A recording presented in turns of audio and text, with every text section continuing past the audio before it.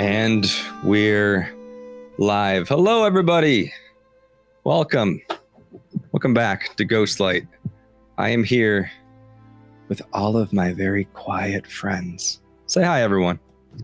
Hello. Hi, everyone. Hey, I hope you are all excited. We have been waiting for this day for like months and months and months. Forever. The Shattered God is upon us, which doesn't sound like something we should be excited about. But we are. We're here. We're playing Daggerheart.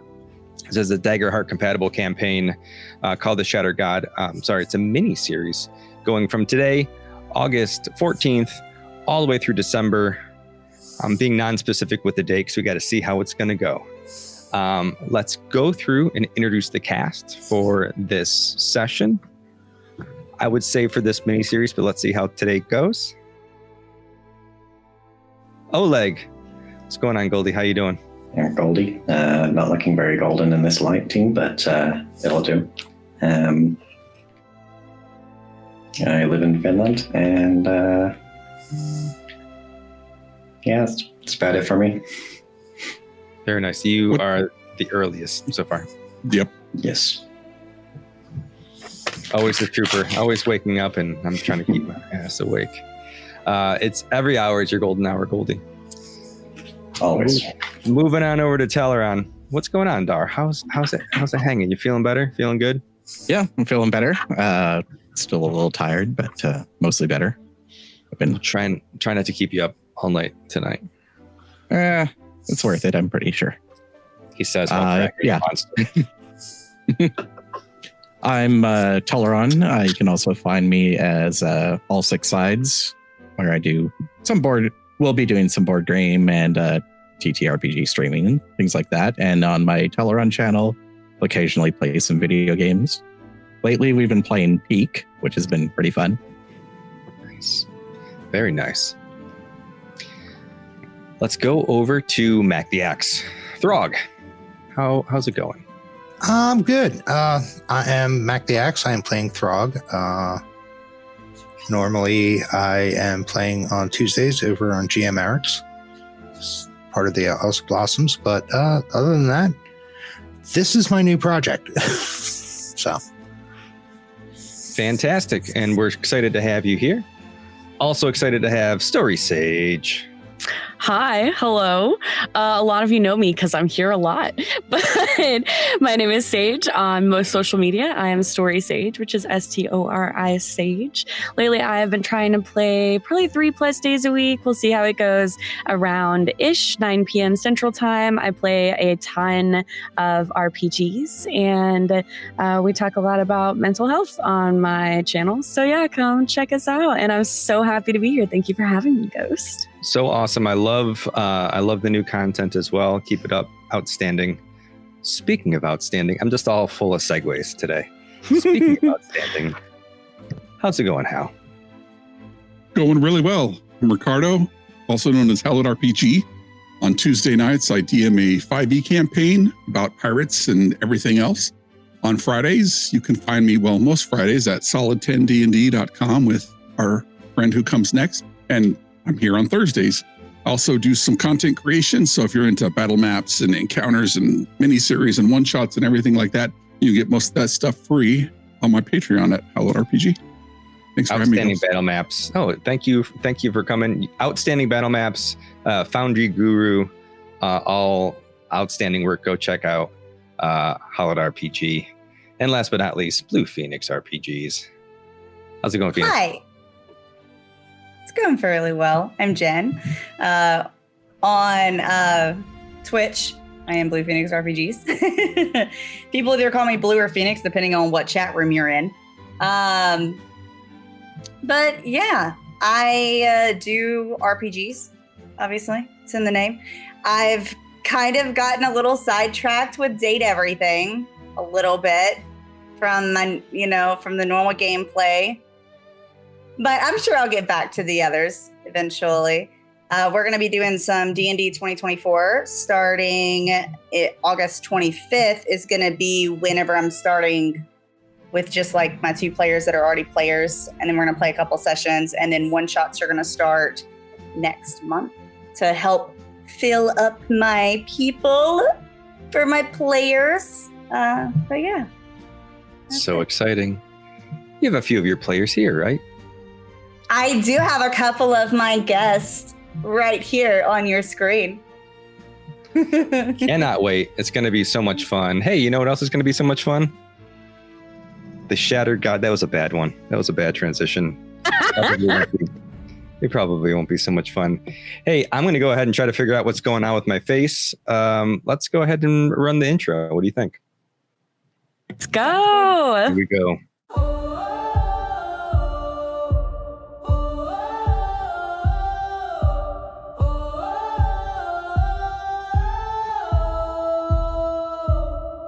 There's a crack in the sky where the stars used to be, and the prayers that we whispered now fall at our feet. What we thought was eternal was only a spark.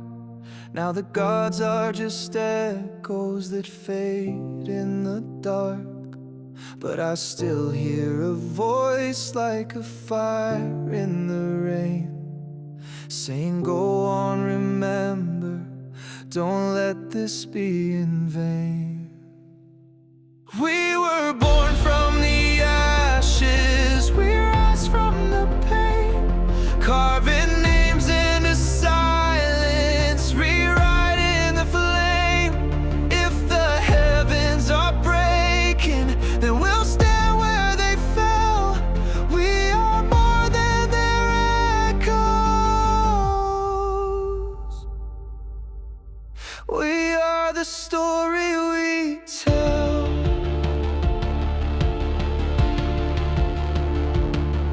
We were marked in the night by a hand we don't know, with a burden we carry but never let show.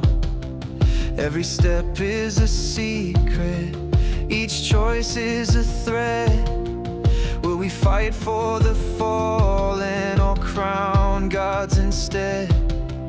And it's more than a fate, it's a promise we keep. In the ruins of faith, we still dream when we sleep. We were born from the ashes, we rise from the pain, carving names into silence, rewriting the flame. If the sky comes apart, then we'll ring out the bell. We are the ones who remember where the light once fell.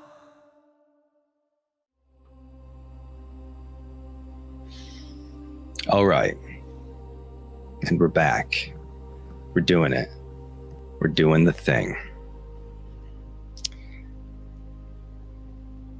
So as you know, we're starting in our world of Arendor. Some of you have played in it, some of you haven't. But in the heart of this world, the realm of gods and mortals weave together in a fragile balance.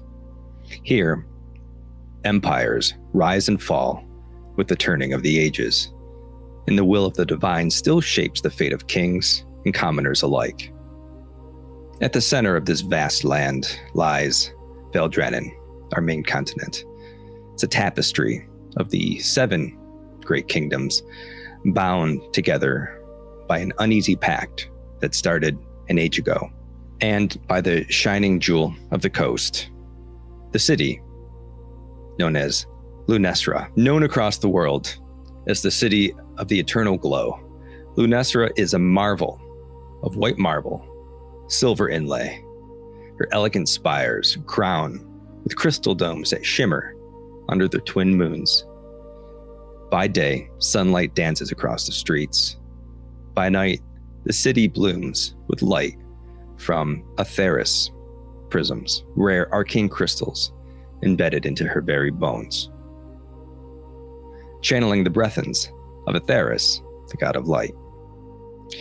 The gentle radiance spills from every wall and arch, bathing the city in this perpetual glow. Now from above, Lunessra forms like a perfect hexagon. Each of her 6 great districts radiate outward from the heart. In the center is the Velastra Keep. It's a fortress of marble and silver that rises over the meeting chambers, the Council of Seven, where voices across Vel Drannon gather to shape the realm's destiny.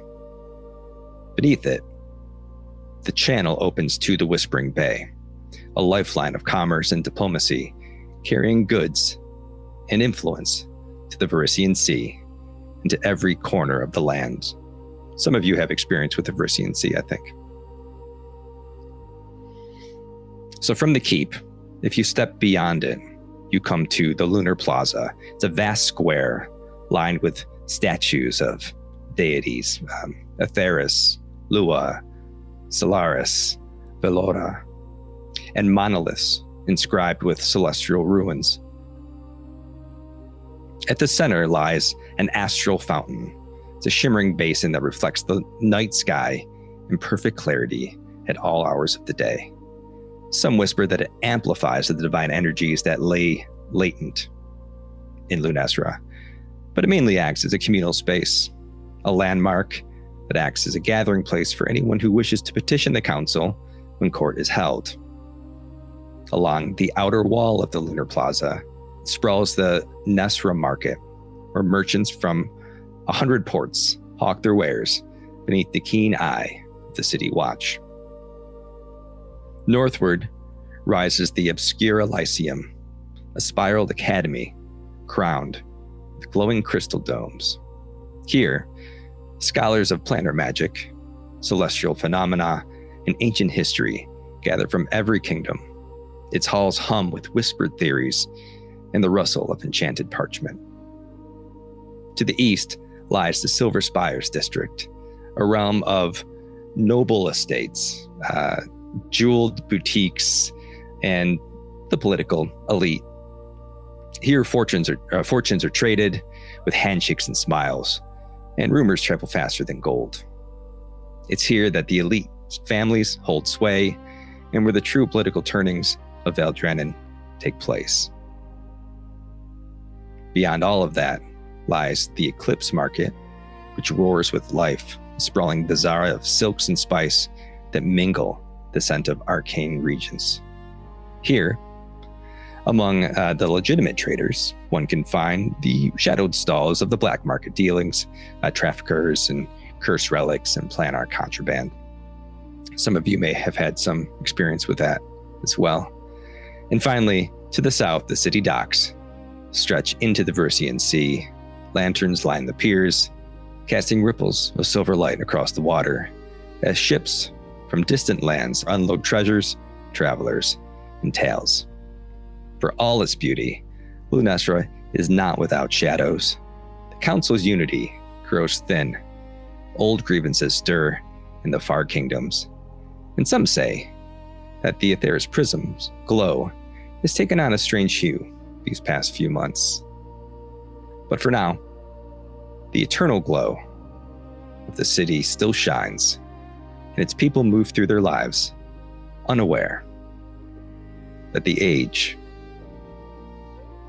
is about to change.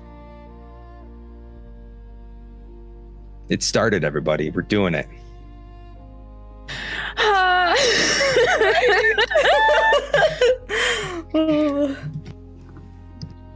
So, we're going to take the spotlight.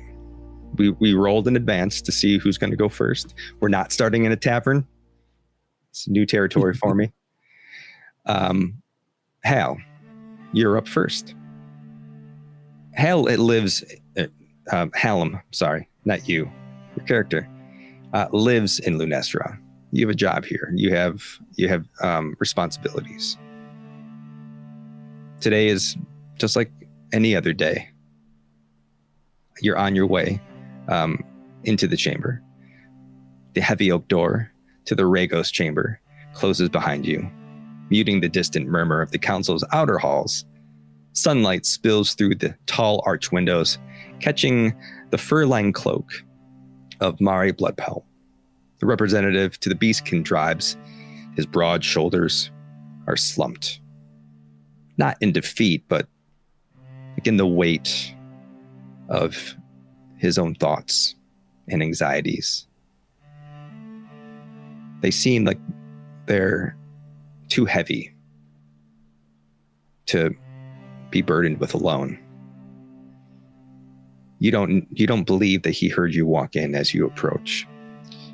Hell, if you would, introduce your character, give us a quick description, and then tell us what you see as you enter this office. Halm, a lion, is a male, tarry. He's got dark fur, almost like a panther.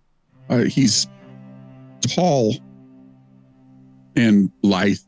His twitch muscles stand out, but in this fine robe provided by his family that he wears because he's a minor noble serving other non-minor nobles, he's carrying a large stack of books that he goes about from day to day, daydreaming of last night or even weeks past, the tall steeples in the city that sometimes he finds himself on.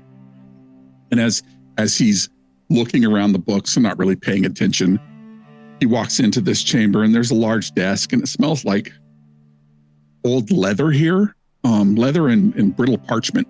And it's extremely clean because nobody really ever uses it for anything other than reading. And the individual is standing before a bookshelf, large bookshelf, looking at what volume he needs to pull for whatever happens in the chamber today. And you see Hal walk in, daydreaming, and kind of bump into this person.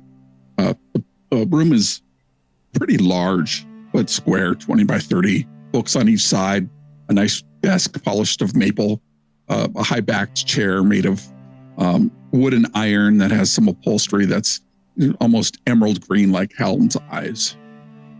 Oh, excuse me. I'm sorry, my lord. Where would you like these books to be placed? And as you bump,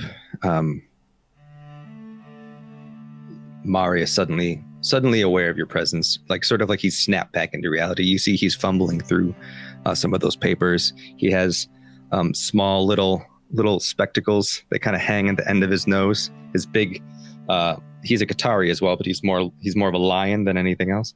Big mane, small itty bitty glasses that sit at the end of the nose. And he's looking through these papers and he says, yes, of course. What time is it? I didn't expect you here so soon. How was your day going? Did you break your fast? Honestly, I'm hoping to get out of here a little bit early so I can avoid the family at dinner. But I will be here as long as you need me. So I arrived kind of early. I have yet to get any sleep. So here I am. Yes, well, with that, there's, we have court today, right? We're listening to petitioners for a very long time there. Seem very frustrated, as in months past. I don't know what to do. We've had petitioners come from Regos, from all around the region, telling us of all of these issues. It's always the same, and we can offer no solace. And then do you recall the visit I got from that Qatari warrior from Regos a few months back? I forget her name. It was Thunder, Rain, something of that sort. Honestly, my lord, I don't remember very much. And I'm here, the day kind of drags on. Well, this one came bearing news. She had been assigned security for a courier bringing me word. And Unfortunately, the caravan was wiped out. But bound by her duty, she brought me word that there is a coup rising, a rebellion, back in Regos. I fear that these whispers may mean the end of our time here, but I've tried to lead with diplomacy, build bridges, but there are many among our kind who see restraint as weakness. So I have something to ask of you, Halm. We need to curry favor amongst those allies, if any, that we have here. So I need you to speak with the other viziers, the courtiers, the staff in general. Find out what you can and what we can do to solidify our place here. Talk to anyone who carries weight. If the council sees me as isolated, they'll side with the wind when it shifts. We need to seem unshakable. Well, my lord, haven't you thought of the new orcish emissary? Wouldn't that be something we can align ourselves with? They're trying to curry favor, all these big words you use. They're trying to make their way into the council, right? We can leverage them, and should things go south in Regos, perhaps we can leverage them again. An orcish emissary, you say? I don't know if this is the time. Do me a favor. Give me a presence check. All right, presence +1. That is First roll. a 15 with hope. Take a hope. Yes, this such a bold move might just curry some favor. Yes, do you have anyone in mind?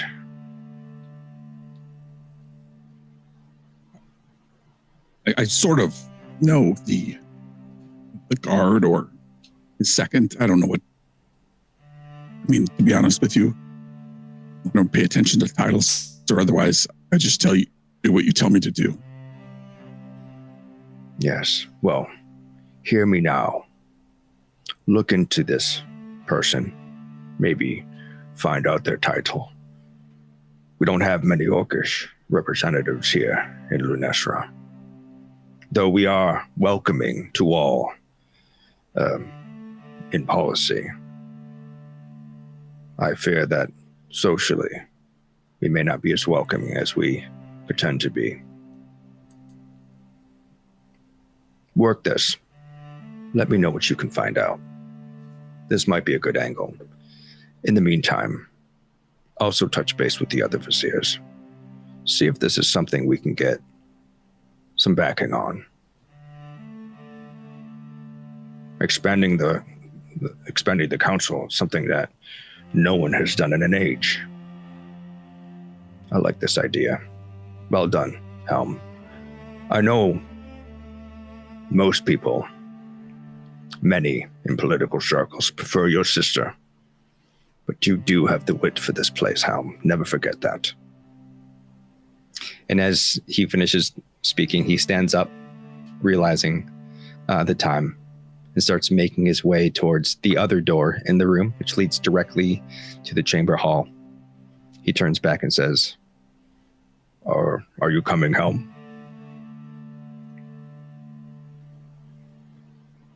Yeah. Is that a request or a requirement, my lord? Well, it is your job. Can I just stay here and clean this place again? Well, if you wouldn't mind picking up the papers, that would be helpful. But why don't you join me in the council hall? I think it would be good for you to see the goings-ons of the petitions today, and maybe sort of dip your toes and see what political aspirations may come of this. Right, very well. I will come in once I finished cleaning up. Very good. He turns around, walks out the door. Not a request, Halm. Closes the door behind him. And you're left alone in this room.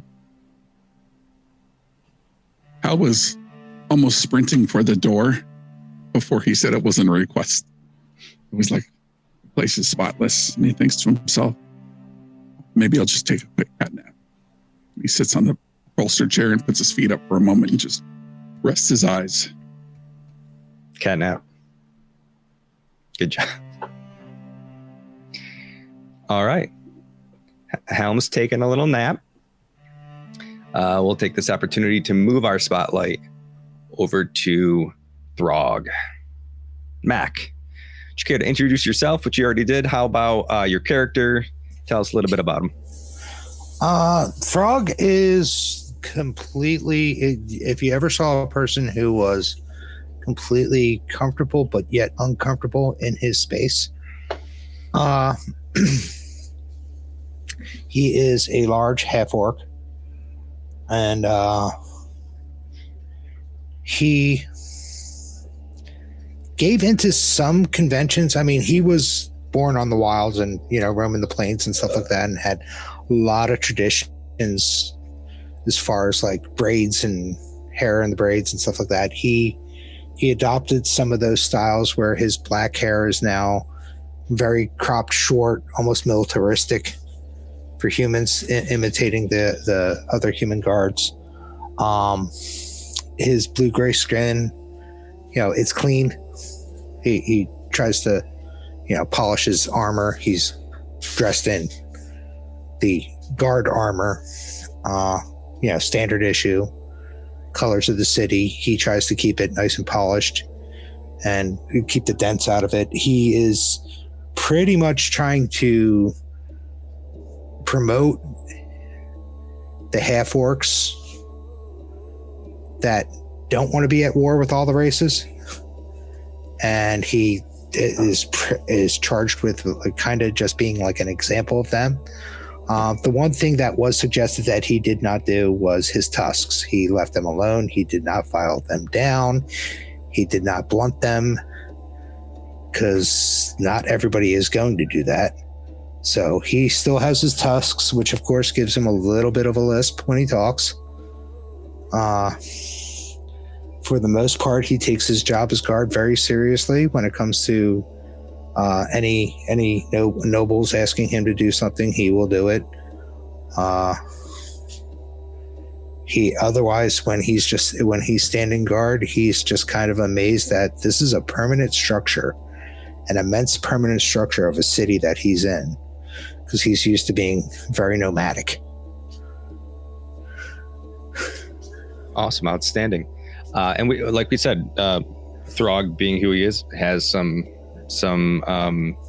biases that he's fighting against as well, that I think make him out here and there. So you are starting as you leave your guard barracks room. You walk out into the main hallway, and waiting for you there is the oncoming sergeant of the guard. You are assigned to the council watch, your guard, and he is the one who is sort of the manager of the guards for the day. You both leave the building at the same time. The morning sun spills golden across the white marble streets of Lunessra. Your boots strike steadily beside one another. This is someone you know. This is Sergeant Caldrin Velock, broad-shouldered, weathered man in his late 50s, sort of short, silver hair. He's wearing his steel half helm. You can notice, well, you know that he's missing a pair of fingers on his left hand. His tabard is perfectly kept. His eyes are sharp, gray, and miss almost nothing. And as you walk, he says, "Well, come on. We're running late. Go to get that quick." All right. What are we doing today? It's the same thing we do every day, Throg. We call it the council. Plain and simple. You should know that by now. How Well, long I have you was been here for? Well, I was kind of hoping they'd at least give us the other side so we don't get the sunlight in our eyes in the morning. No, strict orders. You're to stay on the beastkin side. You understand? That checks out. You know, not everyone is as comfortable with you here as I am, Throg. It's best you stay on that side for now. Maybe in time when they're a little more comfortable with you. I'll shrug and nod, like he always does. So the two of you march through the heart of the city towards these towering gates of the council hall. You're coming through the lunar plaza, but to the side, you see the crest of the watch shining on your breastplate for all to see. And for some, that crest earns a nod of respect. And some people see that and do give you respect. Others, that nod never comes. You see their gaze linger on your tusks, your broad frame, the unmistakable bloodline of the people that the pack drove from Vel Drannon. You've grown used to it, the stairs. They never truly fade into the background. Every step you take as a sworn member of the Lunessra Watch is a step that carries the weight of history. You are the first half-orc to wear this uniform. You know what it means, and you know that there are those waiting for you to fail. So you approach these grand doors of the council. Describe to me, if you would, what you see as you approach this main gate of the Velastra Keep. Oh. The city, like you said, the city is mostly marble, white marble. The gate, the outside gate is very polished, kind of plated, iron, because silver is not strong, but iron is. So they kind of plated over made an iron gate, plated it. It can be locked, it can be defended. There is a drop gate that is there, but honestly, it's probably rusted from disuse. Nobody's ever gotten this far up. The council room itself the doors are a different story. They're bigger, much larger, and it's kind of funny to think that, between the races, the half-orcs are pretty much up at the tallest, but these doors were made for creatures much taller. They almost go floor to ceiling on these vaulted ceilings, and they are not defendable at all. They're they're very decorative. They're glass. Nobody can sneak up to these doors. They're very large. They look like they would be like the large wooden doors of a portcullis, but they're stained glass, see-through, very translucent. Split in the middle, they open up, and grand gesture, send some light going around the room in different colors from the different colored glasses. But and it seems more ceremonial to have guards here than anything, because there's no way this could be defended successfully. Yeah, and as you come around and you see these sort of conflicting signs, these large iron doors, followed by these relatively open and frail inner doors. You go through this lunar plaza, you see this astral fountain, and you see that there are petitioners already starting to cluster. You hear like hushed voices as they prepare to plead their case for their council. Some look at you as you walk and give you the stare. Some are more concerned with the pressing matters that they're bringing to the council. As you enter that main chamber, keep hitting my microphone, the sergeant nods kind of over to the main chamber. You have to go and sign into the guard station. You walk through the main chamber, past the main dais, into the back. There's another door. Through the door and to the right is the guard station. sergeant of the guard takes up his position in that station, opens the ledger for you to sign, and says, "Right here, Throg. Signed by the Rigos. Looks like your partner hasn't signed in yet for the day, so I think Fallen Star's still over there. Anyway, off with you then." All right. He'll sign in, and then he'll go over to where Fallen Star is. Well, you'd ever leave, you know. If only it was that easy. No, you're, the one that you were leaving left a while ago. You are right on time. The one that I await is not. So, how goes it today, Throg? Any problems? This is, this particular guard. He is a knight of the order, a knight of Lua. It's an order that is beginning to pick up some steam here in Lunessra. They are trying to win some favor with the political class here. So they've done the thing that they think would win them the most favor, which is just take guard shifts. So they're a group, like a military group, very, very, very small, more like a team. And how they contribute is they take guard shifts for the council watch, but they take one shift and they just swap it out because there's so few of them. This is an angelic looking Atheris race, formerly maybe Asimar, maybe if you want to go that far. Very, very clean cut, very put together, fantastic posture, just as you would picture a warrior angel. This is the epitome. And he stands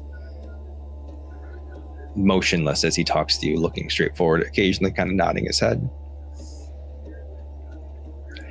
Did you see Oleg by chance on your way in? I did not, but there was a lot of petitioners in that around the fountain. He could have been lost in that throng anywhere. You wouldn't miss Oleg, trust me. You've met him, right? Little simian-looking fellow, black fur. As I said, there was a lot of petitioners by the fountain, and a lot of people shorter than me. Okay. I mean, the wings would stick out, and I didn't see anybody except out by the iron gate. Well, he does hide them, but it's fine. I'm sure he'll be here any minute now. And he waits, and he just continues to look out. And then two figures sort of catch his eye. And he says, you know what? Maybe I'll just make my way to the sergeant's desk and sign out. If the commander and the quartermaster ask, I just stepped away, and Oleg will be right here. Can you do that for me? Of course.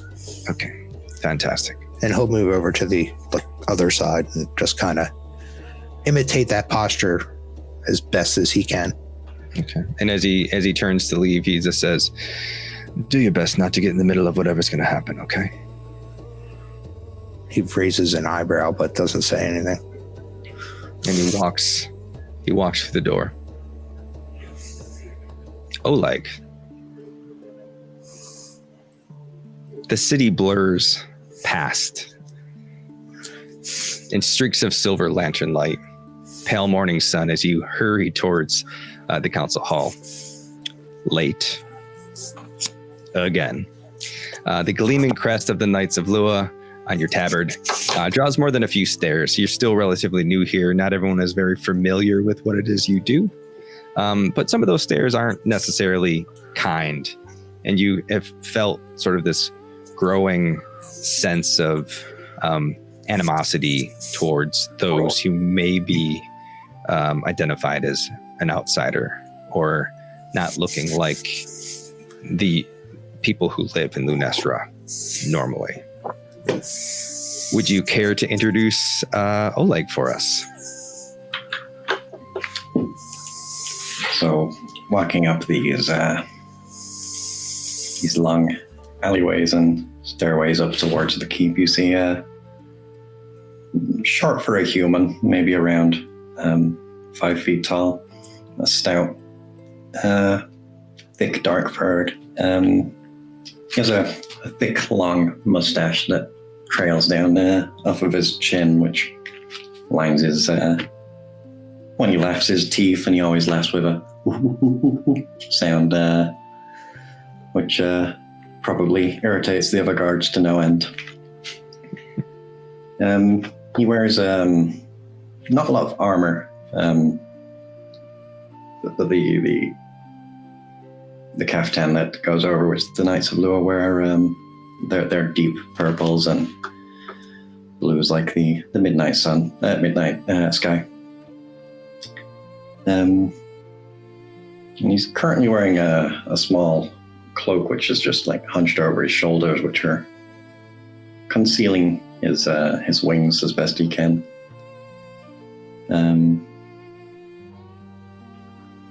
I assume in that hurry, he's consistently being distracted by whatever seems interesting as he moves on up towards his duty. Squirrel.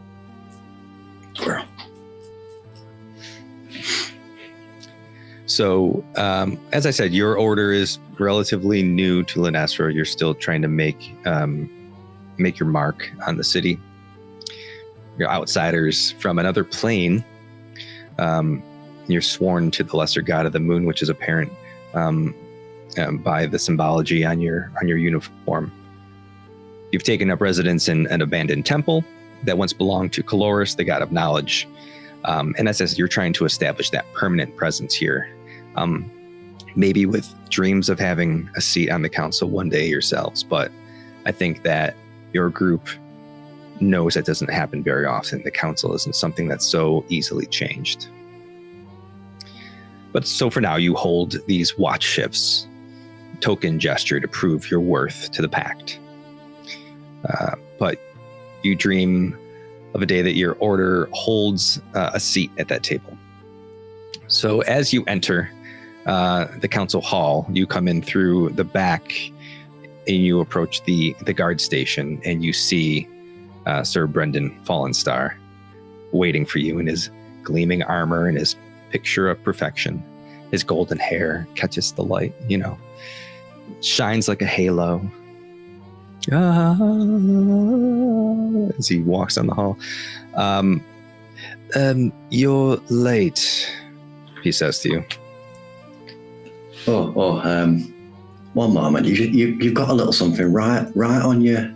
And just like pointing towards his armor where he's pretending there's a smudge on his pristine. He quickly goes and shoves it off. I don't see anything at all. Oh, I bet that looked really weird. All shift that did.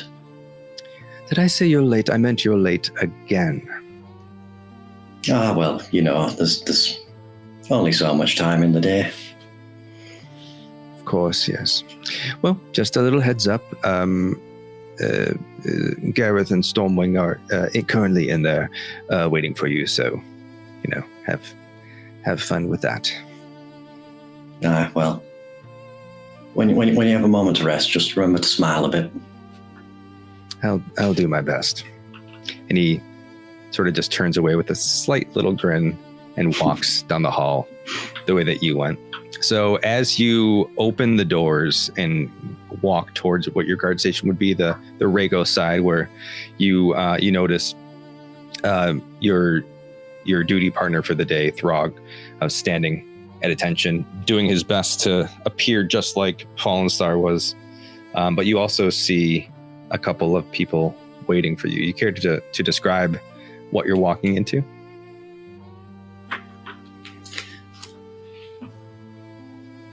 Oleg is presumably walking towards the Knight Commander and the Quartermaster for the Knights of Lua. The Knight Commander, Ira Stormwing, is a very tall, Aarakocra looking creature. So she's like a very humanoid golden eagle looking person. The best way to describe her would be that she's the embodiment of order and discipline. She looks like the kind of woman who doesn't do pleasantries, just from her regal appearance. And she's like the epitome of a holy warrior. And beside her is a half-elf who also has wings. They're all winged seraphs. But one of his wings is doesn't look like it functions properly. And when this quartermaster walks, he has a severe limp from one side.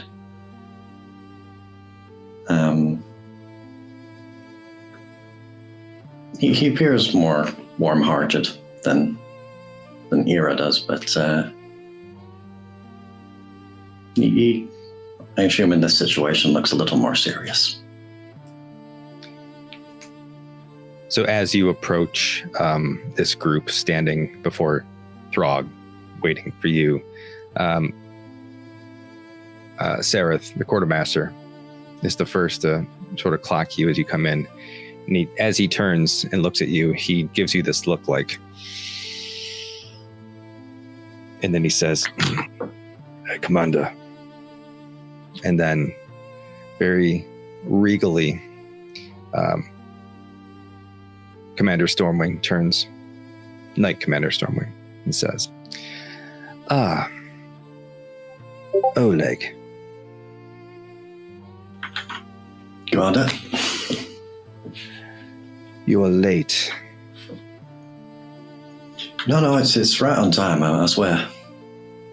No, you see, this half-orc was right on time. You, Oleg, are late.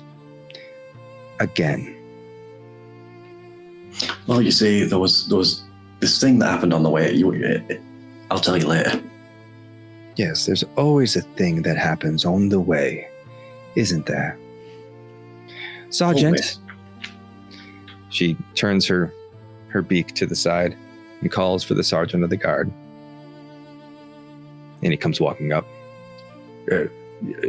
Yes, Night Commander.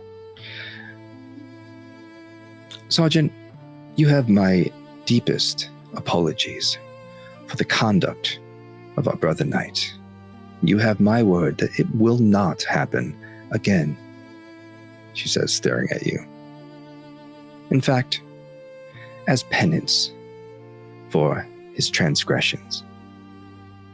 Oleg here would like to make it up to you by taking the next shift as well. Silence.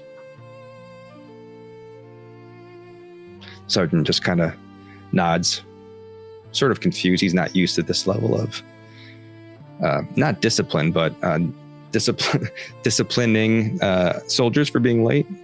I think he feels this is a little bit kind of harsh. He just kind of nods and turns and walks away. And then Stormwing looks at the quartermaster and says, "We are done here."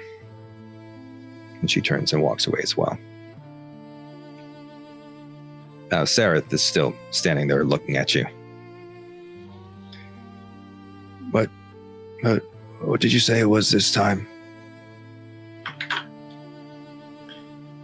Honestly, it was a butterfly.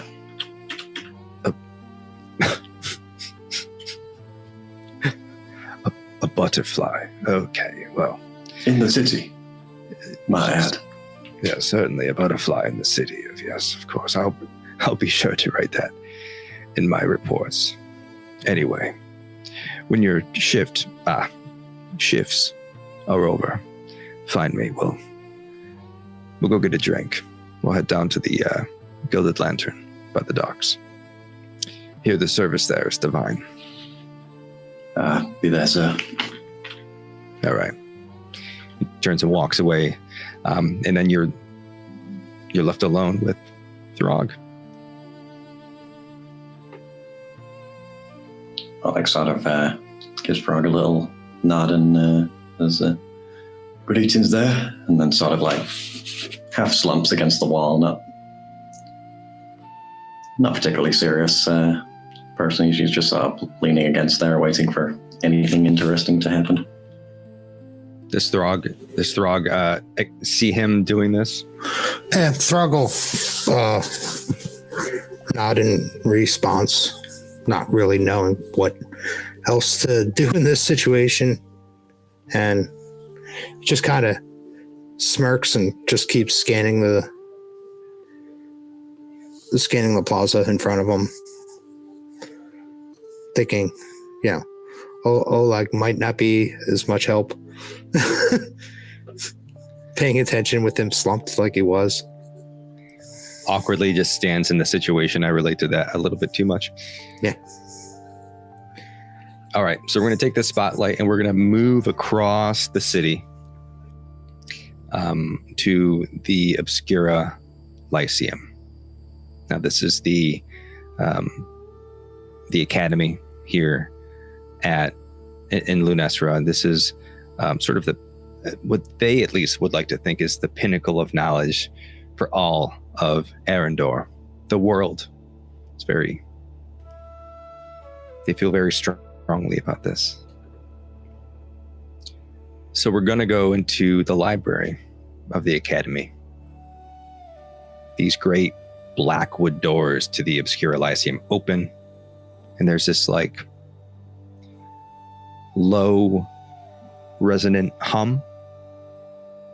As you walk through, you see these carved runes flare faintly as Ekko steps inside. Phoenix, would you care to introduce your character? Sure. Ekko Lightsprout is fairy. He has tri-wings, so it's beautiful. They're blue. He's wearing, leaves and leather as his clothes. But yeah, he's not too tall. It's kind of shortish, but spiky hair. But yeah, that's Ekko. He's walking through. I didn't know if you were going to explain something else that I see or not. No, I'm going to ask you as you enter this library that is so I would even go as far as say famous, well-known, well-renowned library of arcane knowledge. What do you see as you enter these front doors, these great blackwood doors? Well, the black wooden doors seem to be perfectly closed, like it's airtight somehow, magically. Maybe have to make sure the books, not too much outside air, moisture, not too great for books. So they got to make sure it's perfectly sealed, magic and all. There's the smell of books. You walk around and you see tables and books sprawled out and different people searching through some things. There's always people standing there watching everybody handle the books. There are certain sections that you can't go in alone at all. And some books that you aren't allowed to touch with your hands. At least not your material hands. If you have some form of magical way to do that, then it's fine. But you're not allowed to touch them with your oily hands. But yeah, lots of tables and chairs and books. Everything is very neat except for where people are actively looking through books and have books stacked. All the books are lined up perfectly. How I'm a little bit of a perfectionist. So all of the books are perfectly lined up.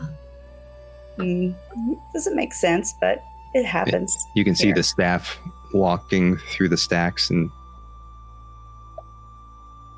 making sure everything is aligned to perfection.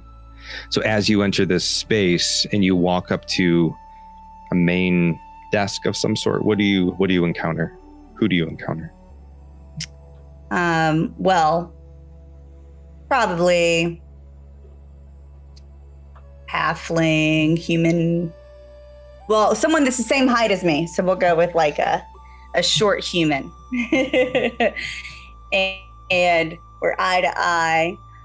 They're kind of focused on what they're doing. She has brown hair to here. And has these glasses and she's just humming to herself, kind of to the rhythm of the hum. It's almost like she's kind of like creating her own music as she's sitting there flipping through some records of some sort.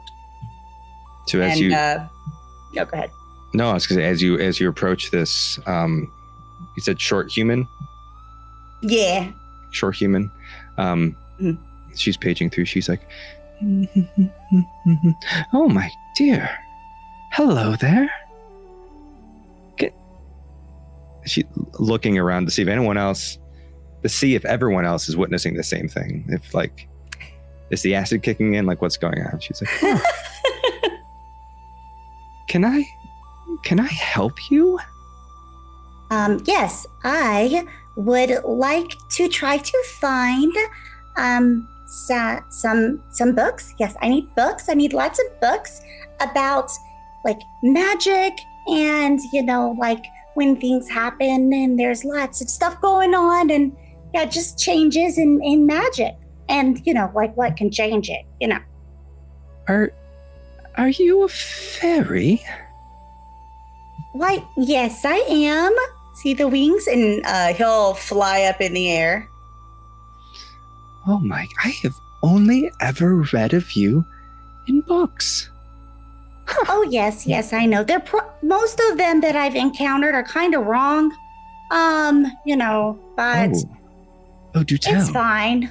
I could help you update them at some point once I'm done, with my research. No, I don't. I just I keep the books. I don't write. I read the books. I don't write the books. This is so exciting. Okay. How can I help you? I'm sorry. You need books. Yes, I am Ekko. Oh my goodness. What is your name?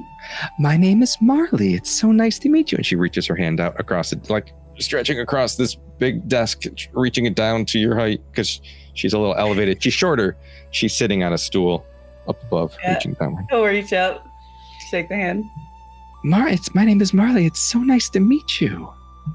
It's nice to meet you too. But yes, so magics about, I need books, sorry, about magics of all sorts and kinds that like change things, Marley pulls out this big, very like ridiculously large phone book-esque tome, slams it on the desk. Yeah. Magic. Could you be any more specific? Well, see, I've been trying to be more specific, but there's just not really any information anywhere really that can help me. So I've been reading all the books about magic everywhere. Oh, well, yeah, all of these books are about magic or ancient history in some way, shape, or form. Okay. Oh, let me think. Hold on. Okay. So what about magics that affect other magics? Does that help narrow it down? Yes, it does. Yes. Let me. Okay. Good. Magics that affect other magic. How would they affect these magics? Oh, they're just making weird stuff happen all the time. Okay. And I need it to stop. Stopping weird stuff. Yes. Okay, magic. so let's say that there's a magic that makes it to where, like, you can talk to plants. Okay, and it's just like there all the time, and you get to talk to all the plants forever. Most of them are really nice, in case you didn't know. But anyway, that's nice to hear. Sure. Yeah, they're very, very nice. So, all right. So all of a sudden, it doesn't work anymore. Oh. And Well, it's that sounds because of horrible. another magic that's messing with it. Oh, that sounds powerful, actually. I know, and very dangerous because there could be lots of magics that are important, like the magics that keep those doors from like being perfectly sealed. If it just stopped, all the books would be ruined. Oh, my dear, that's just good carpentry. Yes. Oh. Yes, It's very good. We do not have we a pride lot of ourselves that in a on lot of places. precision around here.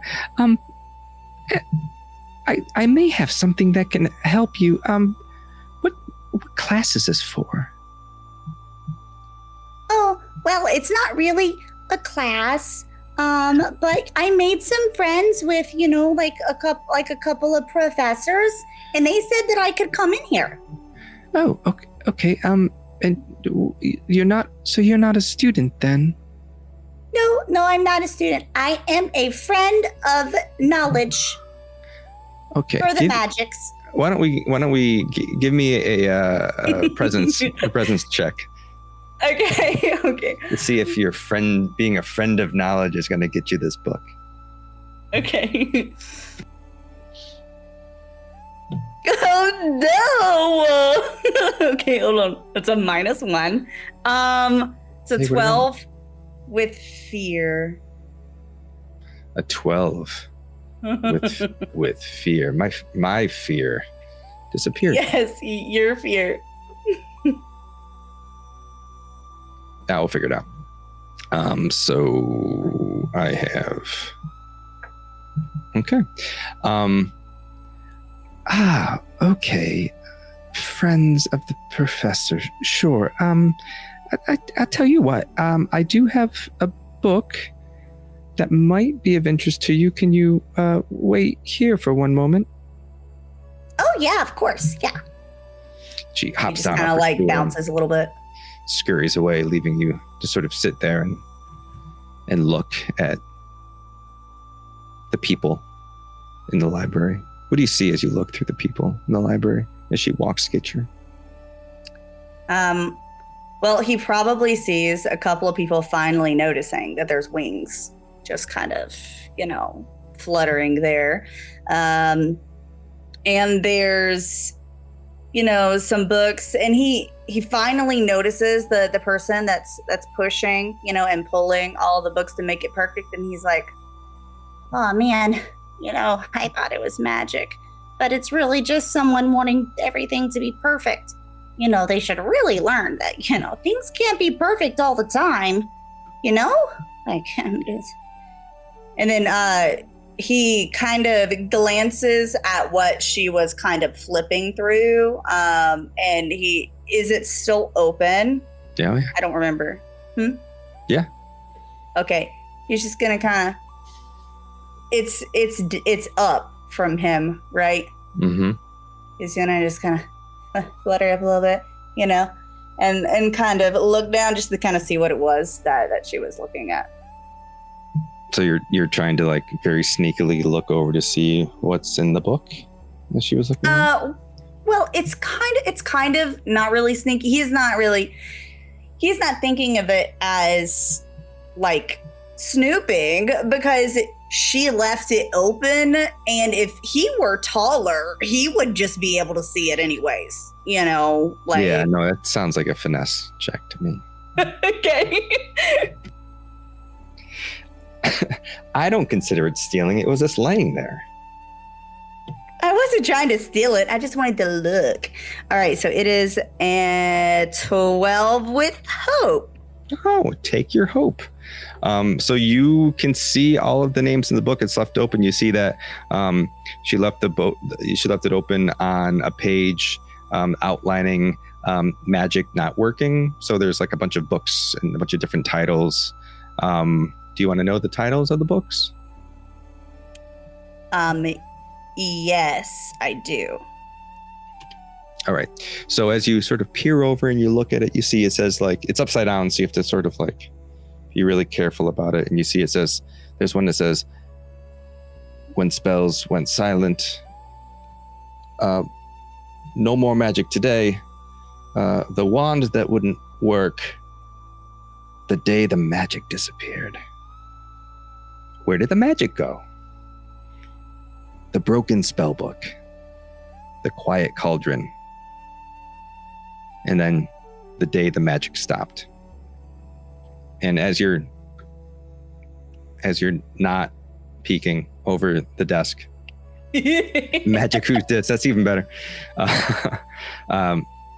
Mother comes back with a book in her hand. Excuse me, it's official use only. But I did manage to find this one is still checked in. And she hands it down to you, and it's the day the magic stopped. Oh, I did not mean to. I didn't touch it. But I'm sorry. Do I just go take this over to the table and look at it for a minute? Yes, please don't leave with that. If you're not a student, then as she's talking, she slowly closes her book. Oh, of course not. I will not. He flutters back down. I will not leave the library with this. I will bring it right back. And also, I just kind of wanted to ask you, so all of those books were checked out? So there's like someone else here that might be trying to research the same thing as me? Oh, I'm sorry, dear. We're a school, so lots of research and whatnot go on here. Are they all from the same person? Let me. No, I don't believe so. Okay, well, if they happen to be all from the same person or like half from the same person, could you like give them my name? You don't have to tell me who they are, but Ekko, and I'm a fairy. So, there's not, they should be able to find me, yes, if they need to. Ekko the fairy, are you staying locally? Yeah, I kinda, I don't remember any name of any inn or anything. I stay, downtown some, I think I understand here.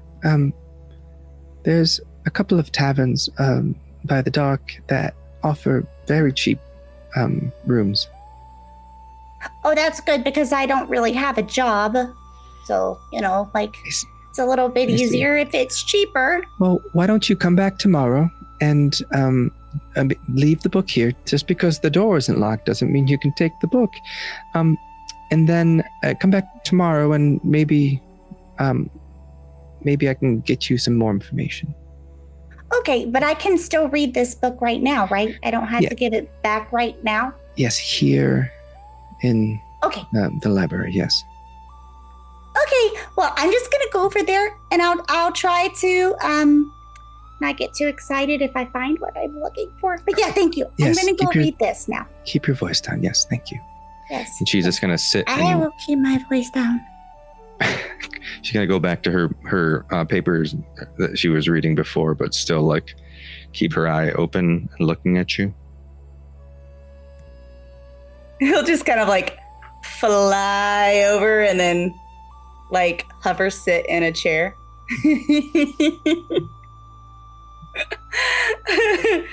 Just to see if she notices.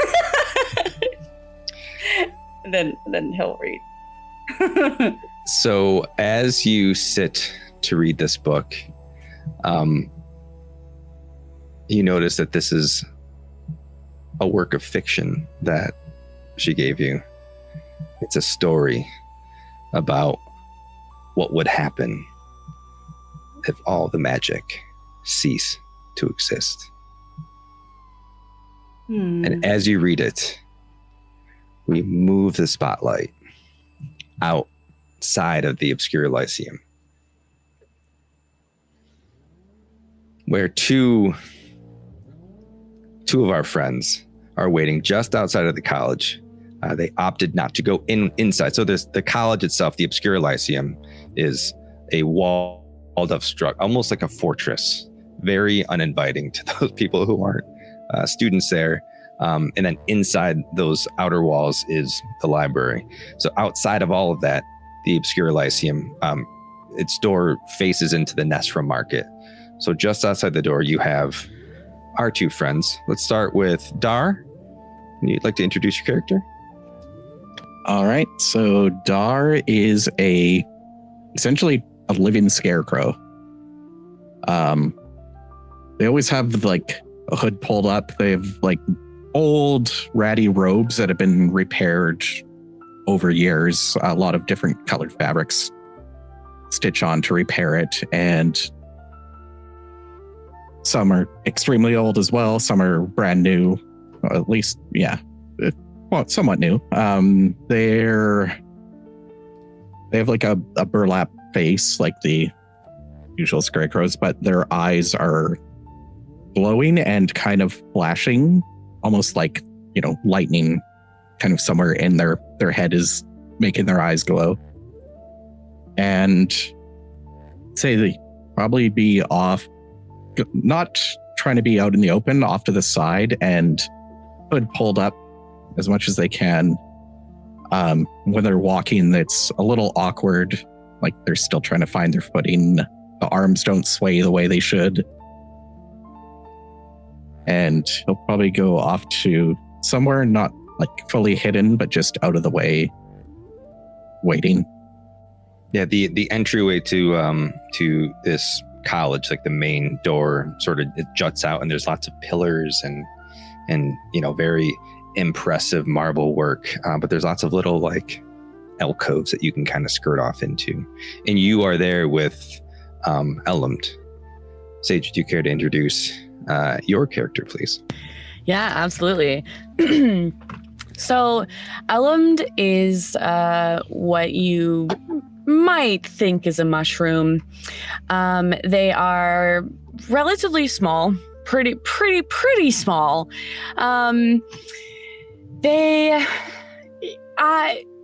Just imagine, a mushroom, but like kind of a marshmallow, just a little bit like discolored of a yellow. They're kind of like, they almost look like they're like melting just a little bit. But they're like kind of sweating these like large droplets of, very red globules. So they are covered in these beads of what looks to be red blood. They're wearing very tattered and old clothing, almost as if this is a creature that has entirely forgotten the purpose of clothing itself. They are, you could say sitting, but they don't really have legs. So they're kind of like sitting, resting in this small wheelbarrow that is equipped with wheelbarrow handles that are very, very, very sharp. You can't really tell exactly, like they do have relative facial features, kind of a head, and these red kind of droplets that are just kind of globes sitting where eyes would be. And Elmund is definitely around Dar,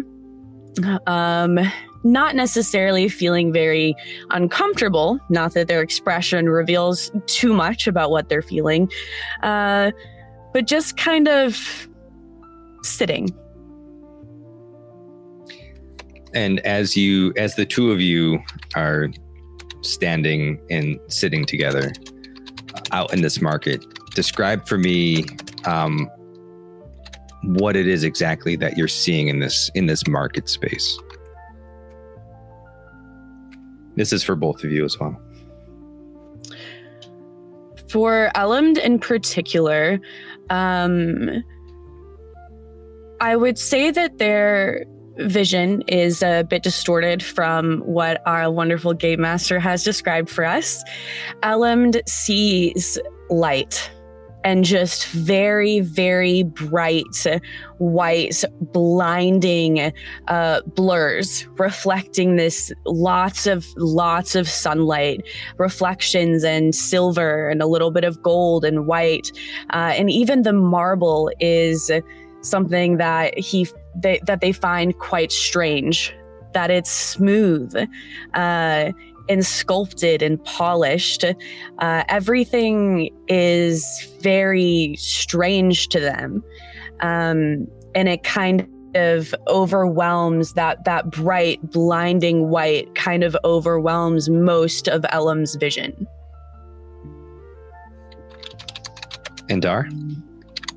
So Dar is just kind of keeping an eye out for people, just making sure nobody's, openly staring at them. And at one point, a mother and child halfling walk by, and he sees out of the corner of his eye, and then just turns and stares at them for a second, and then turns back. And again, trying to keep the hood up and keeping their face kind of covered, but just watching people. And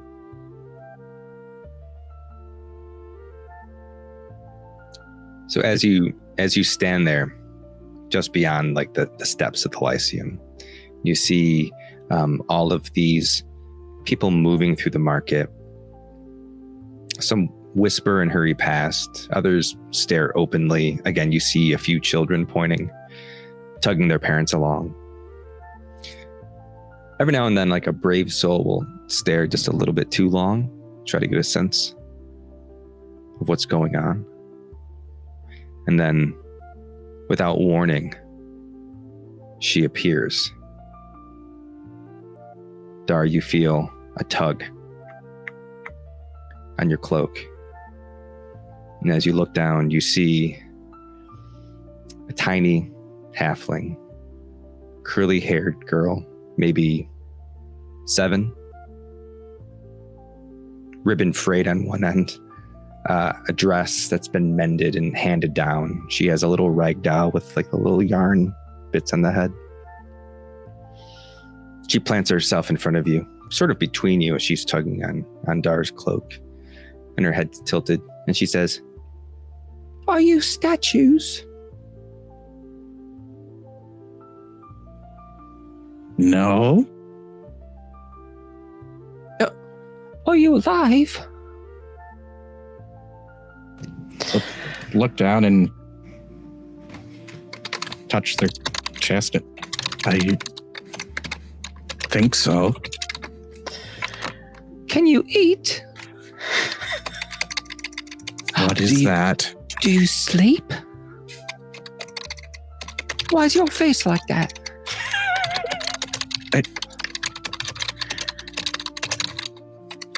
If I knock on you, will you go dong?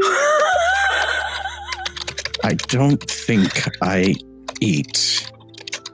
And then, almost like she didn't even care what the answer was, she turns and looks at Elam and says, "Do those mushrooms grow back if I pick them?" Can you talk to other mushrooms? Yes.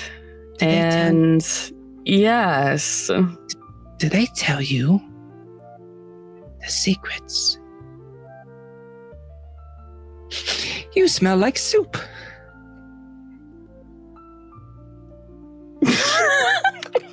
Dar will lean over and try to sniff.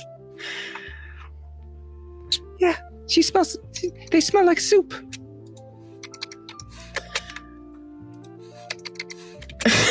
Is soup? It's a food. We don't get much. I'm here with my mom, and she says that we were gonna get some meat and maybe some vegetables, but all we can afford are potatoes. I hate potatoes. Do you like potatoes? What? I have never eaten. Wow, that sounds dreadfully boring. You've never even had a pie before? I have no need. You speak very slowly. Doesn't she speak slowly? And she looks at Dar. I haven't noticed. Oh, I did. Dreadfully slow. What are you doing here? Are you here with your mom too?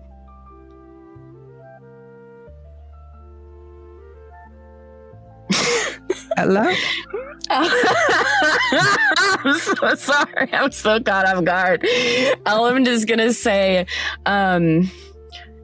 nature has only one. Oh my gosh.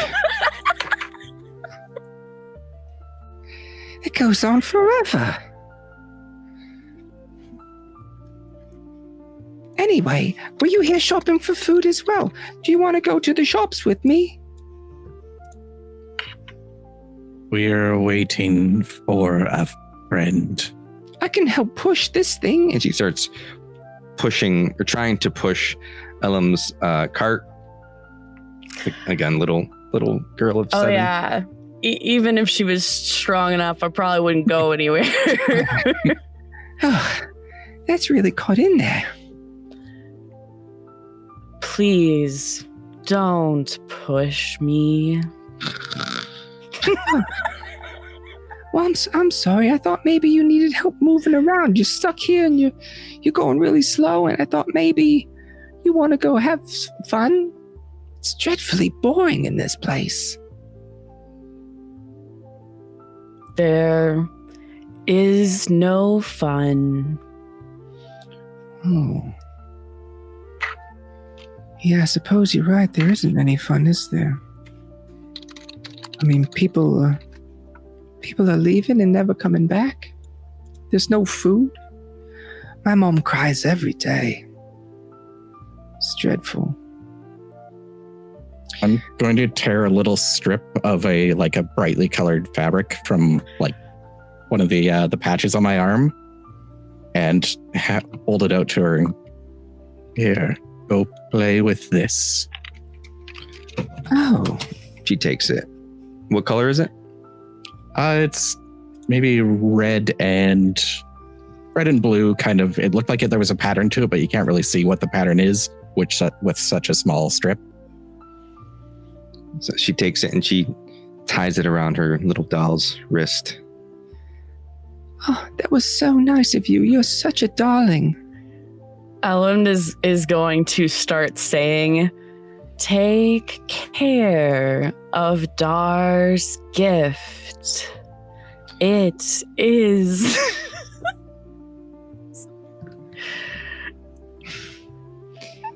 Yes?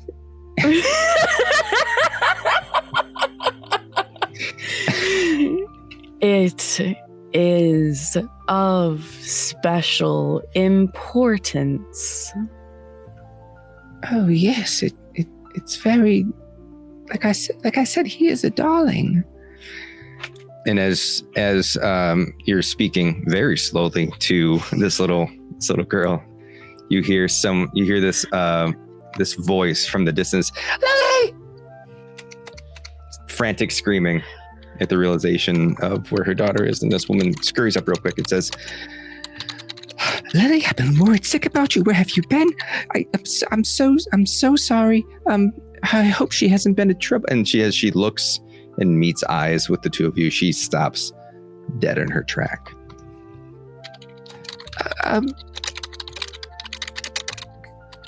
And she does like a little awkward bow and says, "Come along, Lily." And she starts to pull her away, and Lily's like, "These are my new friends. Look at what he gave me. That one smells like soup." I try to smile, but it just, the creepy, jagged teeth show, and it's not friendly looking. So as this girl moves away, trying to pull from her mother's grasp, because clearly you two are the most interesting thing for her in that market, you begin to take notice of all of the other people in the market.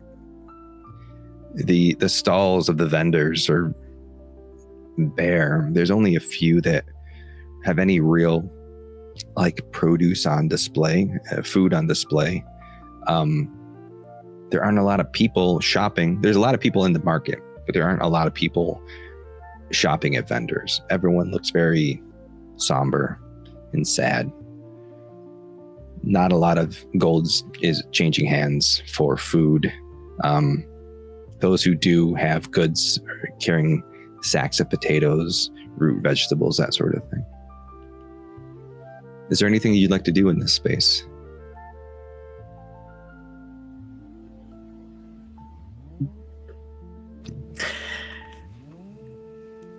Elland, definitely not.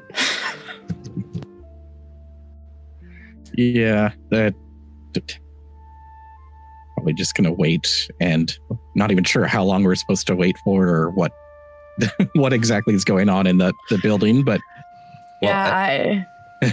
as luck would have it, after this occurrence has happened with the small girl, Ekko pushes through the large doors and exits the Lyceum to meet up with the two of you. She catches the end of what just transpired, of the little girl pulling away and her mom looking frightened and you two looking kind of bewildered. Maybe Elland is still mid-sentence. I don't know how long that for. But you see this small fairy exit out the doors and meet up with you. hello. Moss. Oh, hi. Are we ready to go? Have Hi, you Halm. uncovered anything of importance? No. Almost all the books were checked out. And the only one they gave me was fake. Well, I mean, the book wasn't fake, but like the story that was in the book was fake. So, like it didn't help at all. This bright library is not of use to us. And you notice Ekko waits an extra second just to make sure that Ellen's done. Oh, yeah. I mean, well, it could be useful. I told the lady that if anybody that had checked out a bunch of books that were what we were looking for, that they would come find Ekko the fairy, which will be really easy because no one sees fairies, because.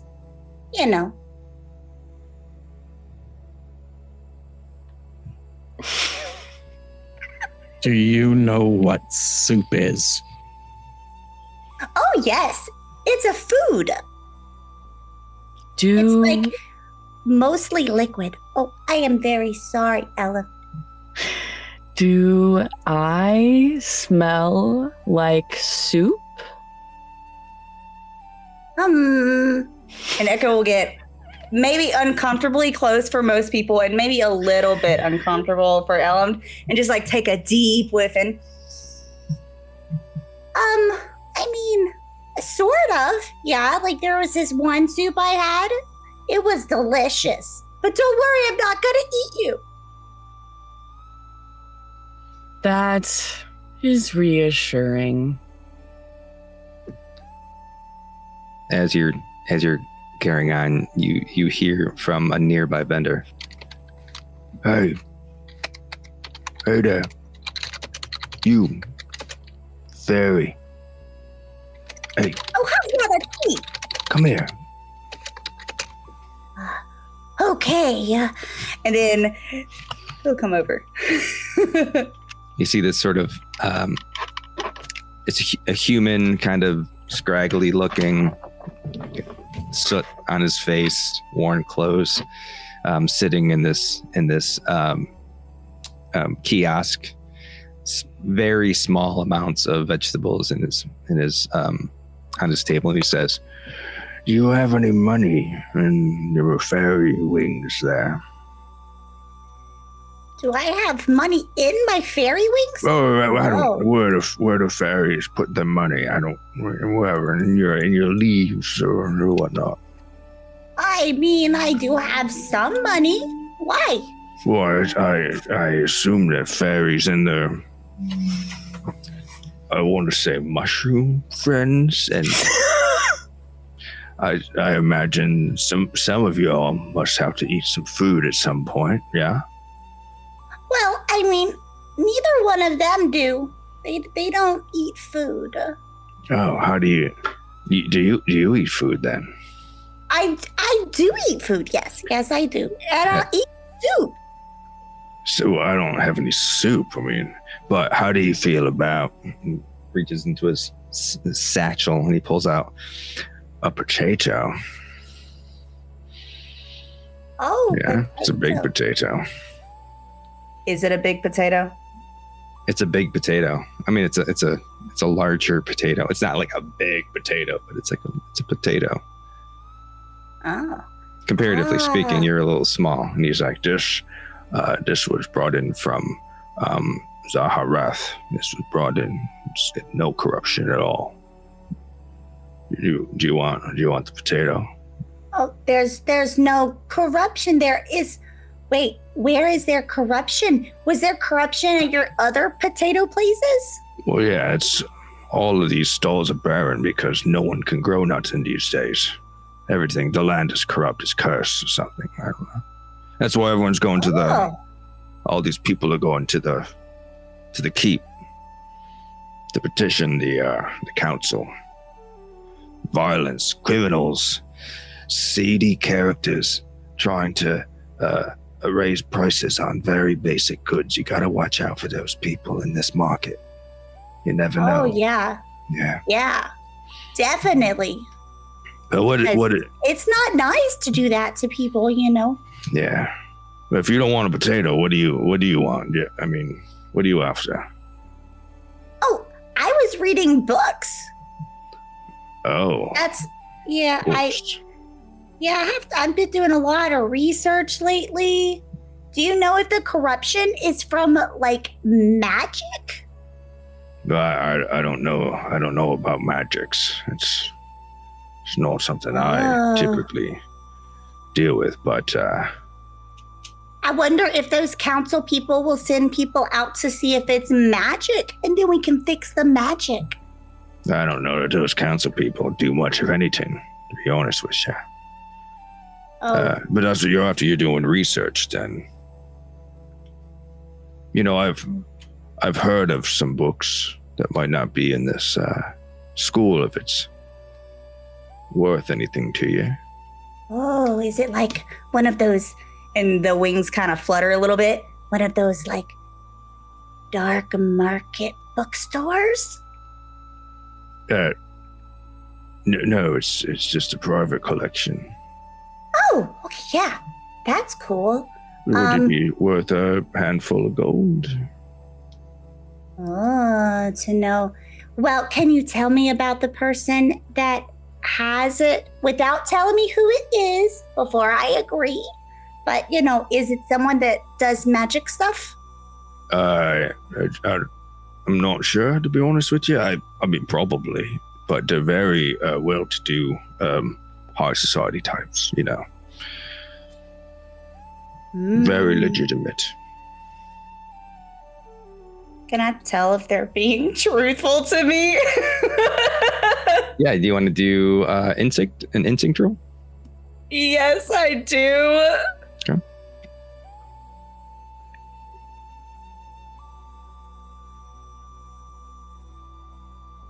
That is a 13 with hope.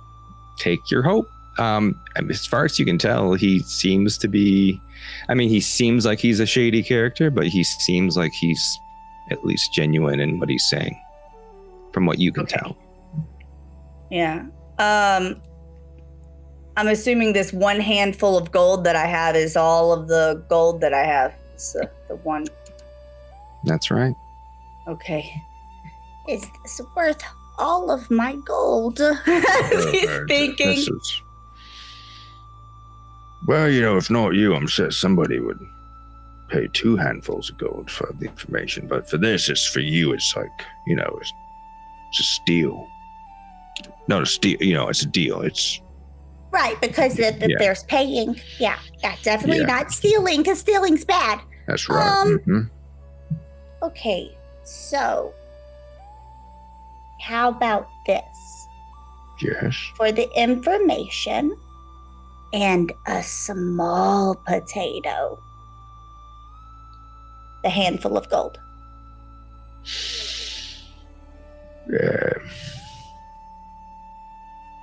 Give me a presence check. Presence.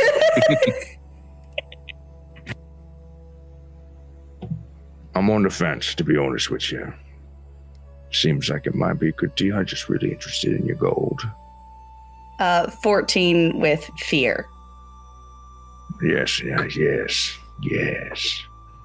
I'm keeping track of it with my with my dice now. Yup. All right. He takes a potato, holds it out in his hand. At the same time, nothing shady. Oh, no. Gets out the gold. He drops the potato and grabs the gold. All right, so the word on the streets is that the council has a special private library right underneath the council hall. It's like a private archives. All of the forbidden or powerful books and relics and treasures and whatnot get hidden in that library. So you can petition the council for access, but don't have to agree. But that's a deal. That's good information. Yeah. I agree because I did not know about the underground library. But I mean, we don't call it the underground library, but it's under the. Yes, you got it. Yeah. Well, I don't really, but yeah, I guess we should go there. Hey, do y'all want to go? And he'll turn to Elam and Dar, right? Yeah. Are the two? Y'all want to go to the council? They have a secret library.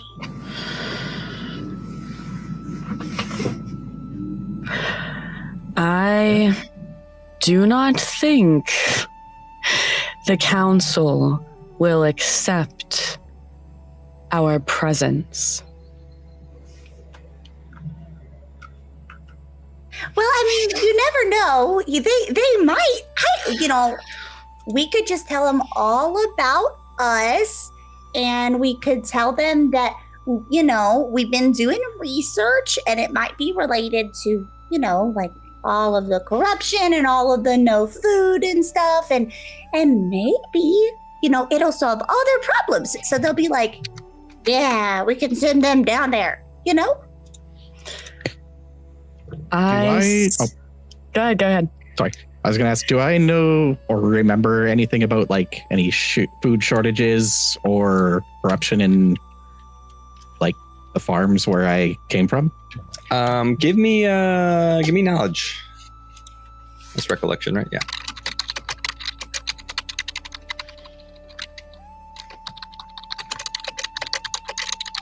10 with hope. Okay, take hope. I mean, yeah, you've been through quite a bit of farmland on your way. You would have gotten the sense of it's only been a few months since you started on your journey. Mm-hmm. But you have seen sort of the desperation of those types of communities and how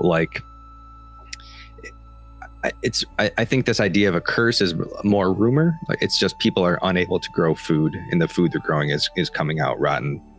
And again, that's certain to spawn some rumors and some hysteria, because food is getting short. It's also, you're seeing this uptick in violence in the area as well. They're linking it obviously to like this food shortage and this sort of desperation that's happening in these communities. But you definitely would have encountered it as from your way down, especially like coming through True Vale, where you're from originally, a farming community. Okay. As you begin to make your way with the crowd, as you walk around the Lunessra market into the Lunar Plaza. At the start of that first act, we had Halm and Oleg and Throg already in the council hall. We're going to move the spotlight back on over to Halm, who is now hopefully finished his cat nap and has joined Mari and not necessarily joined Mari, but has entered the council hall to resume his daily duties. So, Halm, as you walk into this council hall, you see immediately to either side of your door is a tall orc, half orc, and a Simia-winged sentinel. You can't see the wings, so the wings are kind of hidden. You are familiar with both of these people, and you see behind. So you have a main dais in the center of this building.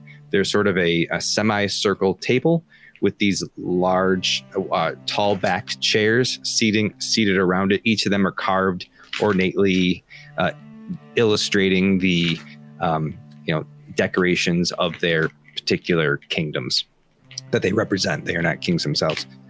Behind that, though, immediately to your left in the center of the room, there's a bit of an alcove where you see the other viziers and the courtiers and some other staff sort of mingling and chatting. The other council members are seated in their chairs, just having like conversation with one another. So they're gathered as they always do before court begins. Spotlight's on you. What do you do? I think Hal wakes up like suddenly, like, oh shit, did I sleep too long? Oh, it's still the sun is still out. All right, I guess I have to go in. And he will make his way in, and he will immediately clock Throg. And he will kind of nod to him and walk over nonchalantly, kind of moving between the people, trying to keep out of eyesight of anybody, realizing he's late again. And he'll walk over and kind of disappear into Throg's shadow, and he'll tug on his cape or ping on his armor. Good morning, Throg. What did I miss? I kind of fell asleep again. We were out pretty late last night. Well, they haven't really talked about much yet. A lot of pleasantries and introductions, and I think they did talk about the weather. But I think if you sneak in here, I can kind of act like I was asking you a question again, and you just kind of point out to the plaza, and you could probably get in here by the time they start the real important stuff. They really just started now. Somebody with a very long name is in there, like 7 titles. So I think you'll be safe. And Throg will kind of like just step across the thing, and while he's talking and like doing the hand gestures and kind of helping Halm sneak back in. This is something we probably have practiced by now. All right, well, hopefully they don't make us work overtime. Perhaps we could go back to Fence Club later on. I mean, if you feel up to it, you tied a few on last night. I'm going to be quite frank. I don't see why we're a couple more this tonight will happen. Will hurt. All right. I will point towards the plaza and start walking in and raise his hand. I'll nod and then bow and pretty much go back to my post.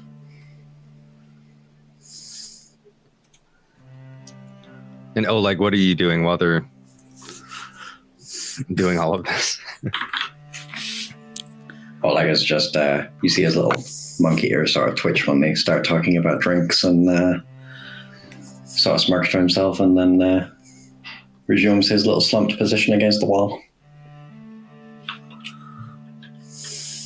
I will nod to Oleg, give him a curt nod as he walks into the other busiers, and he'll look for one that isn't necessarily too busy in conversation.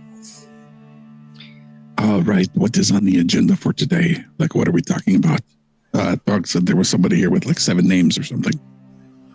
So as you approach the stall of all of the other viziers, you see quite a few. Some of them, you're familiar with all of them, just through your work. You see a stocky dwarf who you know to be Varnick Craigsteel. You see a human clean shaven, short blonde hair, sort of young and kind of just generally green, new to his post, Caldus Wren. You see a tall, willowy elf, pale skin, sort of silver hair, Tyrell Quinloris. You notice a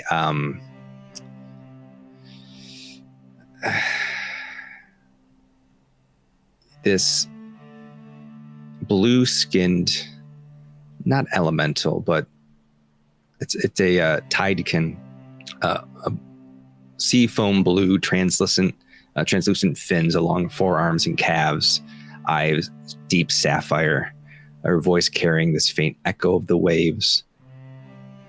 Her name is Nyrila. I can't say words right now. Nyrila. There we go. Wave crest. Whew. Reading words. And you also see a goblin who you're very familiar with, Grizik Duneskitter, which is just fun to say.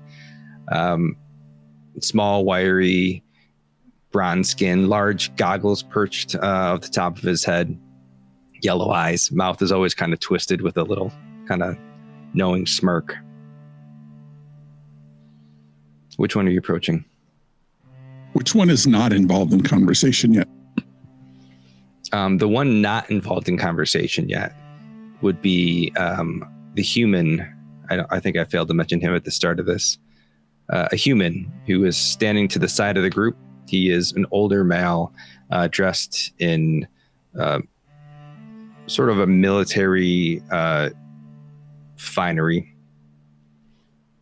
Weathered, older, gray hair, broad frame, stance of a man who's still fit for battle, though he is much older. You know him as Captain Torrin Blackwell, the vizier to Isolde Vaymar.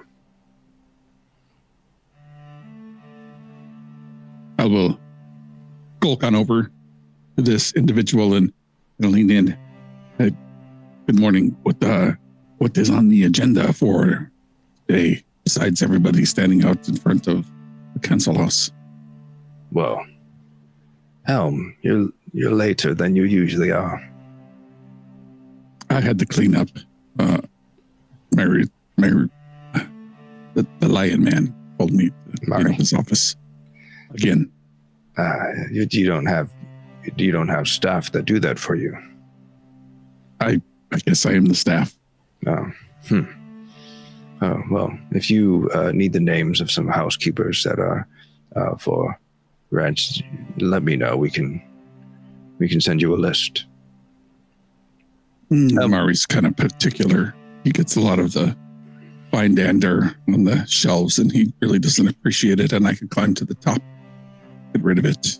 He gets a little chuckle from when you talk about his dander.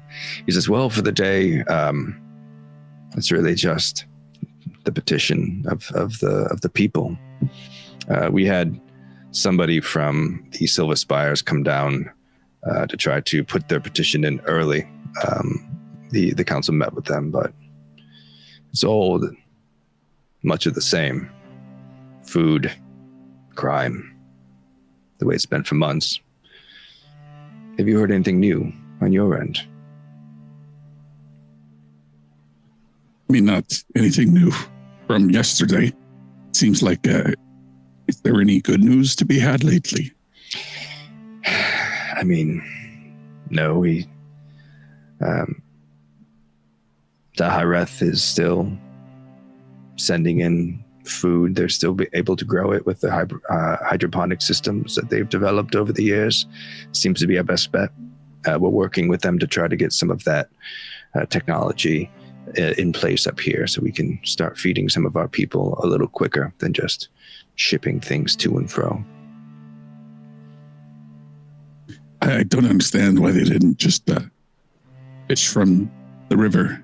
Salmon is fantastic. Yeah, no, I agree. And it seems like a pretty good source of food. It seems that the shortages affected all areas. So, what's on your agenda for today? I'm going to be quiet, standing in the corner, trying not to fall asleep. Oh, hard at work then, I see. As usual. Didn't I see you down by the docks last night?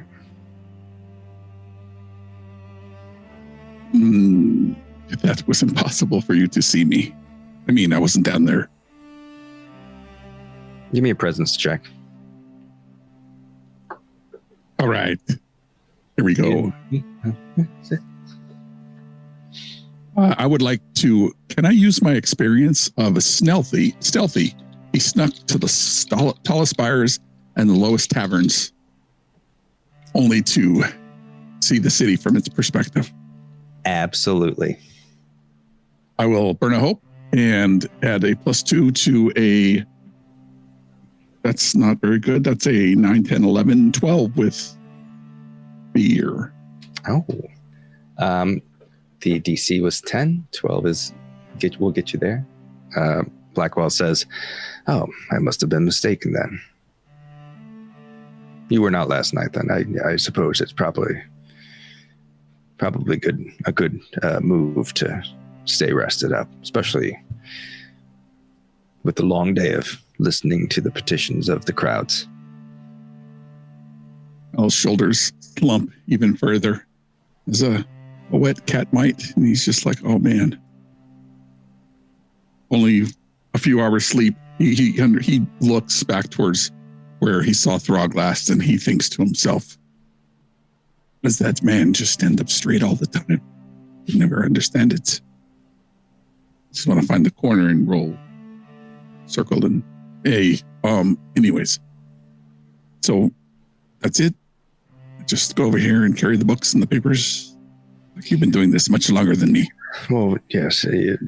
Part of my duties is to take notes, log the petitions, although I can say it's pretty much all the same these days. And then we hit the books. We try to find solutions, try to find ways to advise our council members.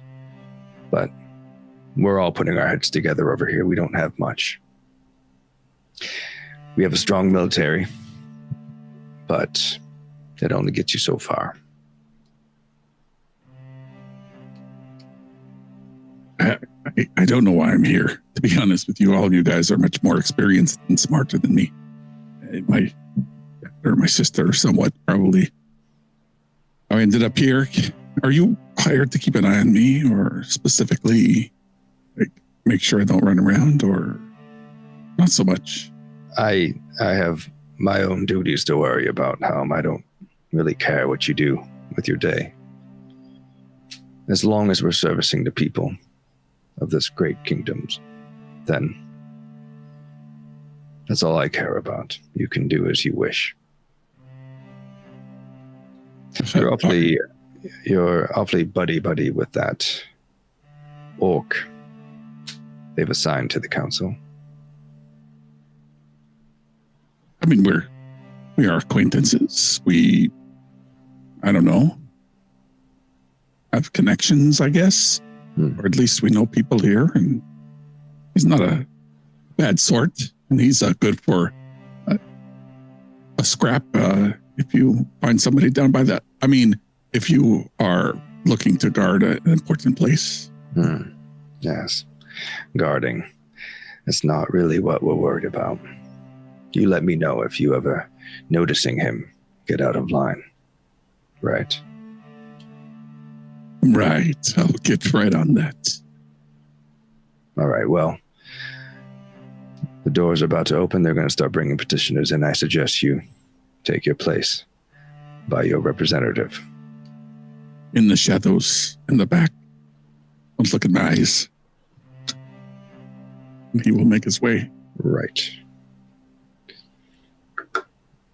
And Torin just sort of slightly changes his position, still ignoring the other viziers and just staring directly at Isolde Greymar, this half elf blonde wearing like a fine green dress, but has this stole over her shoulders of white and yellow, the colors of Veltheros. So as you make your way back, you cross paths once again with Throg and Oleg. Throg's still pretty much just scanning the area, and like he steps back against the wall and just kind of leans his whole back against it to make it look like he's still standing up straight and at attention, but he's really just, you can tell by his legs are kind of angled that he's leaning against the wall. And every once in a while he looks over and checks to see if Oleg is awake, considering how he looked when he showed up. And if he sees him kind of dozing off, he'll like clear his throat or something just to give him a sign. If somebody approaches, like with Halm approaching, he'll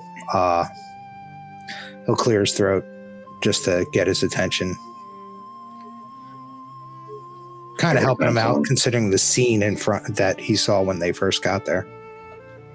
Every time someone would walk past, he would stand up and sort of brush himself off a bit, but when there's no one there and no one's within earshot, he'll turn to Throg and say, so, question for you.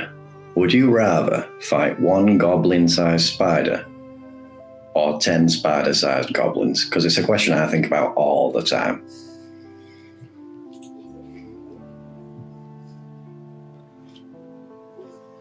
I think I'd rather fight the one spider, goblin-sized spider. Because if you get them, goblins are hard enough to keep track of in a battle, and if you get 10 of them around and they're that small, they're going to use their swarm tactics they always use. I never thought about that, but they are spider-sized. I mean, really, you could just stomp on them at that point, I suppose, or I could just take the axe and drop it sideways and the whole blade would take them all out. It's only 10 of them. Just kind of crush them. But I really think the way they handle their numbers, I really think I'd rather just deal with the one than 10. I'm going to spend a fear to interrupt you. I didn't spend any fear to interrupt Elm earlier. That was the little girl. Sorry. In this case, as Halm has walked back to this region of the hall with Oleg and Throg, I need the three of you to decide between the three of you who would like to lead a group role. And the ability that we're looking for is instinct. I have a 0 on that one. I have a 0 too. I'll do it if you want me to. Go on. You could also, if you have a experience, you could utilize that. This is going to be around perceptions. Still don't think I'm particularly suited for it if someone else wants to go. Yeah, I think Hal's kind of eyes are blinking as he's yawning, walking over towards Throg. So I'm not going to get through this day. What kind? It's an instinct, right? Yeah. All right. Going by an instinct and knowing your surroundings, can I use No One Left Behind the experience? Because that would require you to have kind of awareness of everything around you so you know whether or not one of your comrades fell. I'll allow it because No One Left Behind. I think you can probably link to this. Okay. Now, how do I do that? Well, so when characters act as a group, you choose one PC that leads the role. Okay. The other players describe how they'll help you. The leader makes an action roll. with +1 from every success and -1 from every failed reaction roll from the other player. So the other players are there's no fear and hope with your rolls.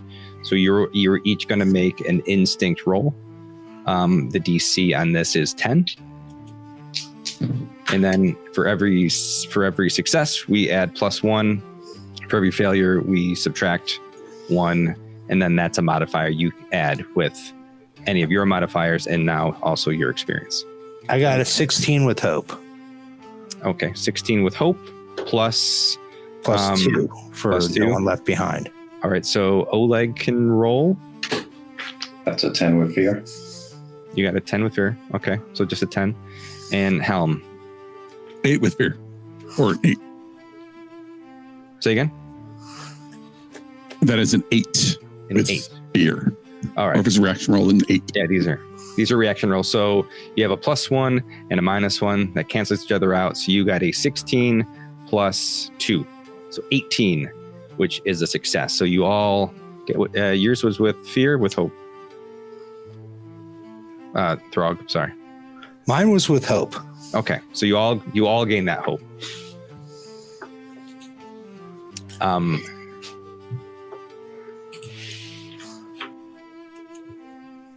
So as you are all chatting, you suddenly are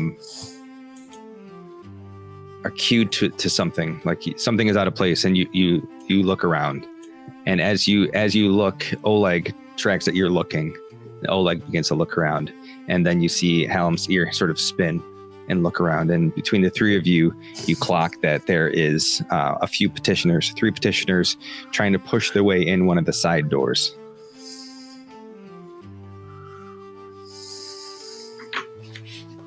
Oleg sort of rests his hand on his weapon, which is a long saber-looking weapon.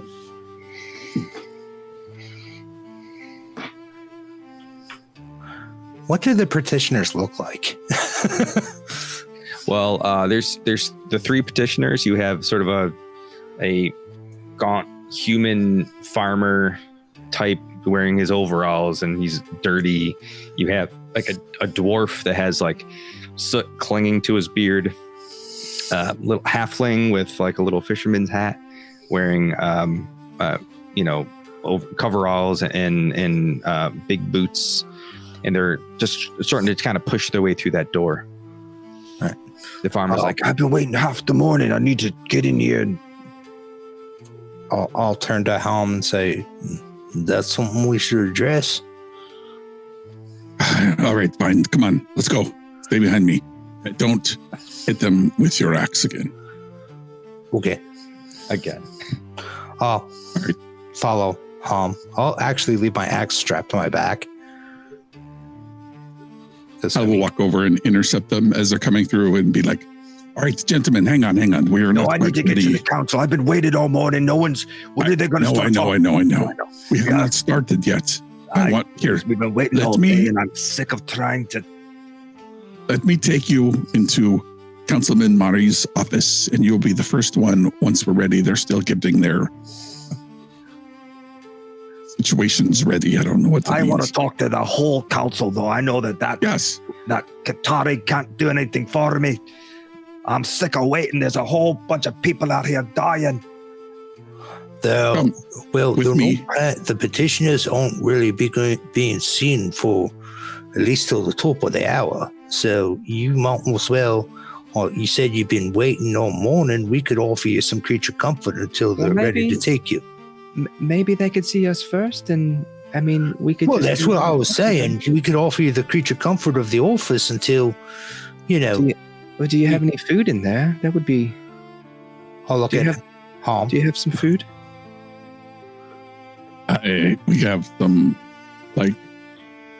you probably won't like it, like me and Council Katari, like somewhat raw fish. I'm not sure that would go well with your palate. Oh, no, I fish for a living. Let's do that. Actually, give me a presence roll to see if you can get the whole group on board. Can I use my ability, Deft Deceiver, Spend a hope to gain advantage to deceive or trick somebody into believing the lie I'm telling them. Absolutely. Spend that hope. All right.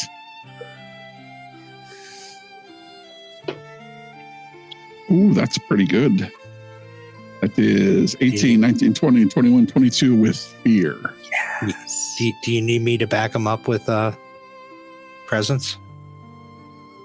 I mean, that's between you two. He rolled really high though.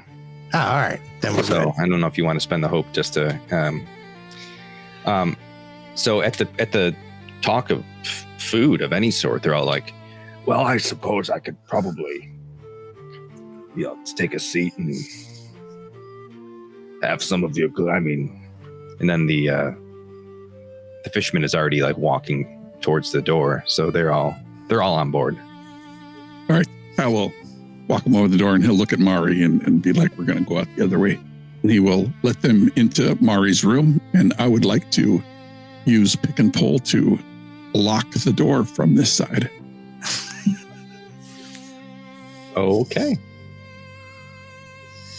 That's one of your things? Yeah, my domain effects. I have advantage on action rolls to pick non-magical locks, disarm non-magical traps, steal items from the target, or either through stealth or by force. So let's use stealth. Okay. So action roll? Yes.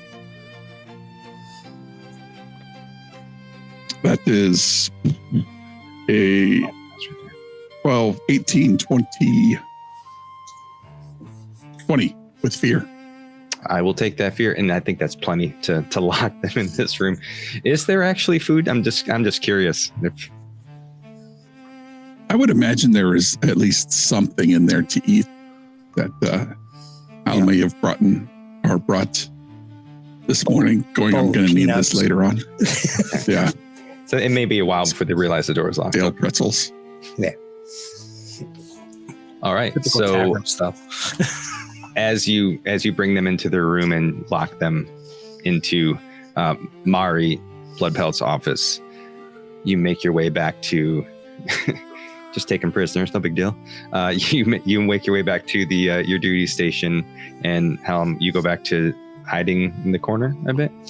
And some time progresses, and they start opening the main doors, and you see a herald starts to kind of walk up as they begin to prepare themselves to let the petitioners in again.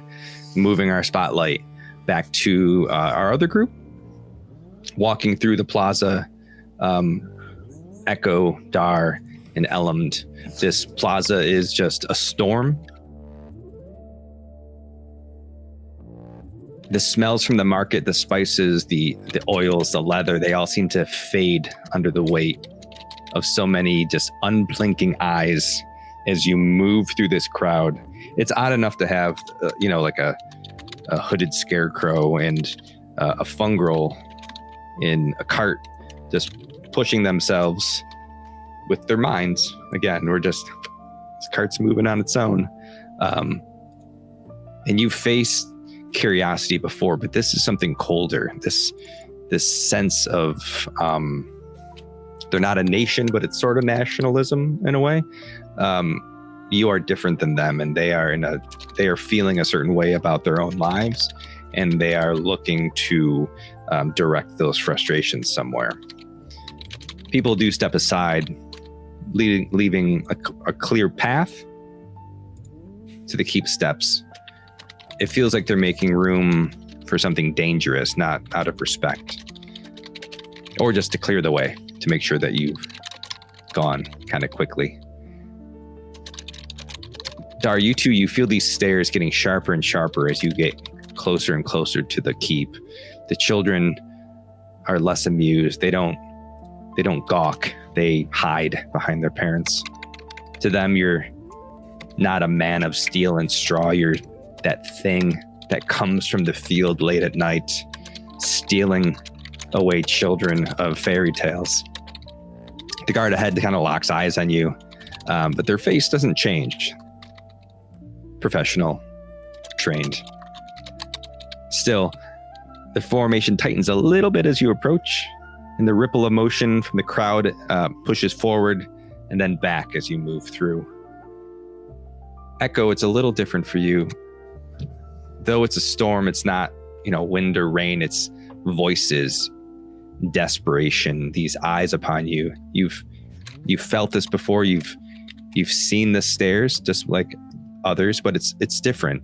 Mothers pulling their children behind their skirts from your companions. But you see people whispering to one another, their gaze fixed on your wings. The crowd shifts around you like water parting to a stone.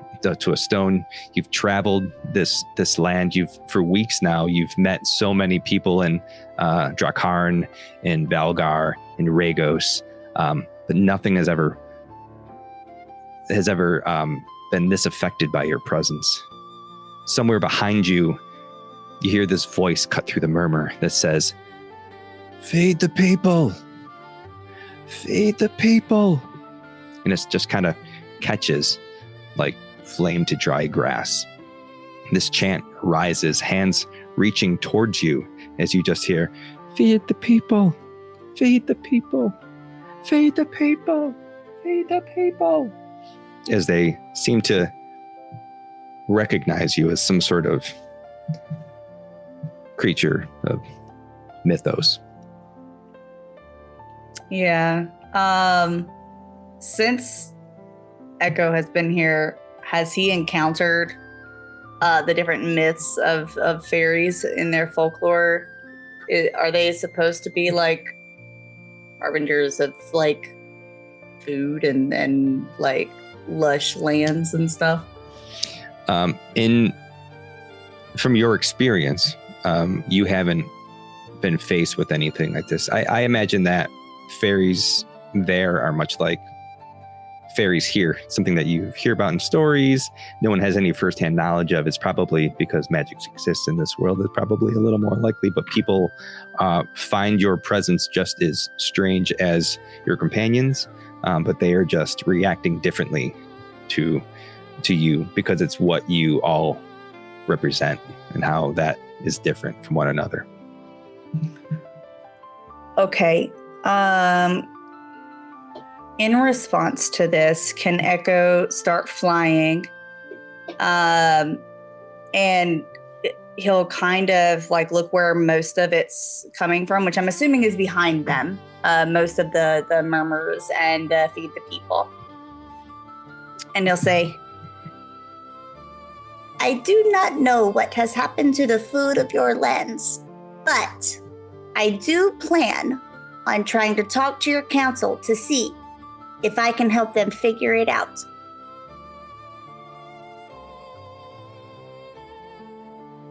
All right. Give me a presence check. the hope is that maybe they'll be like, oh, you should go first then. That's the hope. Now, I didn't roll bad. Oh, I was gonna say, because Dar and Ell can help you with this presence check, which I think would just be so fun to watch. I don't know what that. Dar's just gonna smile. Oh no! It's a 15 with hope. Okay, take your hope. So as you fly up, I imagine there's some sort of is there like pixie dust or anything? I mean, I would love it if there would. Could it be like the colors of the blues in his wings? Absolutely. Yes. Beautiful. Light just fell over. As you sort of fly up, and this mist of pixie dust goes in the air, and you see all these people just gawk, almost breathless as you address them, and then they just start slow clapping. Feed the people. Feed the people. She's here to save us. He's here to save us. He's here to, we're saved, everybody. The curse is going to be lifted. They just start calling out in this plaza. You hear all these murmurs, all this jumbled talking. They've already parted for you, and you've walked to the front to the guards, and now the guards' tone is sort of changed. And as you come down, The guard looks at you and says, "All right, you three, you're next." And he opens these doors and he leads you into the council chambers. So it's the three of you. Flying. I want him to like land like right in front of the guard before he speaks. And you see a smile on his face as you land. Like, all right, because this is the first time in a long time that he's seen hope in the people, especially since this has happened. So he ushers you into the council chamber. As you walk through these doors, these very, very large doors, you hear as you enter, they close behind you, and you are faced with a large, not circular, kind of hexagonal room. And in the center of it, on this main dais, the council sitting in this half circle table, tall back chairs, all carved. Each of the council members look at you from a bit of a raised dais, looking down on you. The lighting of this room, daylight is just beams of light crashing in different points of this room, shining from all different directions. It's a very, very bright, very, very airy, with the exception of these large doors that you just came through. As you are ushered forward, your footsteps echo across these polished stone marble floors. You see these 7 seats, and you hear this herald call out to you, "Petitioners, come forward and address the Council of 7. The weight of the 7 gazes upon you. You can feel the pressure. You see a female half-elf, a large lion-like fellow, a dwarf. You see a human. You see an infernus, like an infernal. And the last one, I need to scroll up because I forgot what they are. So prepared. And Dracona, sorry. All the different names, you know? It's not a Dragonborn, it's a Dracona. And you see a Dracona, and they're all looking at you, the 3 of you.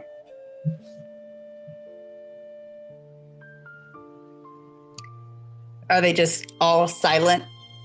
Yes, they're waiting for you to speak. Okay. Ekko will look at each one of them specifically as he's speaking. Hello, Council. Esteemed, helping everybody out. I'm Ekko. I have been in your lands for a little over a year now and been doing some research on magics from this land that are changing and rippling out to other realms. I feel like it might play a part in the food shortages, the curse that people are speaking of, and he's just kind of like looking at like every phrase. He's looking to a different one. I would like to help. Try to figure out what's happening. I hear you have some texts that might lead to an answer, and he pulls out this journal. I have notes, and he's just like flipping through from all over, this realm that I've collected, that maybe they're the missing pieces. And he just stops talking, closes the book, and looks at whoever is directly in front. You hear from a silver-haired, pale-skinned elf. They're serene. They have this mystical way about them, but very poised. And she says, "Oh, and what was your name?" My name is Ekko. Hello, Ekko. It's a pleasure to meet you. I am Lady Sarah. Oh, and this is Dar, and this is Ellen. It's a pleasure. Ellen and Dar. Ekko, are you a fairy? Why, yes, I am. It has been quite a while since I've seen one of your kind, especially here. You've come all this way to petition us because of the corruption. Well, there has been some magic from this realm that has affected the magic of my realm. So that was my main purpose. But once I heard about the curse, I figured it might be connected. So, I mean, if I help you, I'm helping my home. She raises her hand and says, We have not yet deemed it a curse. That is mere rumors and conjecture. Yes. Though, where you're from is another plane, is it not? Yes, it is. And if this is affecting that realm... And she sort of looks at the rest of her council members. And then you see the human say, Speak plainly. What is it that you want from us? I would like access to your secret library with information. And I would also like maybe some aid for whenever I discover maybe a lead. Maybe a few of you could, you could add some people to our little group and we could go try to fix it. And I mean, it wouldn't hurt if there was like extra things like food that could be supplied, to us as we leave. I know food's scarce, so, not a lot.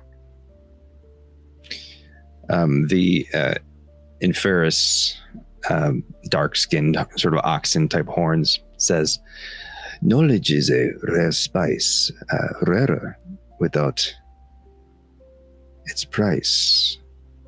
What do you hope to gain if we let you into the archives? Why would you think there is something there that can help you? Oh, well, I have tried to look through books all over your realm. So my hope is that it will fill in the blanks of some of the information I already have. And we can maybe figure something out. You see the lion-looking one sort of say. He looks behind him and he raises his hand, calling to Halm, and sort of waves him over. Halm, have we looked through the library? Have we looked through the archives for any connection to any of this yet? When you say we... I mean you. Halm, no, have you looked through the library? No. Okay. I think it's worth a try. We haven't looked through the archives in a while. Maybe there's something there. Oh, also, there were some books that might help at the academy, but like all of them were checked out. So I don't know if you could be like, hey, could you bring them here for, research and we'll give them back, or, The half-elf with the gold hair, Isolde, says, Well, the academy is teaching younglings to be wizards. What we have in our archives is far more advanced sources of magic, but I'm uneasy about letting a stranger, even though they may be enchanted, into the archives. Do your friends have anything that they'd like to add? Ekko just looks to them.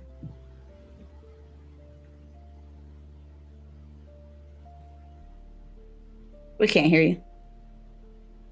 I was muted. Sorry. I'm wondering if I can apply my experience called I build museums in my mind. Elam's history and heritage is essentially as a, I don't know, like not a librarian, but almost. Elam was responsible for a lot of restoration and discovery and research, and is obviously a knowledge wizard.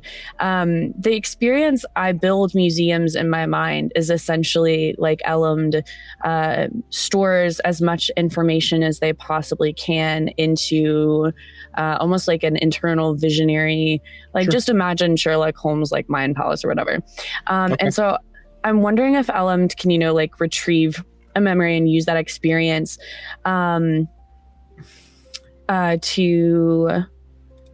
maybe impact, I don't know, maybe even just use knowledge to You're trying to create like maybe a historical link to and I would like to, I don't know like how to express it, but I would like to like just show Elam's experience and respect around like handling these things appropriately and having the knowledge and experience to actually analyze them. Okay. Yeah, I think you can add that. I think I don't know what Halm's gonna say.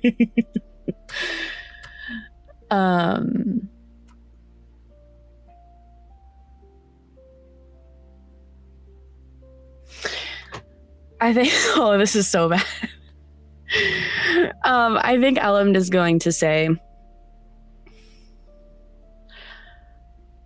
I am older than each in this room, and in my own history, I have studied, researched, curated,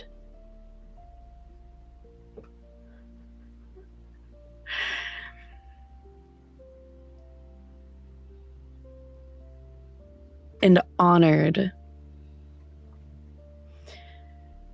the history, the lore, the knowledge contained within books. Under my guidance, my companions are more than capable of showing the proper respect and care to this gift that we request of you. Did you roll your knowledge roll? I have not rolled it. Right. I will roll it though.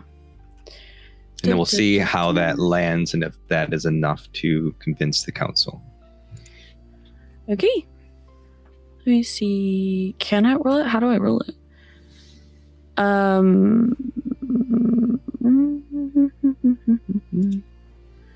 Wait, I'm confused. Sorry, I'm rolling it on a demi-plane. Okay. And I don't... do you guys know if it automatically okay, wait. You should be able to click your experience to add it. Oh, okay. I need to re-roll then. Hold on. Or you can just do it too. After. Yeah, you can manually do it. Okay, so I rolled... and can you explain to me, like... what, like, how, which we've gone over this, but which one, like, wins? Like, how do I... You add them together. Calculate? Okay. You add both together. And then if the fear die is higher, it's with fear. If the other one, if you're on demi-plane, I think they're blue and... Demi-plane automatically tells you. Oh. Okay. It'll have a score up in the corner, and then it'll tell you whether it was hope or fear. Got it. Nice. It does. Okay. I rolled a 16 in total with hope. Nice. All right. Take your hope. As you finish petitioning the council, they all seem to look at one another.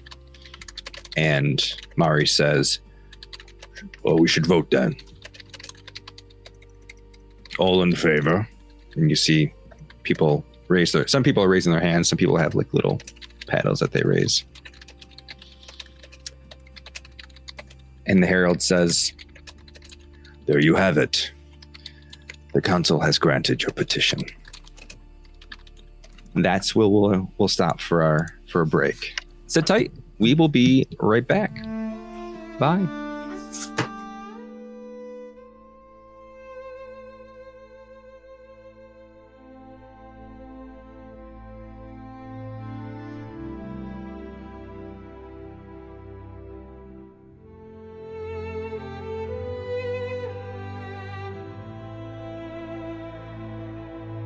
Okay, so here's the story. When I went looking for Daggerheart dice sets, all of the official ones were sold out. I went looking high and low for independent dice makers who were handling Daggerheart compatible products, and I got nothing. So I reached out to Nat 20 Dicery, and just wow, they immediately jumped in, researched the game, figured out exactly what was needed, and began crafting their own custom Daggerheart compatible products. And I got my first package from them in the mail just this week. I'm really excited to show you what I've got, so let's take a look. They made me this custom Daggerheart dice set in the ghost light colors, complete with 2 large, striking duality dice, each distinct but perfectly tied together in the theme. And here's the wild part. As a bonus, they also sent a fear tracker with these 12 skull tokens that fit across 4 individual spikes. And let me say, every time your players roll with fear, they'll feel it. This is dramatic, it's thematic, and it's just plain awesome. You can grab your own custom Daggerheart compatible dice set by going to nat20dicery.com and clicking on custom dice sets. Now, they have everything from handcrafted dice to monthly subscriptions to mystery boxes, if you like surprises. And as a bonus for fans of the Shattered God, you can use code GHOSTLIGHT at checkout to get 10% off your order. And if you want to roll with them in person, you can catch Nat 20 Dicery at Gamer Festival in Modesto, California, August 16th and 17th, and at Pacificon Game Expo in Santa Clara, California, August 29th to September 1st. Remember, Nat 20 Dicery, because every roll should be legendary. This episode of Ghostlight is brought to you by World Anvil, the world-building platform we rely on to keep our lore organized, our timelines straight, and our gods, well, mostly under control. If you're a game master, author, or storyteller, World Anvil gives you everything you need to build immersive settings, track character arcs, manage maps, and connect every piece of your story all in one place. We use it to run our campaigns, our one-shots, and our miniseries in Arendor, and with all the chaos unfolding in the Shattered God, trust me, having a tool like this is essential. Now you can support the show and start building your own world today by heading to worldanvil.pxf.io/ghost25. That's worldanvil.pxf.io/ghost25. Use our link, support the show, and start shaping your next great adventure. Now, on with the show.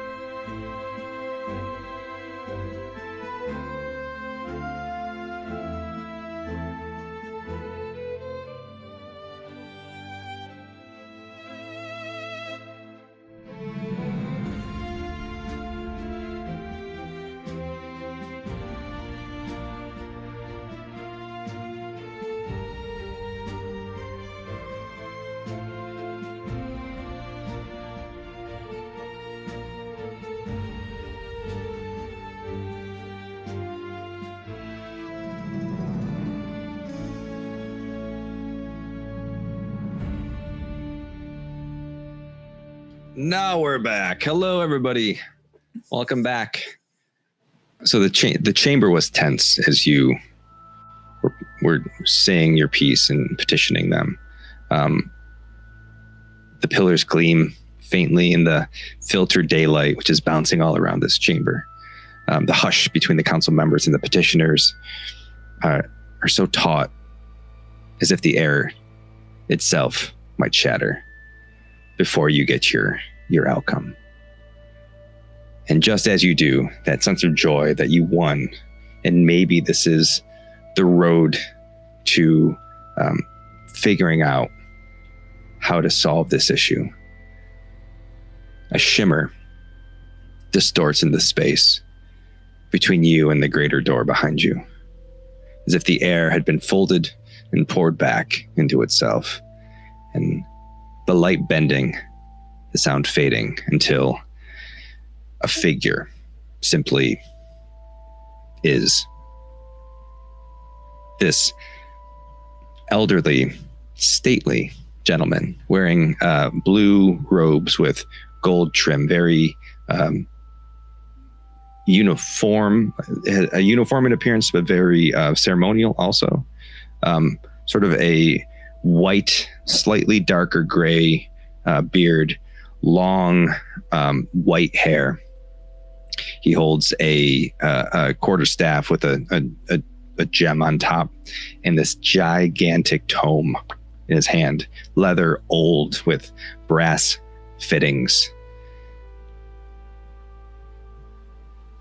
His green eyes are deep. They're an ageless emerald, heavy with millennia of seeing the same mistakes made over and over. He has a staff in his hand that's carved of something that appears like rough wood.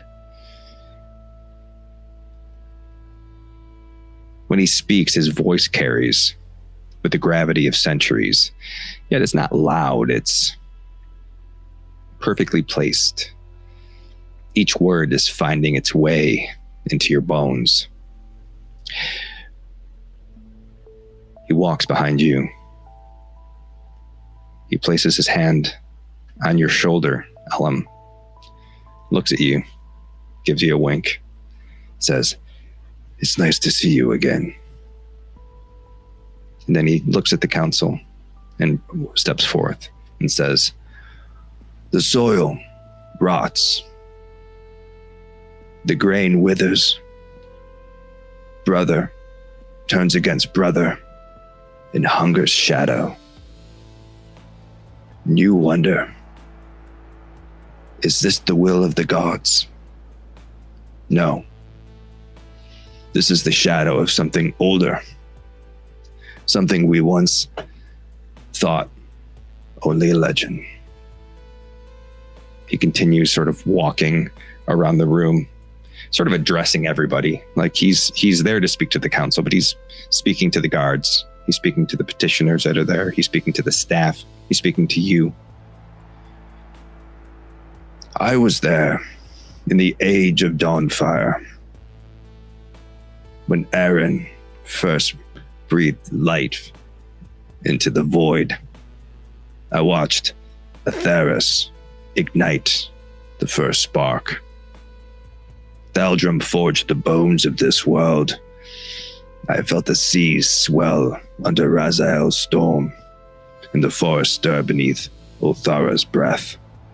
Life flourished. Knowledge took root. And then the star fell. Valeth burned. And from this wound, something arrived. The things the gods themselves would fear to give a name. The gods' hands shaped salvation, but they became complacent. They intervened too much. And through this intervention, the meddling they birthed something horrible. Nixarath, the first great sin of the divine.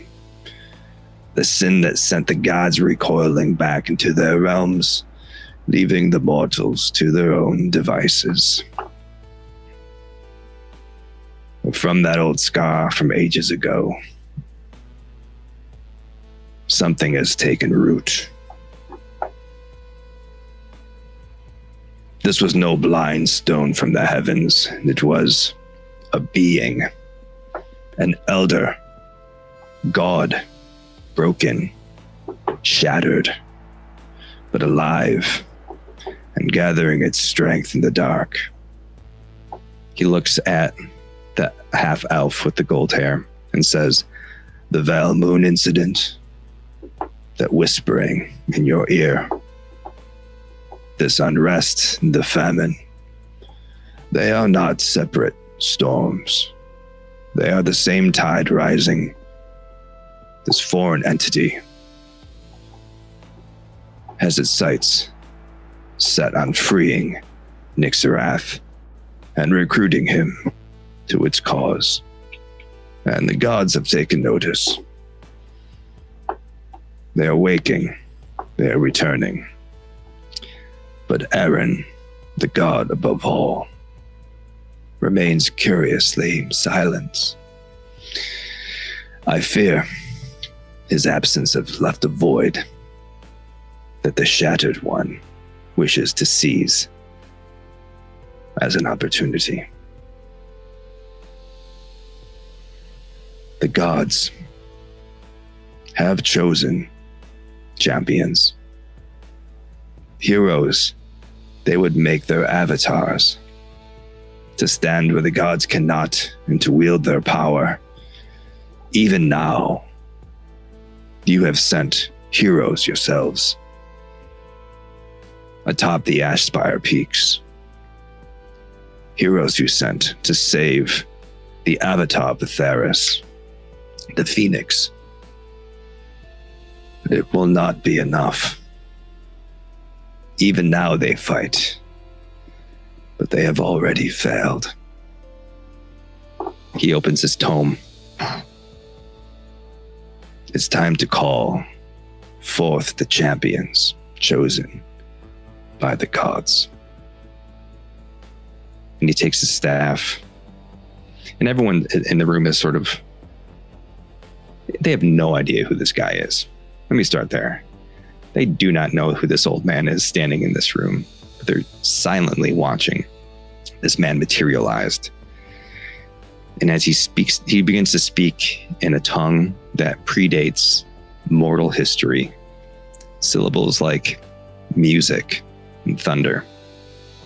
Each one tasting of light on the air. His staff glows brighter as he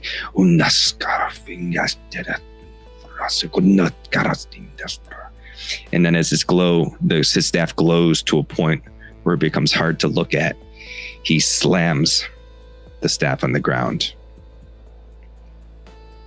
And this light mist flows onto the marble and begins to take shape.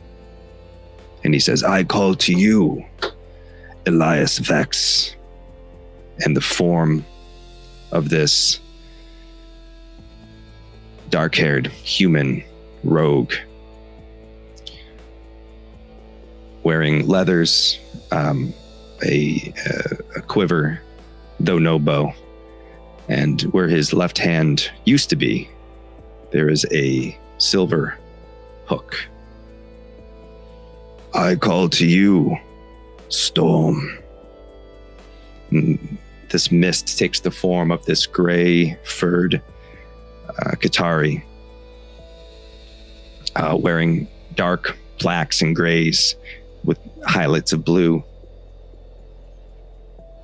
"I call to you, Sunblade." This hooded dark rogue appears, wielding short swords in a stance as if they were in the midst of battle. "And I call to you, Eovask Windwalker. As this large giant with purple skin and blue markings appears. You are the chosen heroes of this realm. You have been asked to take your place as the avatars of the gods. I am Raish Thalris, the avatar of Keloris. Together, we will go forth and destroy the shattered god. You see these people standing there kind of confused. This giant also very much in a stance as if they were in the middle of battle. He's like, but we were just in the middle of. You failed, Raish says. And as he says, you failed,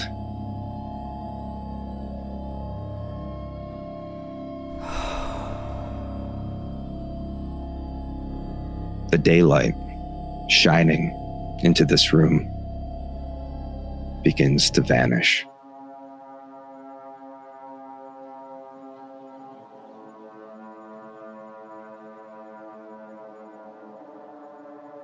The crystal that are throughout the city, bound to the light of Atheris, begin to dim. Lunessra streets go dark. Through the windows overhead, you see the two moons begin to converge in an unscheduled, ominous eclipse. He raises his staff again and says, "You must accept your role. Complete the ritual. Take your marks and become the avatars of your gods. And we must do this now." And he begins to read the book, again speaking in tongues, a language unknown to everyone in the room. And as he begins, the silence in the room is broken by a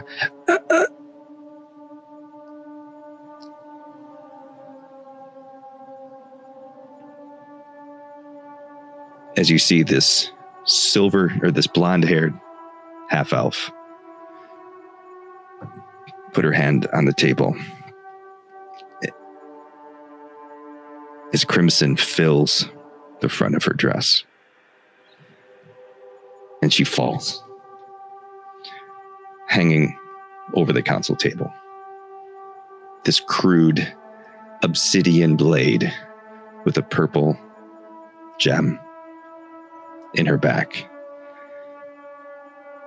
Behind her, a shadowed figure, elvish in appearance, sort of pale, corpse pale, eyes glazed by death. Black hair, streaks of white. As she completes this task, she becomes a shadow and fades into the mist. The body of Isolde Vaymar drips with blood as it spills onto the floor of the dais. As it works itself between the tiles into the grout, the floor trembles. The stone begins to split. The dais begins to break apart and move. The entire room itself is shaking. You all brace yourselves as this building feels like an earthquake, maybe? As the tiles collapse into the floor, they lift up take flight. They start to spin. The council table collapses into this big, monstrous vortex as the council members themselves jump back. You notice the Inferis, I can't get over the names, the Inferis council member falls into this void. Each of you clinging to one another, now in a line. I need you all to make a group strength check. Who's going to lead you?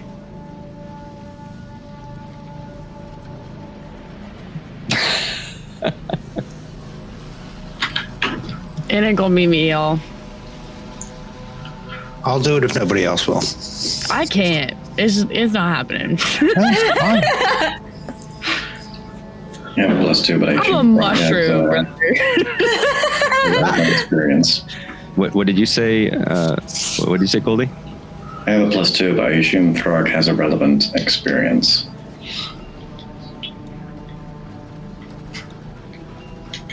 What say you, Throg? The only relative experience I can have is I already used No One Left Behind. You can still use them. You can use them as much as you want, as long as you have the hope to. Oh yeah, I do. I have the hope to do it. Okay. All right. So you're not like being pulled into it. So this isn't that high. It's still a DC of 10. Right. So each of you, let's say this, you can do agility or strength because you're just trying not to go into it. So if you can jump somewhere, you can hang on to something. Okay. Wait. I would like to use my experience of agile Okay. to jump from. You are super quiet. Somebody said I it was was super loud. And I loud. turned myself down. So I'll turn myself back up. I may have turned you down also on my end when they said that. Maybe it was the combined turning of downs. Okay, so you can apply spend a hope, apply your experience.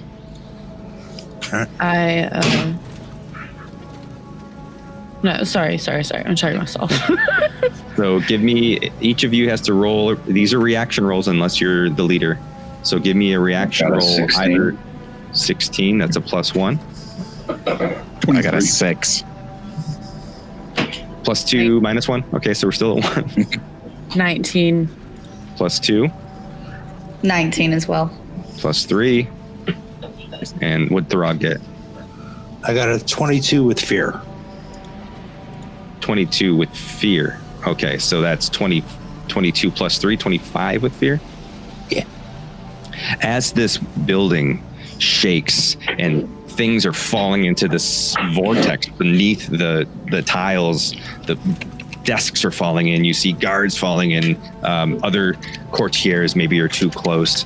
I want you to describe how each of you are helping one another from falling into this vortex.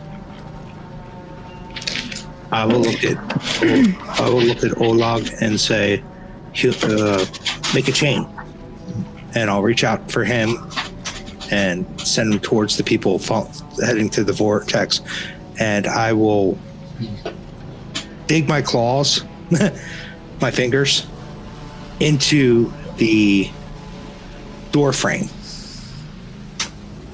to the point where the veins pop up on my arm and my fingers actually crush into the marble. So you're like to get purchase. Death gripping the marble and cracking Death gripping the marble. Like it. And you're reaching out and you're grabbing Oleg. Yeah. Oleg's reaching out to who? Oleg sort of just whips the... Mind muted? No. Oleg whips the cloak over his shoulders and spreads his wings wide to try and hold people as close to the wall as possible. So just pushing as many people back as you can. Let's say you can get like an additional 2 on either side. Who's next in the chain? Who do you have pinned to the side? I assume Halm is probably close to you. Yeah, I think in this moment, Hal disappears and then appears into the shadow that's fallen over this chamber, and he grabs Oleg around the waist to like pull back, and he uses his claws to dig into the dais, and he starts to pull the rest of the party. So then you each just sort of made this chain. Your 6 paths have converged in this moment, and you are now literally linked together, holding on for dear life as people are falling into this void around you. I'm going to spend another fear.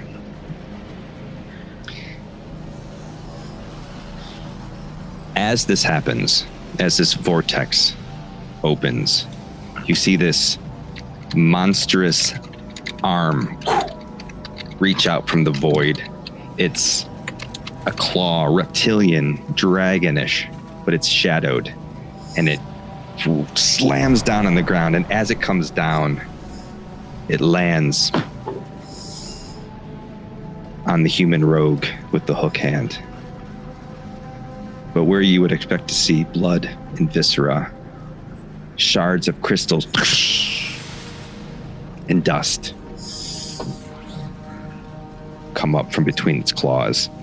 Its next arm comes up and comes slamming down. And the second before it strikes, you think you can hear the name. Star? This comes down upon the Qatari warrior.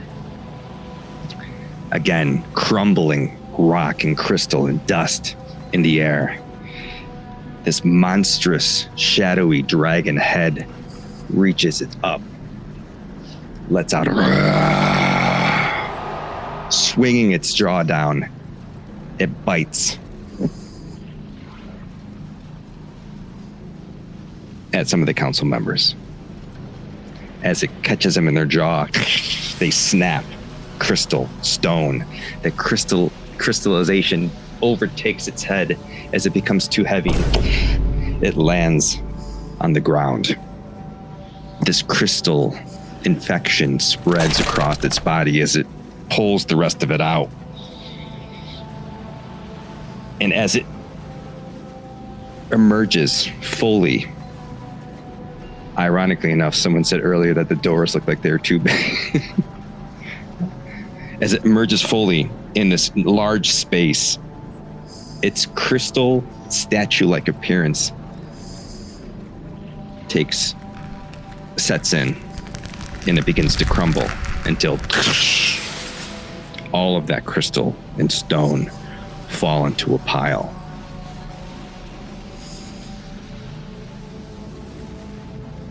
The lore bard, unshaken, is still chanting. His eyes emissive, yellow light beaming from them, his staff glowing ever so bright, his book wide open. He continues, even as people are being crushed around him.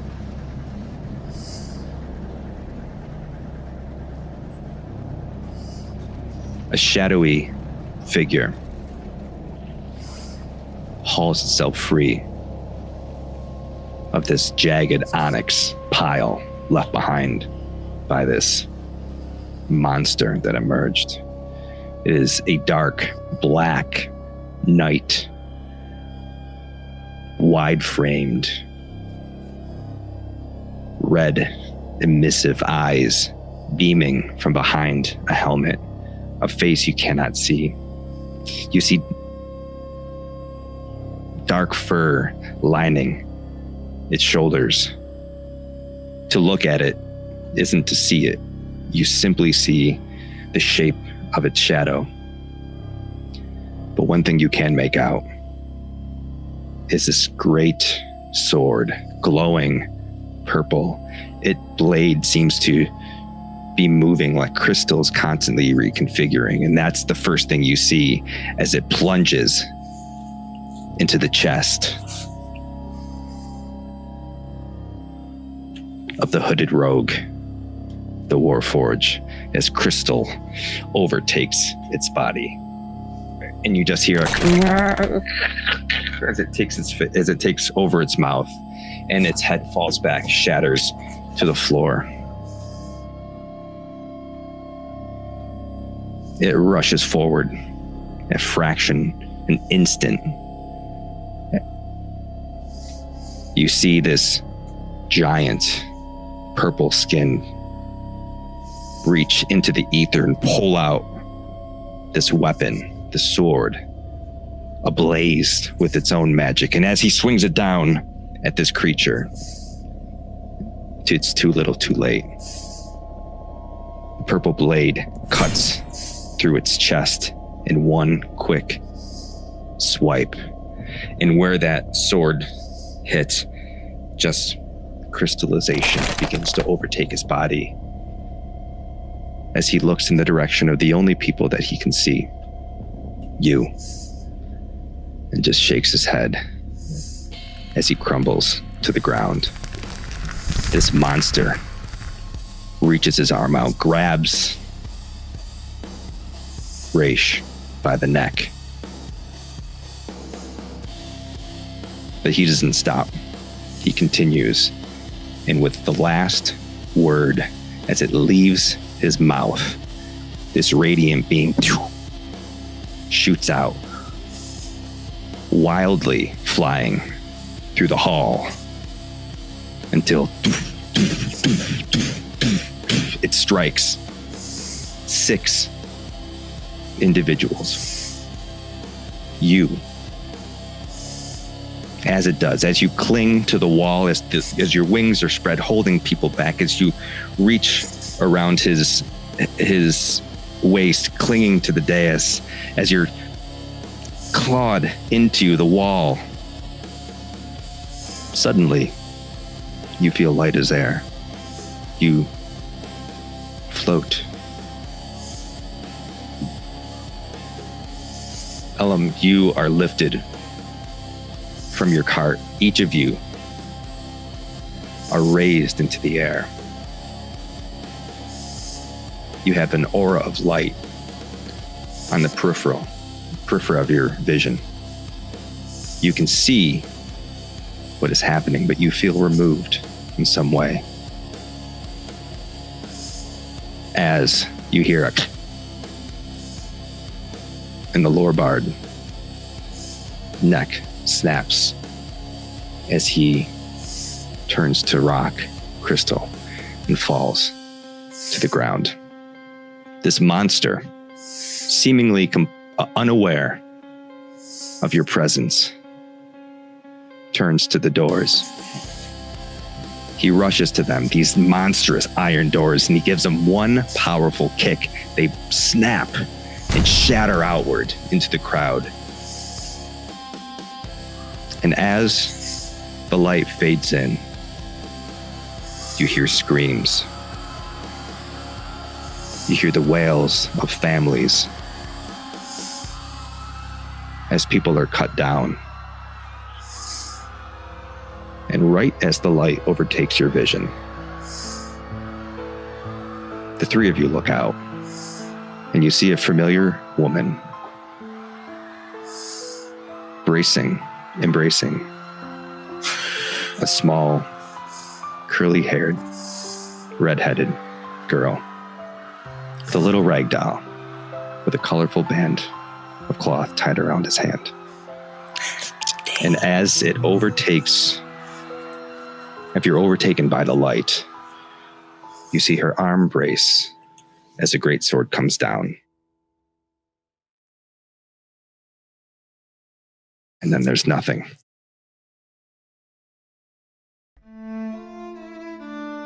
How y'all feeling?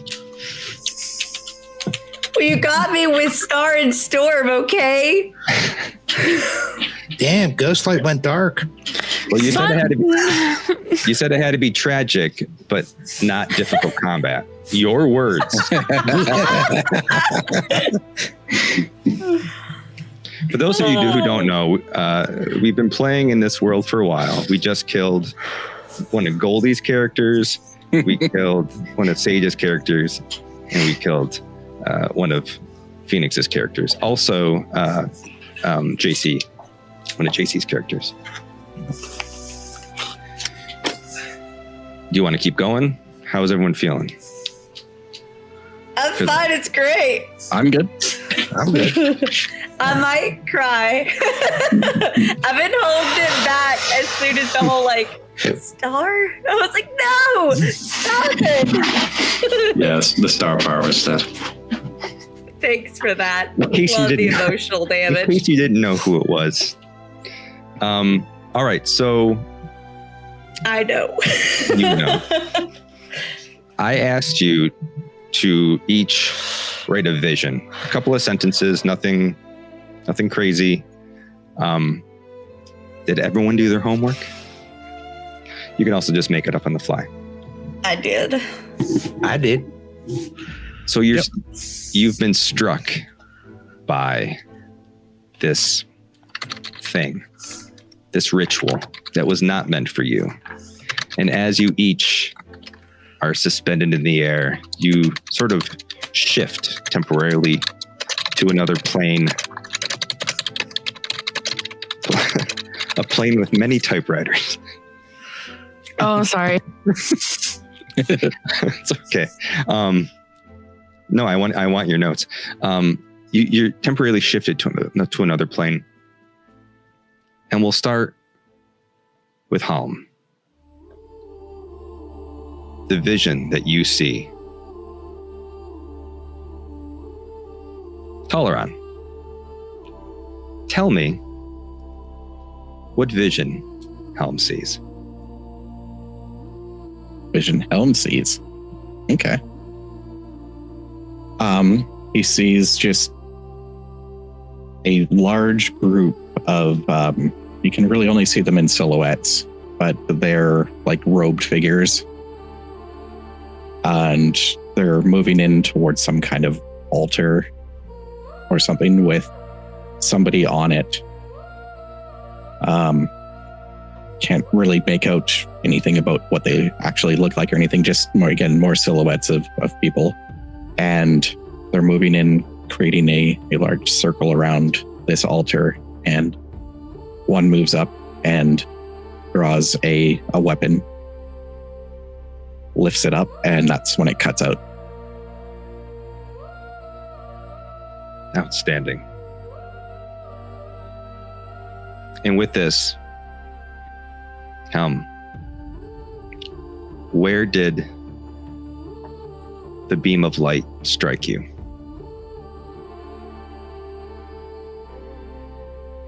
I think the beam of light struck me right in the eyes, like right between the eyes.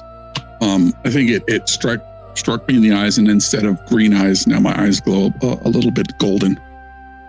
Okay. Next is Oleg.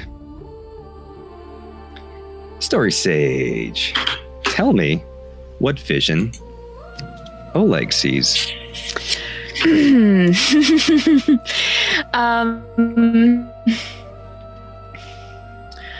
Oleg receives a vision of comfortable darkness. Just, vague outlines and shapes of rocks, of the underground, the smells of dampness, mold, moss, and books.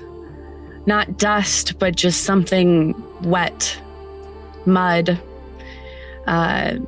You can see or almost sense the microcosm of growth of little things like mushrooms or luminescent flowers, just slowly, almost as if you can just see over time the way that they grow. Everything just seems slow and old and at peace.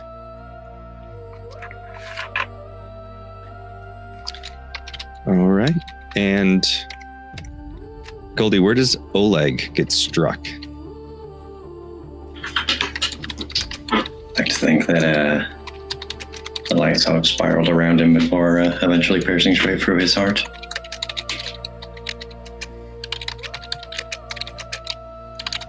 Shot through the heart.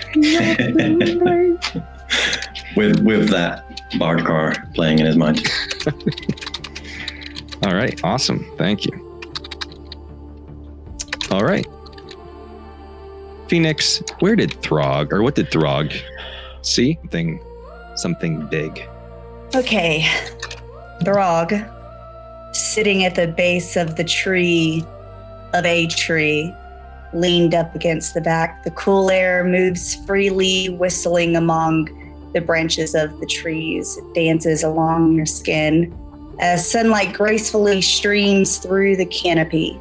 Nestled within the light forest is a small meadow, which you're facing and looking at, bursting with life as butterflies flutter amongst the small opening with beautiful, vibrant flowers everywhere. And where was Throg struck? Well, Throg was leaning, reaching, and stretching to hold everybody out of the pit. So Throg got struck right in the eyes. Okay. Both eyes, one eye? Full face, both eyes. Full face. Yeah. Full face. Okay. Let's go. Goldie. What did Ekko see? Ekko sees that they are in almost like the vacuum of space, but I don't think that Ekko would understand quite where they are. And they see a sun and a moon sort of spiraling around each other, almost forming like a yin and yang sign. And a sort of darkness starts to tug on them and pull them towards itself like a black hole, trying to consume them.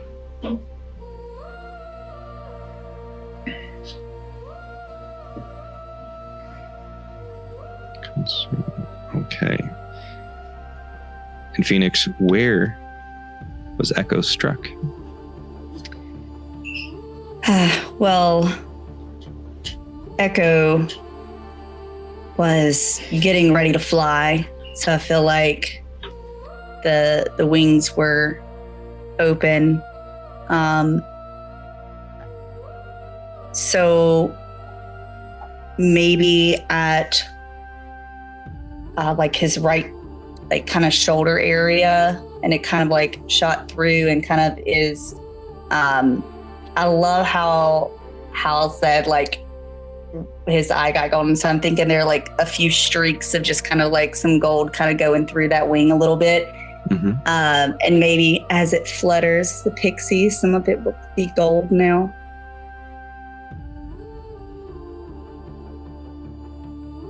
So shoulder seeped through to kind of the wing. Okay. To wing. Let's go. Mac, what does Ellum see?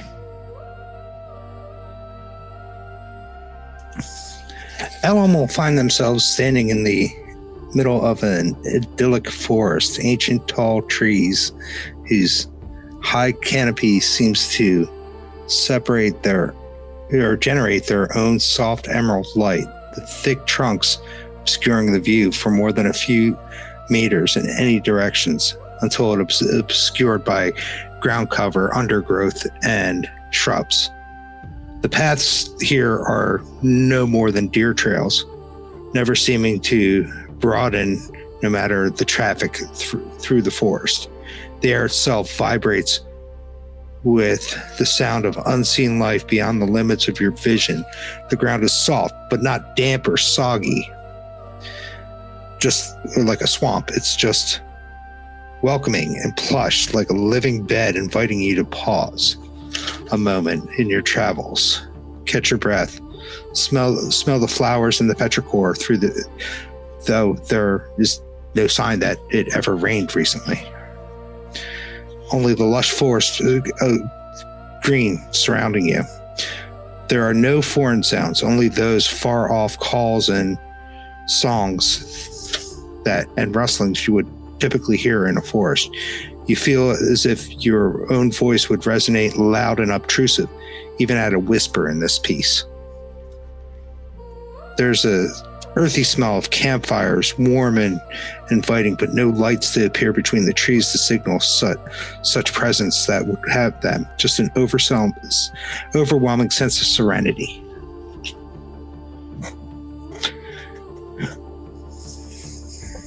All right. And where was Ellen struck?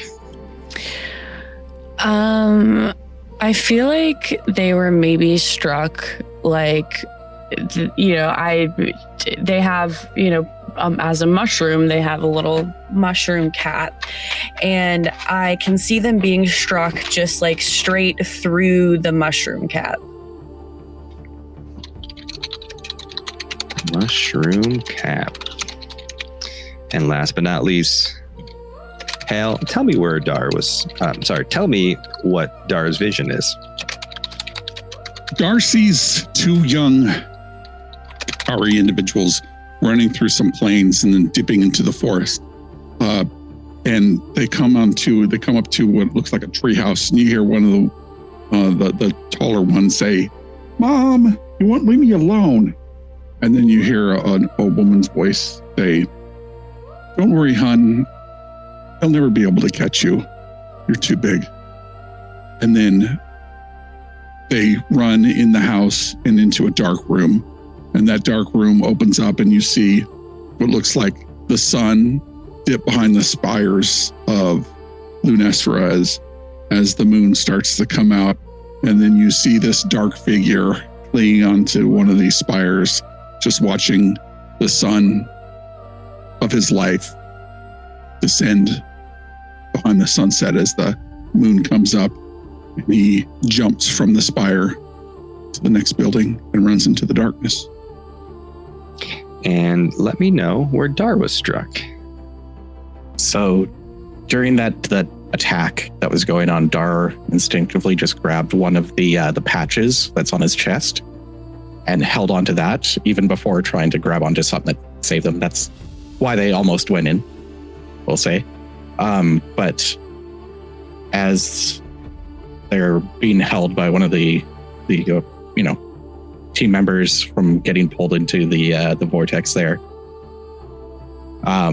the light will strike that patch, and for any of those who saw it, the patch is in a heart shape, and half of it is burlap and half of it is a red and gold patterned piece of fabric. And after the strike, the gold has now woven into the burlap as well. And that's like chest area as you're holding it? Yeah, probably center chest. Okay. As you each have this vision,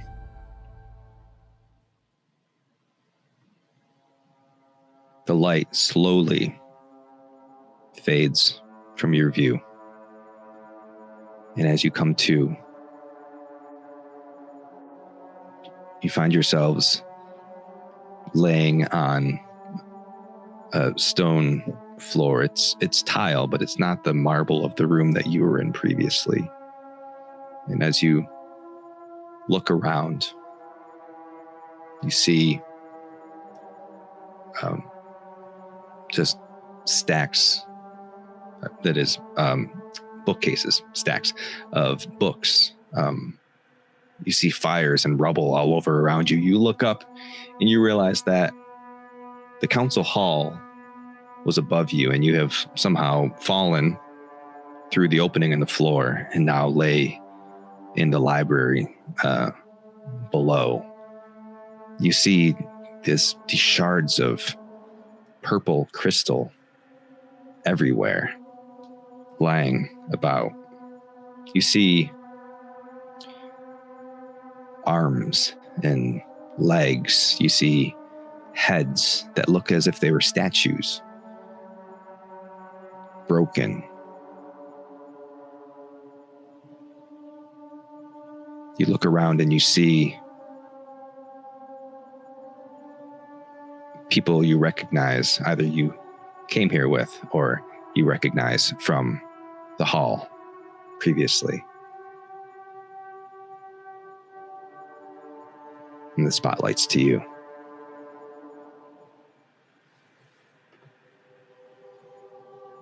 Where's Elm's wheelchair barrel thingy?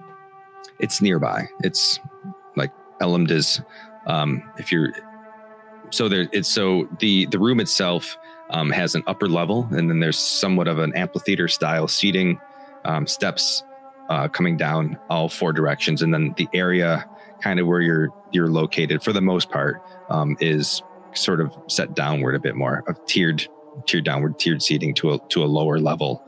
Elmd is sort of on one of the seated step type of areas nearby you. Halm is like up very, very high top, sort of behind everyone. Throg is laying almost center to this lower level, with Oleg just kind of off to his right, but behind him. And Dar is near Elmd, I believe. Sort of on the same thing, like up on that tiered step. Ekko's gonna kind of like flutter the wings and like I guess dust off powder crystal things from him that are like purple. And look over to Elmd. Oh goodness. Do you want some help? I can. And then like starts flying and heading towards Elmd. I am actually gonna go ahead and use the Book of Typhar from my grimoire to cast Magic Hand, which acts within far range, to then pick up my cart and just bring it to me.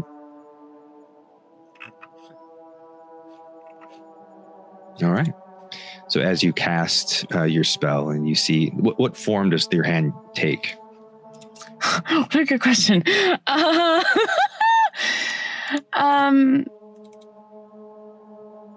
feel like my hand is almost like that of the branch of a tree. Probably very solid, very old, a darker tree, and just very long fingers, very like huge hands, almost like just just like the Ents from Lord of the Rings, that kind of vibe. And it's just like, yeah. So as it flies forth and scoops up your cart and brings it to you, as you climb in and get yourself sort of situated, you see fires burning throughout from the chaos that happened above. You hear a bit of a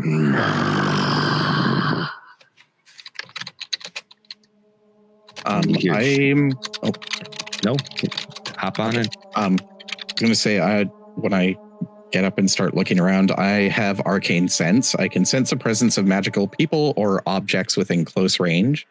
Are those crystals magic at all? The purple crystals? And do I notice anything else magic? The purple crystals themselves aren't magic. The ones like sort of laying around aren't magic. You are pinging something moving throughout the room, something big. You said within close range? Yeah, within close range. So that's what, 30 feet-ish, I think.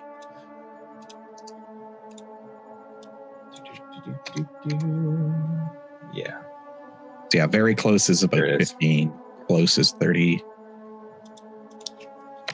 So that is how many tiles is 6? So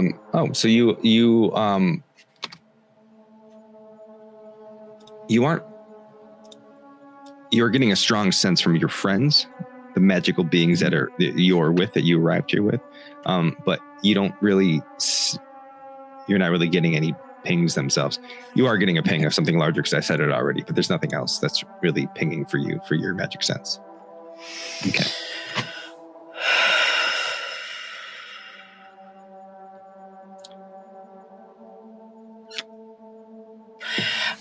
If it's okay, I would like to use my ancestry ability, Fungal Network, which allows me to make an N-stick roll. I don't know what this means, but it says 12. I guess that's what I have to beat.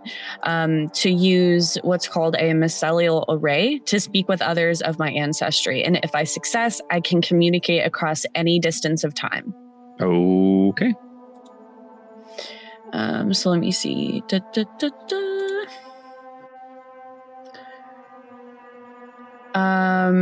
Yeah, it was a 7 total with hope. Oh. Yeah. I know. So you reach out through the mycelial network, but it feels quiet, as if the events that transpired here is sort of cutting you off from your network from across time. Okay, thank you. You see bits of these crystals. You see the statuesque parts sort of shake and move. And in the darkness, a figure. You see these bits of rock, these bits of statue fly into the shadow. And then out of the shadow, you see a big, hulking figure.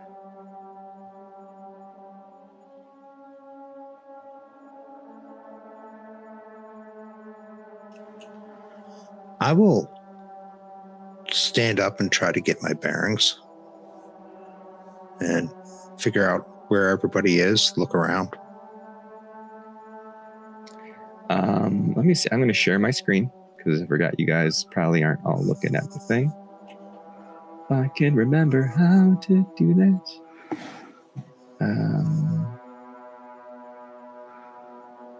There we go. Boop. Nice. Am I sharing it? Oh, good. Yep.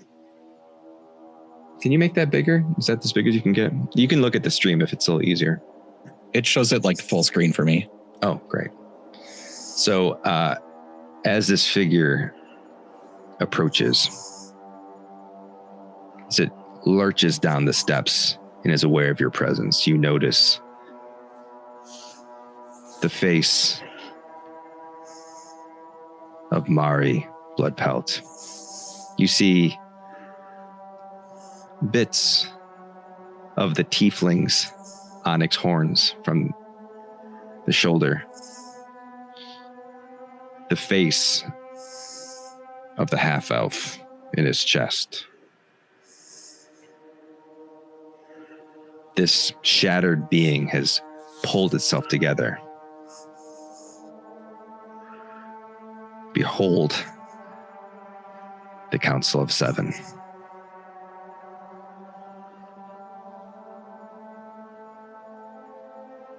The spotlight's to you. I'm beside Elland, right? Because I ran over to Elland. Yeah, right you're there. right. You're right here. Okay, good. Does this thing seem aggressive towards us? It's looking at you and it's going. Oleg jumps straight in there and tries to slash it. All right. Throg's running up as well. So you can move to close range, right? Close range is that's close range, right? What is that? Yeah. But you can get to 6 squares, right? You can move further in a turn, but you have to pass a check. Oh, would you like to try a check for it?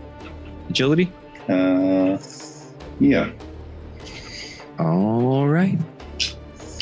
Although I don't know exactly how that rule works. I also have a question whenever you're about how something works. Okay. You can move past your close distance. You can move within your close distance as part of your action. But if you want to move further than a close distance, you need to make an agility roll, and that would be considered your action. Yeah, I would say that the DC is pretty low. It's pretty flat terrain there. So we'll keep it at 10. That seems to be the standard for your tier 1. Your tier 1-iness. Okay.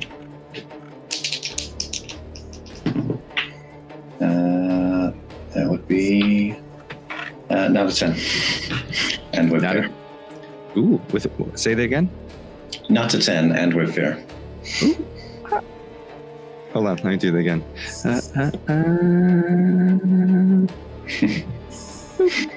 Okay. Can I get a clarification on something before we move to something else? Yeah. Okay. The whole like helping someone thing. Yeah.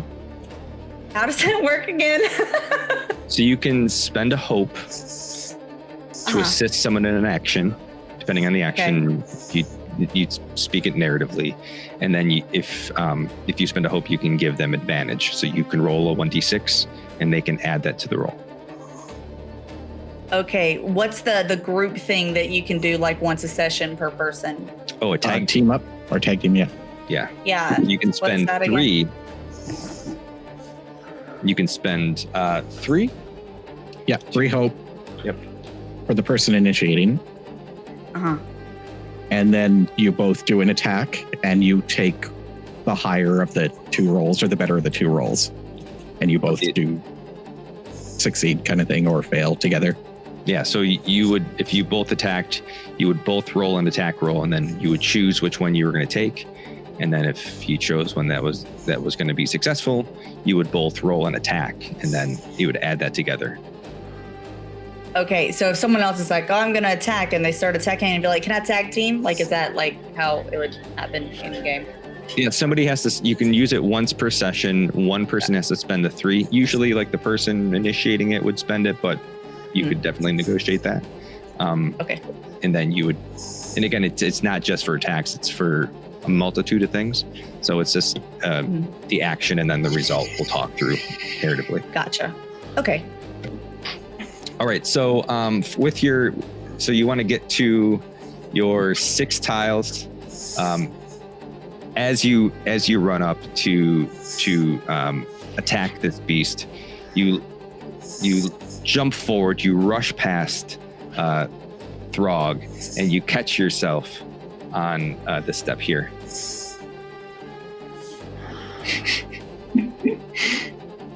And you make it, but you unfortunately fall over. Nice. And spotlight is to me. Yep. Oh. I don't get to run up. You don't get to run up because he failed with fear. Yeah. So the spotlight comes back to me. And I don't have his stat block up. All right, so he sees Oleg come up, and he himself doesn't need to really move at all to try to attack you, because he can attack from very close range. He's just going to take a swipe at you. As you come up, his reaction is to, and he brings a claw down upon you.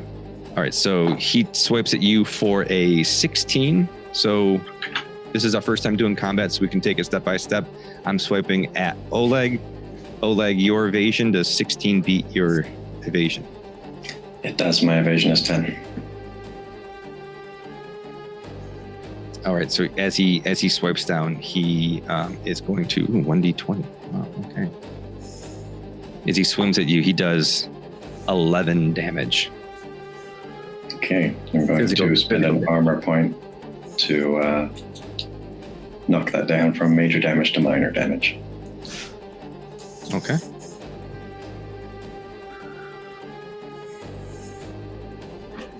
All right. And that's the end of my turn. He's going to stay stationary because he doesn't need to move as he swipes at you.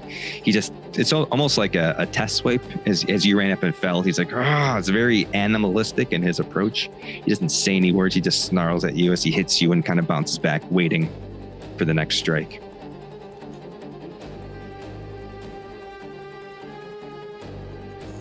Who is going to go next? All right, I'll run up to Okay. to attack. So you can get right in front of him. Is that where you want to stand? Yep. Okay. Let's get you a little closer here. So as you run up, he might not be quite this big. Just there's not a lot of options for making it bigger. He is gigantic. And this big hulking patchwork zombie stands above you. His eyes just stone and death. Sees you approach. All right. Well, gonna get no surprise, but I get to hit him with the battle axe, right? Yep. It is a 17 with hope. All right, you take that hope. That hits. Okay. I guess I got to calculate damage now.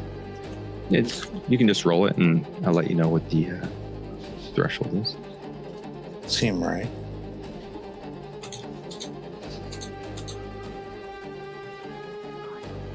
It is a 12. All right, so 12 takes him to major. So he takes 2 hit points. All right. Spotlight's still to you. All right. With, let me see if I can do this right now. When I say spotlight's to you, it's to the group. The team. Yeah. Okay. Anybody mind if I go? Oh, go ahead. Okay. I am going to unleash chaos. Yeah, you are. So spell casting roll against a target within far range, which is up to like 100 feet. So I think I'm close enough. I think you're probably okay. All right. So Yeah, you're about 11 2 tiles away. tokens. Okay. All right. I'm going to spend 2 tokens and do the spell cast roll. I'm going to try it in demi-plane. Okay. That is a 16 with hope. Take your hope, and that hits.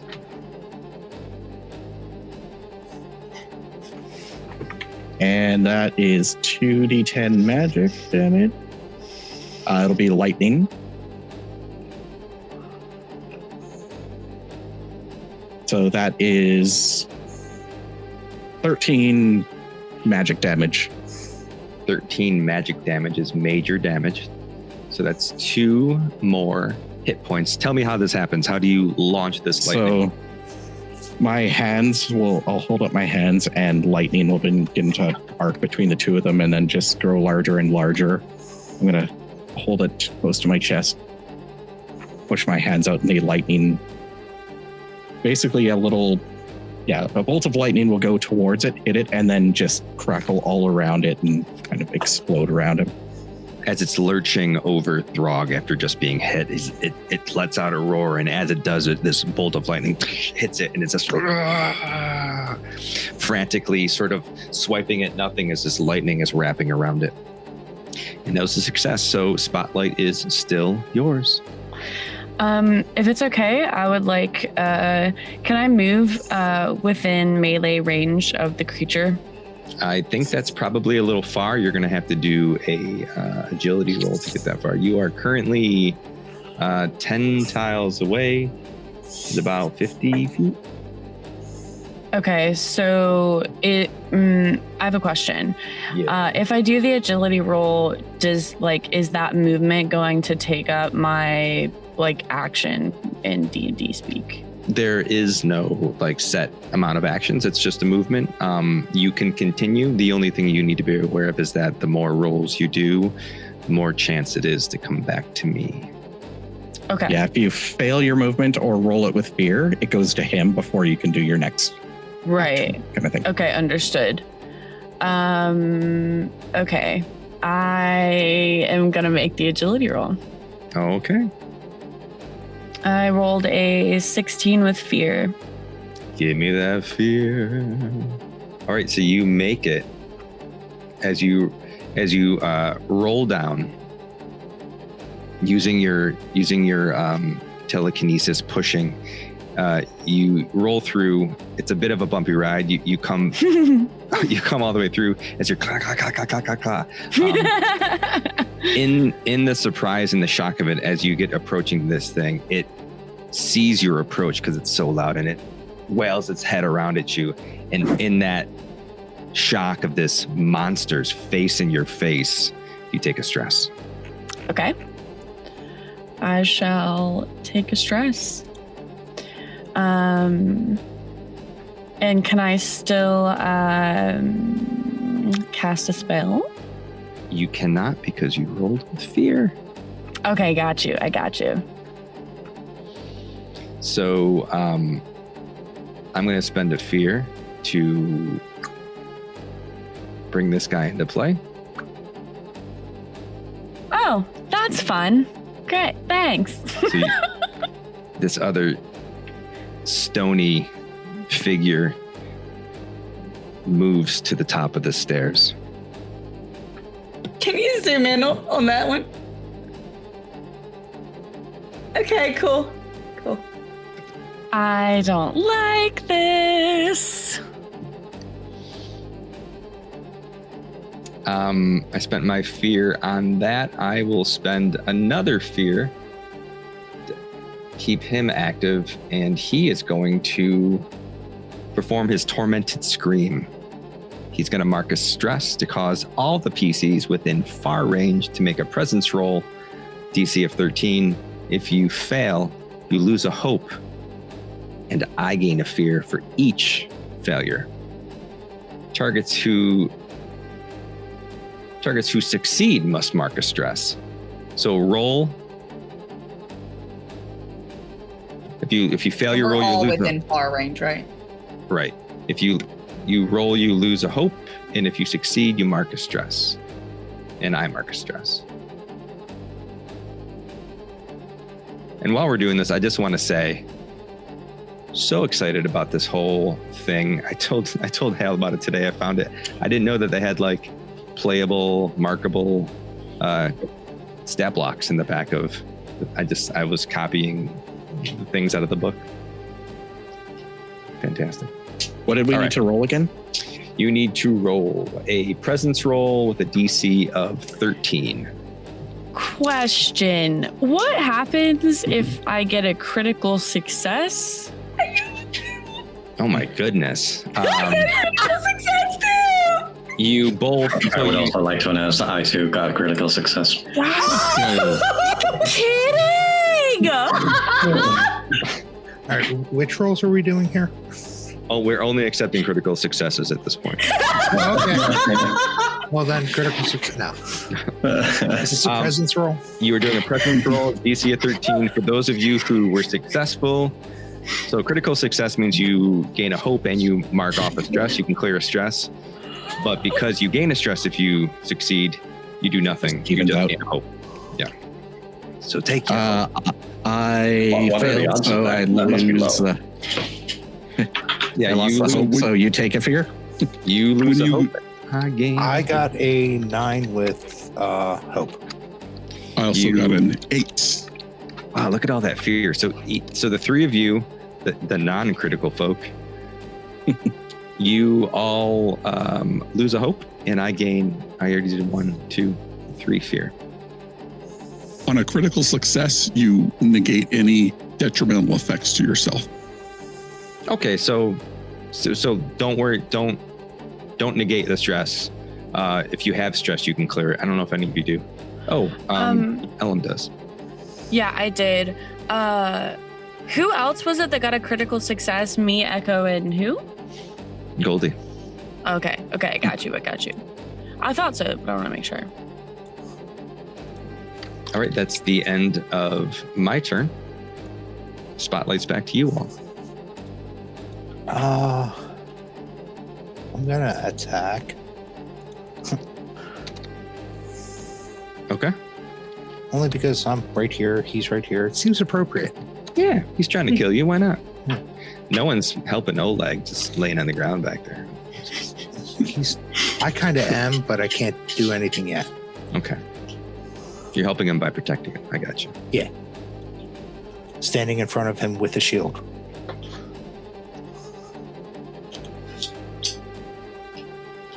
You know what? That was a 7, but I get to re-roll because it was a 1. Oh, okay. It's saying re-roll for some reason. Wait, what? It's saying, or it's a feat that you have? I believe it's a feat. Let me see. I'm pretty sure that Demiplane just gives you the opportunity to re-roll as part of the UI. Yeah, that was automation. That was a 7 with fear. 7 with fear. I will take that fear. So as you, let me see here. As you swipe at this thing, you're attacking with your axe. Yeah. As you attack with your axe and you take a swipe at it and it sort of just moves out of its way, it gives you a swift kick, doing a counter attack. It's going to roll. Oh, yeah, I'm trying to do it over there. 10. Does 10 hit your evasion? Yes. Oof. My evasion's 8. So it's going to kick you for 12 points. That puts me in major damage then. And it's going to knock you down.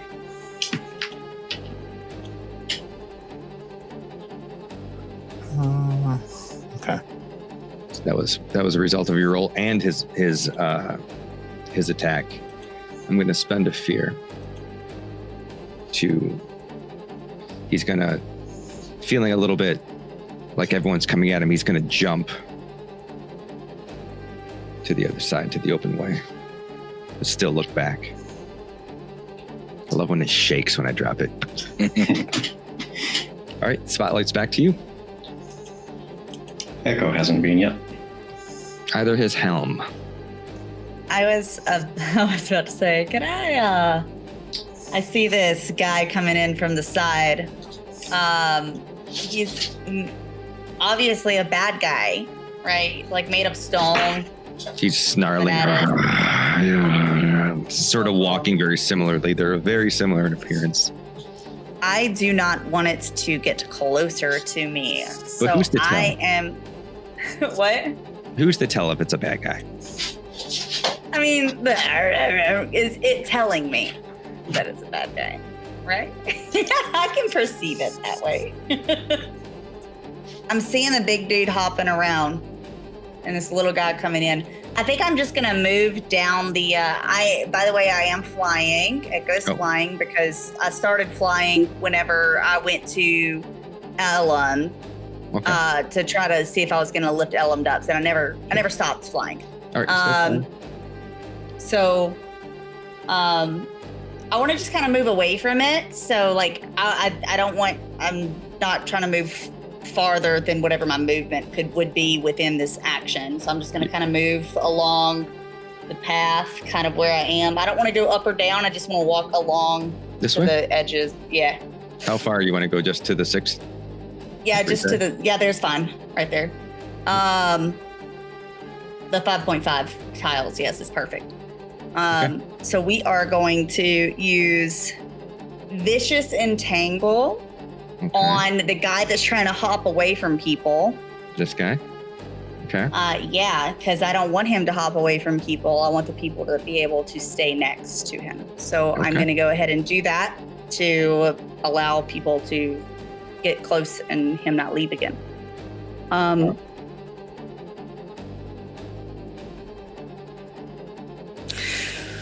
Okay, yeah. I was trying to see if I wanted to do some like big thing, but I don't think.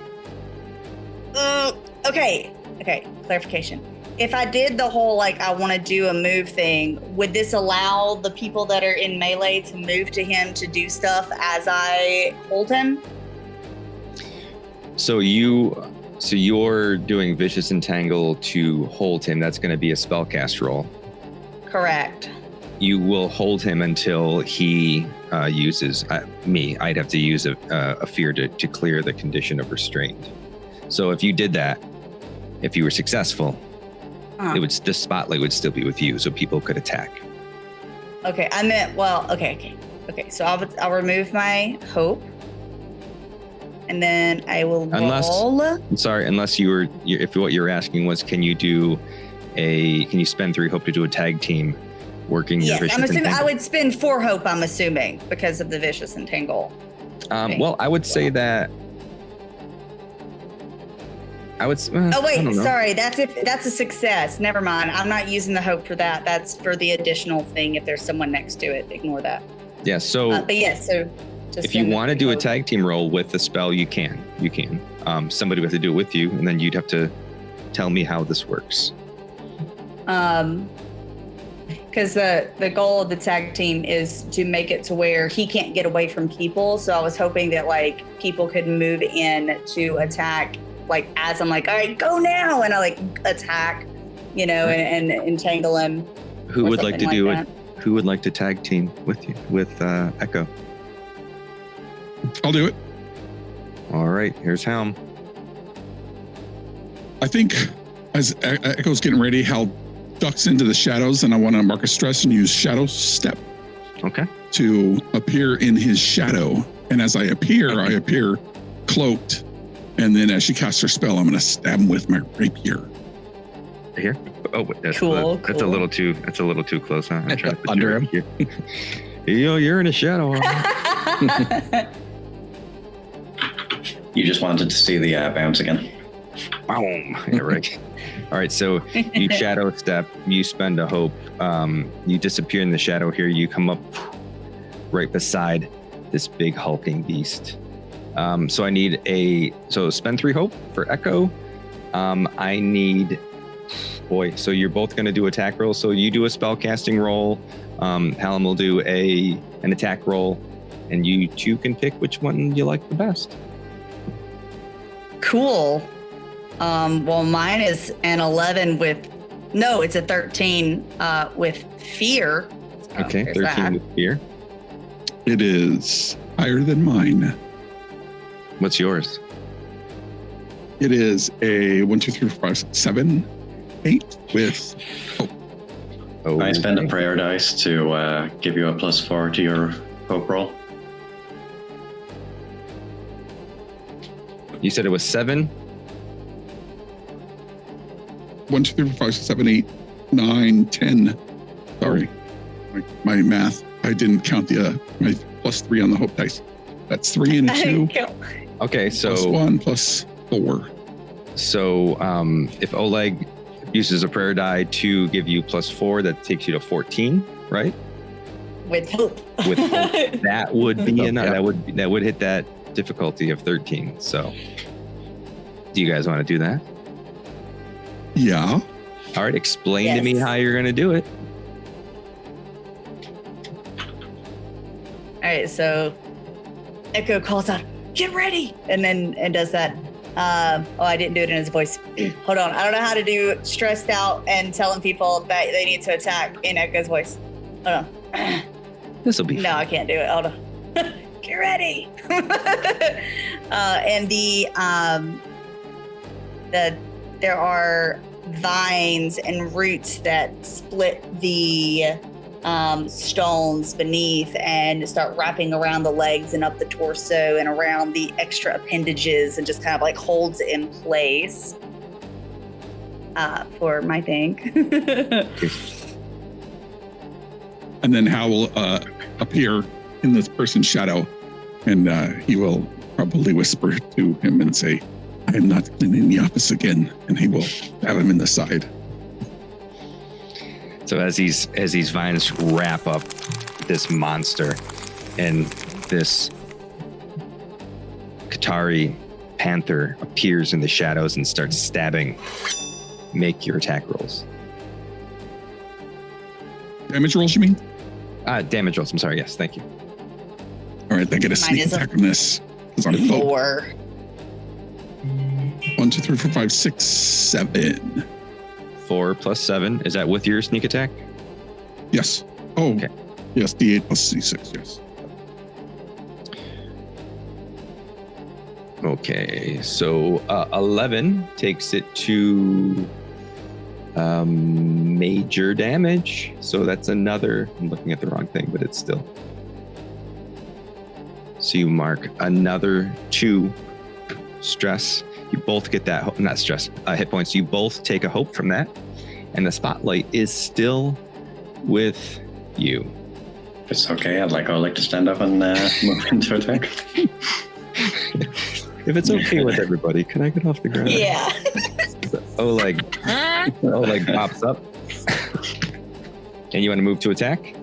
Yes. All right, so you are within melee range or melee range. I don't know why I can't ever get that right the first time. I'm rolling terribly. That's 3.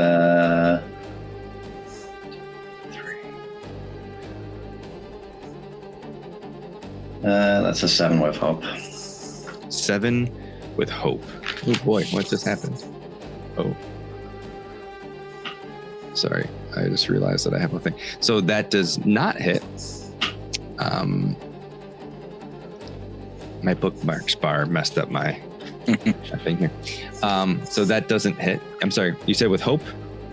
With hope. Okay. Doesn't hit, so as you appear and you start to slash, it's just getting over this entangled, but it sort of parries off your attacks. And it is going to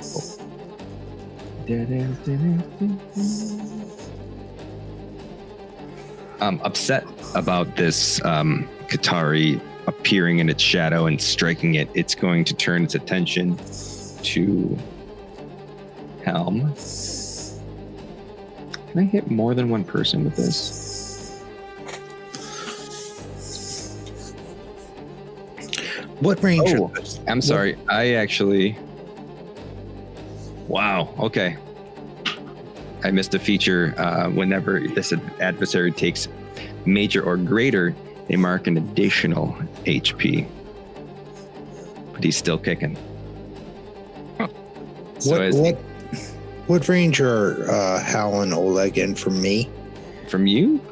Yes. They are pretty. They're close. They're 3 tiles away, so they're within very close range. Okay.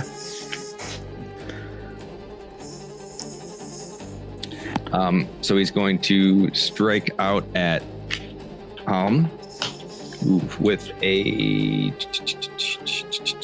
11. That misses. Ooh. So he slashes out at you, probably thinking you are going to clean the office again. No. As he's just this mindless swiping as you duck and dodge and dip and duck and dodge your way out. I am, however, going to spend another fear to do another tormented scream. Presence rolls for everybody. I'm going to mark that stress. And your DC is 13. If you fail, you lose a hope. If you win, you mark a fear. How many crits can we get this time? I just got a crit. I did not. Are you kidding me? Yeah. Double 4s are a crit, right? Oh yeah, no, they are. That's a crit. I succeeded, but not crit. All right, so I'll you take a stress. mark a stress. Throg, Succeeded as well. Can I Throg. grab now? You clear a stress, and you can gain a hope. Oh, cool. And then, Hal, you were successful, so I you don't have any stress. mark a stress. Oh, wait. Yes, I did. I just cleared the one that I got before. All right. Who else? I failed. I see. with Got fear. a 14. So 1. Does the fear and the hope matter for these? Only if you No. fail, I gain fear. Okay. I succeeded, so I marked a stress. So just 1 failure then? I think so. Aw. I'm gonna immediately spend that.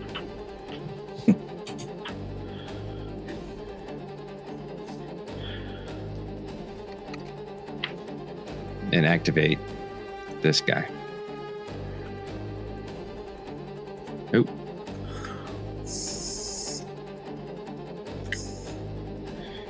Did we not? I'm so sorry. Did we not take damage from that? Nope. Nope. If you just lose a hope or mark a stress. And spotlight's back to you. I'm not gonna get, if nobody has any objections or has a plan, I'm gonna get up and attack. Cool. All right. And I'm going to use an experience of pick on someone your own size. Ooh. All right. Pick on someone your own size.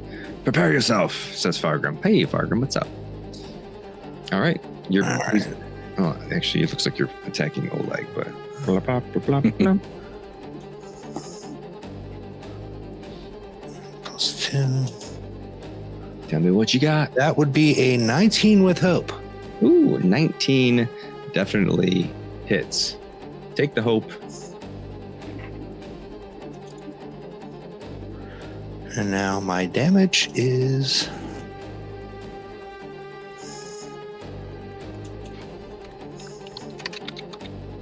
Excuse me while I re-roll this because I have the feat of... What the hell is it? I get to re-roll 1s and 2s. Oh, nice. Yeah, not good enough ability. You can re-roll Nice. as many 1s and 2s. Oh, so that's what the 1 was before. Yeah. Oh, cool.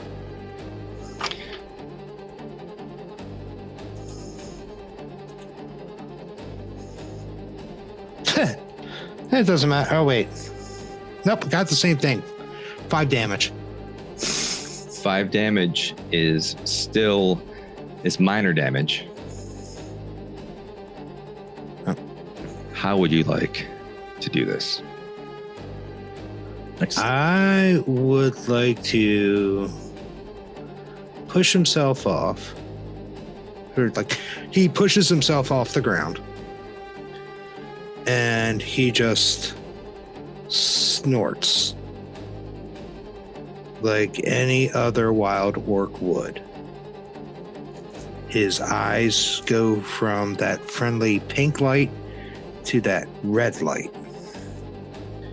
And he stalks very slowly towards this crystalline menagerie creature. If Oleg is look back and seeing the movement, he might actually worry that the orc has turned. He lowers his axe and golf swings right up through the center of the crystalline creature. As you swing your axe up and it catches the rock, you see this patchwork, shambling, rocky, statuesque monster just split, and everything keeping these random bits together just dissipate as it falls into a pile. Well done. It's still to you.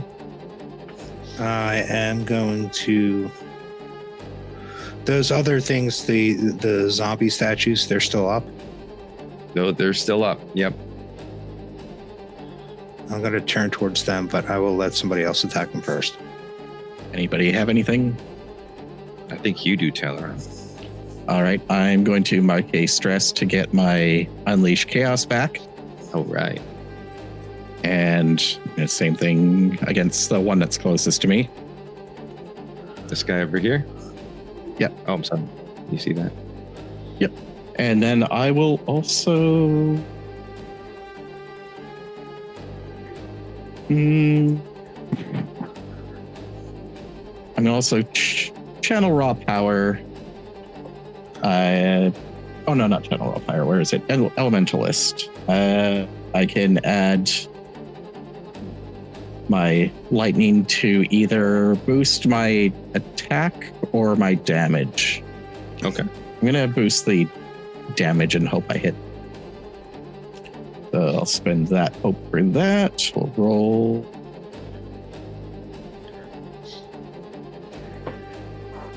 Oh, that is a 5 with hope. That will take your hope. Yep. But that misses. And let me find this thing. Let me double check real quick. Sorry, it's taking a minute to load. Yes, you said 5. That misses. Yeah, 5. And it's a failure, so it's going to go back to me. This thing is going to, seeing that this this lightning shooting past it, it just sort of notices you and starts to sort of slowly walk towards you. It doesn't go any further than it's. Oh, can it make it to you? Oh, no, it can't. Hold up. It doesn't quite make it into melee range every single time. And I'm going to spend a fear to move this guy over here down. Oops.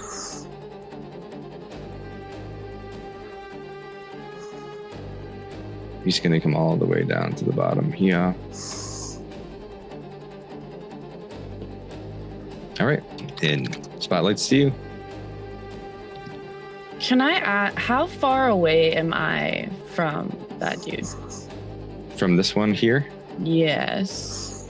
You are about 35 feet or so. So you're probably like just outside close range. Can I cross into melee range? I mean, if you roll if you roll an agility roll, you can get there. No, I'm not doing that again. I mean, you're just about there. Actually, if I drop you here, you're just about there. I think it's just because I clicked on like something closer to the center of your circle. In that case, I mean, you want to do that. I do want to do that because I would like to attack him with an ability that I have. It's a Book of Typhar ability called Wild Flame. Okay. We don't have. I don't have multiple targets here, so I'm going to make a spell cast roll. So, quick question. Mm-hmm. My spellcast roll overall with my wheelchair as my primary weapon is +3.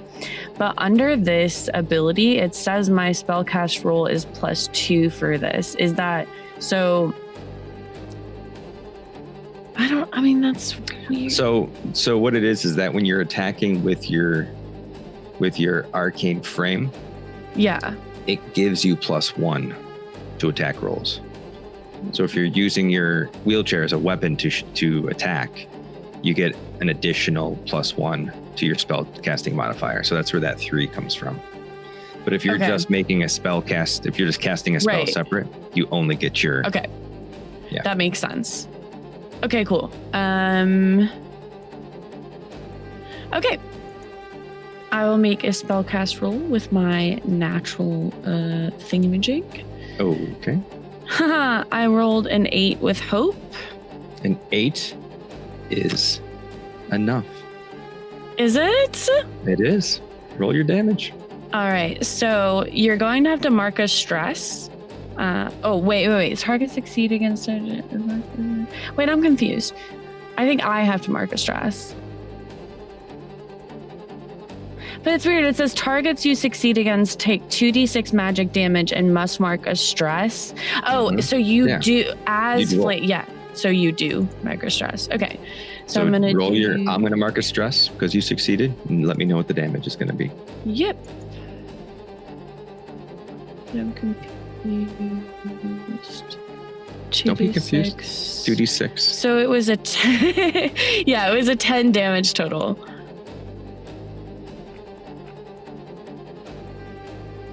Oh, this is the wrong one. Okay, cool. This has no thresholds. It has 1 hit point. How would you like to do this? Yeah. I'm going to dun, dun, dun. You know what? I would like to cast these flames from my eyes. All right. And you know what? Actually, all of my eyes that are facing this guy's direction. Oh boy. Which I didn't say this before, but just so you're aware, all of the little red dots on my body are eyes. So I'm just covered in eyes. So I'm going to use that to just direct it at this guy and just, set him completely ablaze like a pyre.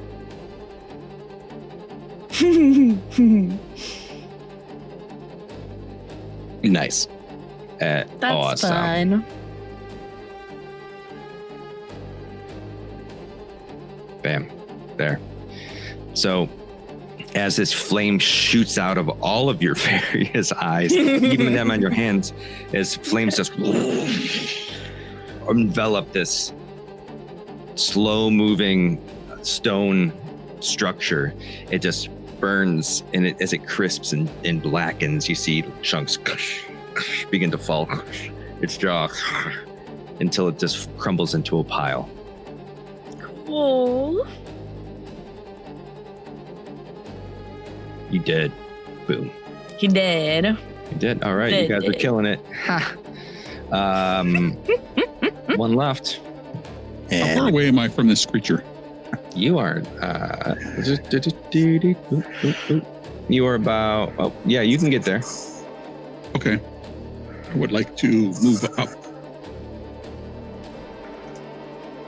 We really okay. And then Do you want to get up on the step, or do you want to be just below it? No, I just want to be below him and attempt to stab him with my rapier. Stab him. All right. Stabby stab. Let's just roll. That is 8, 9. Oh, You hit him. Kind of in this space, there was like this void that was trying to like. or 8 damage. He's a goner. How do you want to do it? How do you view it happening? A sun and a moon. I think I just run forward, seeing this giant creature, and then he dabs forward, and the creature crumbles over, and bones hit the ground. And he looks back to the group, and he kind of shrugs. That's not what I thought was going to happen. But As you just is everybody okay? As you hit this statue with your knife, it just totally gives way to it. Just folds, and it just lands, breaks in half, and just snaps, and it just is laying there in a pile of rubble stuff. Let's go. Nice. And you did it. Well done. We did it. You survived your first round of combat. It was not a total party kill. So excited. Good job, We guys. did it. So as you finish off the last of these zombies, we're almost done, I swear. You suddenly hear this voice echoing through the halls. It's in your head, but it's everywhere. And you just hear,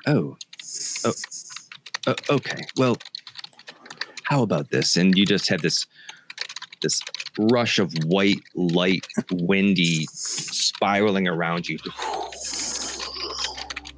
And then suddenly, as you're all standing there in your offensive positions, just on guard, you're in this huge space, just this library. You see these tall stacks, something about libraries today, that just go on forever. You look around and you see all of these people, white hair, this dark beard, big slouchy red scarf, wearing like a green vest with a coat over it, belt at the waist, walking around with their walking staff, their quarterstaff, and they're just everywhere. There's hundreds of them, all in the distance, and they're just putting books away, walking around putting books away. And one of them is standing before you. They're all dressed very similarly. He comes to you and he says, Ah, yes. You arrived. Good. We have no time to waste. I am Raish Daris, in the service of Kaloris, the Keeper of Knowledge. It's nice to meet you. How are you all doing? Are you okay?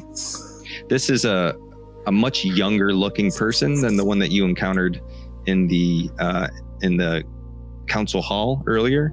Much more youthful, clearly not as aged, not as haggard and tired looking as the one that you saw's neck get snapped in the hall above.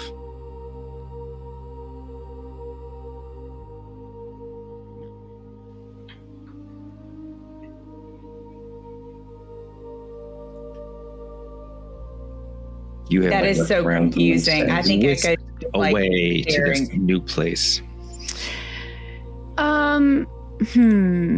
Can I ask, what would Elend know anything about the magic that Raish is using, or his connection with the Keeper of Knowledge, having, obviously had a history with all of these things, especially apparently having known him, which so what could I possibly know about this? Give me a knowledge check, a knowledge roll. Do we still say check in Daggerheart? I don't know. Give me a knowledge roll. Can I also spend a hope to use my experience for mind museums again? You may. So, what? I'm gonna make a knowledge roll with +4 with my knowledge +2 and my experience +2. And I rolled a 15 with fear. I'm gonna take that fear. You recognize the magic that they used to whisk you away. It wasn't anything too divine. It was a kind of a basic spell, something you have experienced before. You are familiar with the god Kaloris. Kaloris, I'm sorry, I'm subtracting syllables. They are the god of knowledge. You've definitely come across writings about this particular god, and all of you're very long lived, so in all of your time researching knowledge magics, you are familiar with the god. You're not familiar with Raish himself, though. I acknowledge that he said it's good to see you again. That was the older Raish. This is a much younger Raish.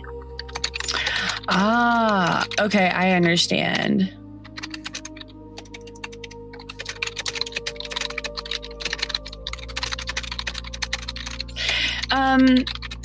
With my experience, not giving too much away to all of our audience here, but with my experience in terms of age and time in, from my history, would I know or understand anything about the older versus the younger versions of him? You would have, with your already rolled knowledge roll, you would have heard rumors of people in the service of Kaloris. They serve one function, and that is the documentation of history. So though you don't know anyone particularly who's done this, you imagine that if someone was going to document all of history, there must be some crazy timey-wiminess at play. You could just ask them too. This is true. So I think I'm going to ask this younger version of Raish.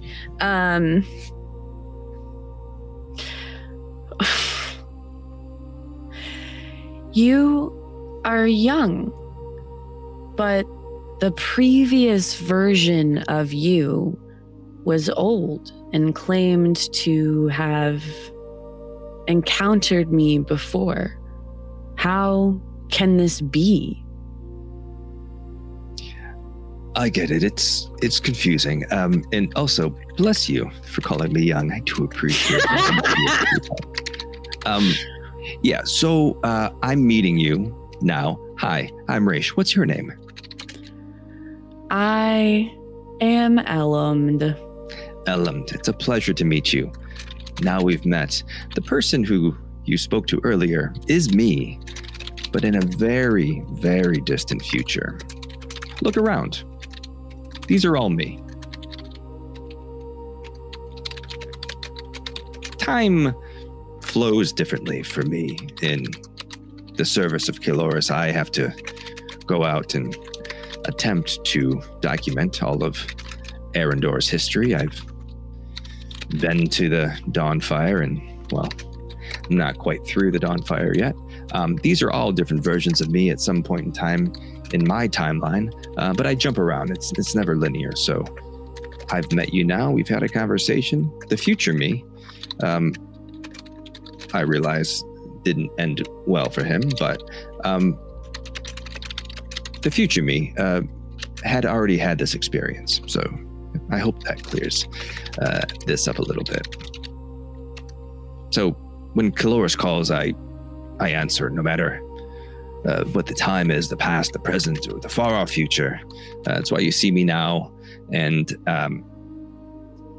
that's why when I met you, the me that met you earlier had already met you. Then what is your function in this moment in time as an ally to... And Elm, well, no, never mind. Elm has eyes everywhere. And Elm says,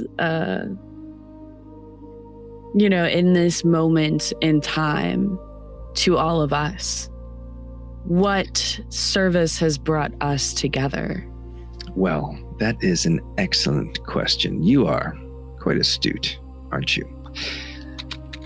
Things did not go well.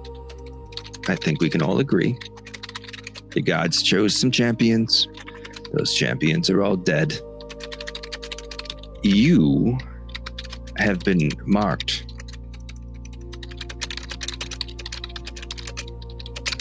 I also have been marked. And I'm also dead.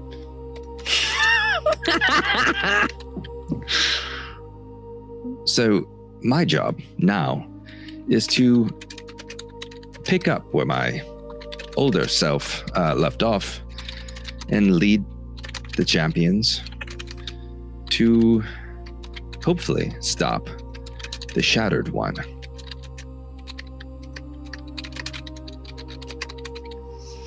Is this all of the yous? Are there more of yous out there, or is this all of you? I have no idea, if I'm being honest. Huh. There's a lot, yes.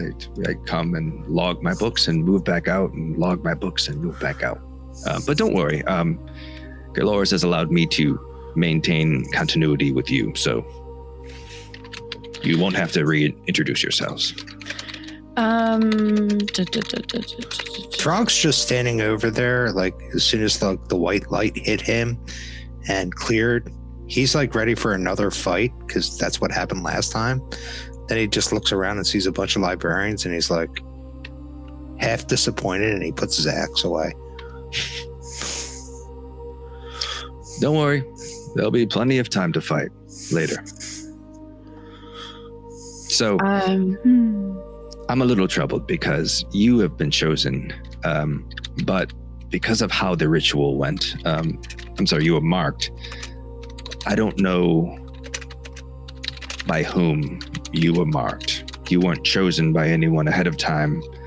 So before we can do anything, we need to try to connect you with the deity that marked you. And this is no easy task, but I'm hoping that they gave you some kind of a hint. Maybe they spoke to you, something of that sort. You see, every time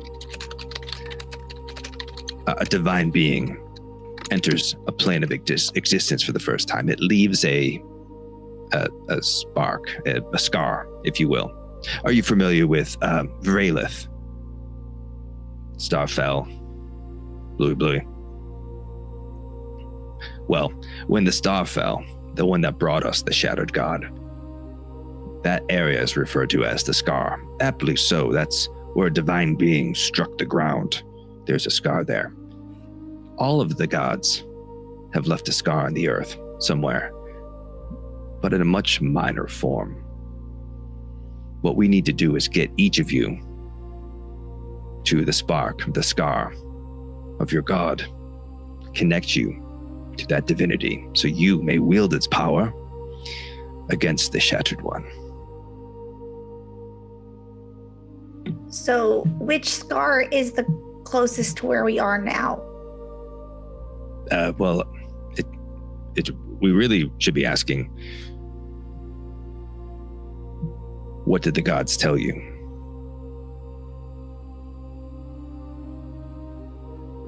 Did anyone hear a god, hear a voice, see a vision? I mean, I was kind of in this space. There was like this void that was trying to like pull me in, like a black hole. Okay. When I got hit. But there was like a sun and a moon spiraling each other. Interesting. Anyone else?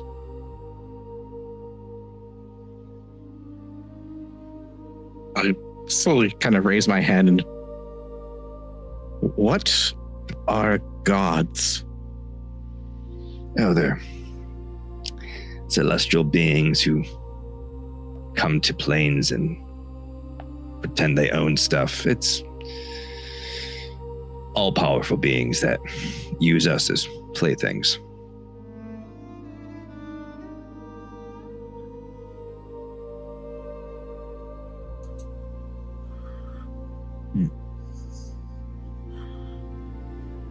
I saw a vision when I was struck as well. Two small cat people, one I believe chasing the other, and then spoke to a parental figure, and then went into a room where it went dark.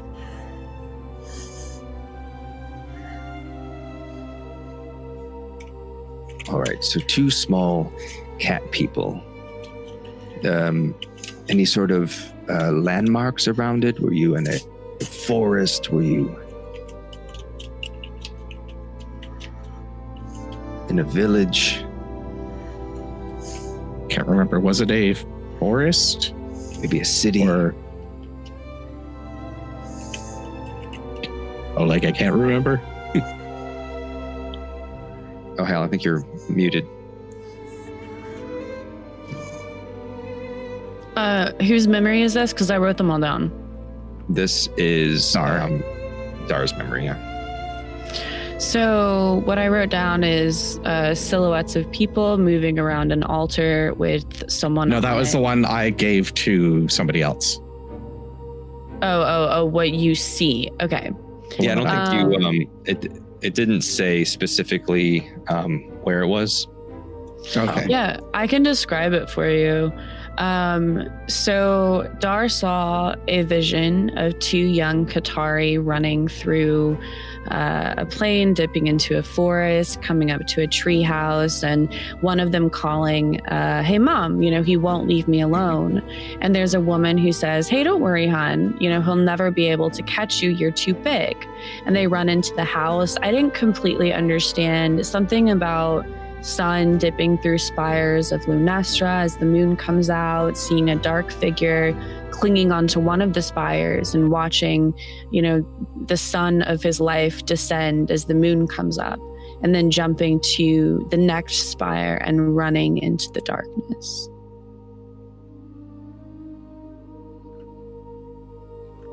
It was in a forest, then into a tree house. Did you feel anything when you had the vision?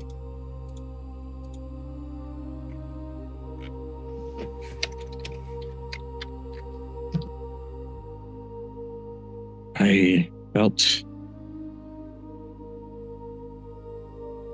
when they got to the treehouse, I felt comfort. And when the room went dark, fear. Fear.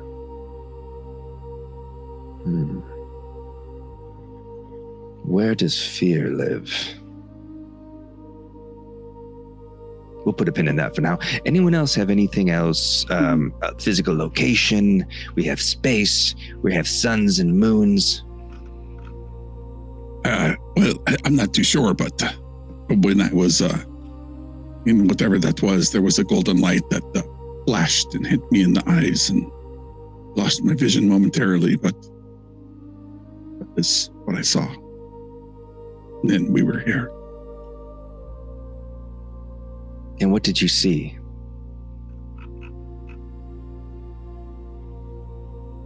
What did I see? Robed figures at an altar.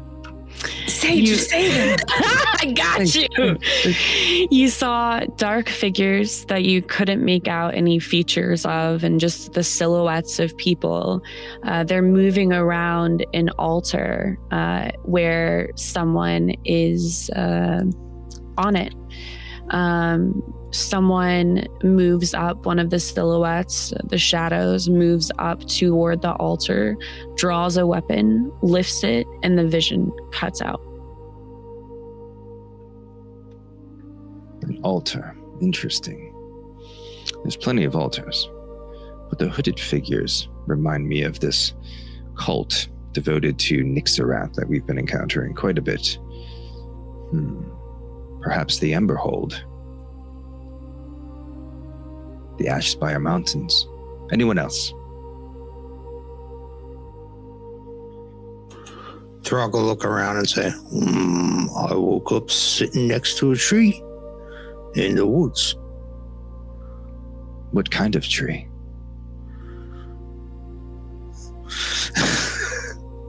Was it a big tree? It was big tree. It was a big tree. It was wider than I was. I had my back to it.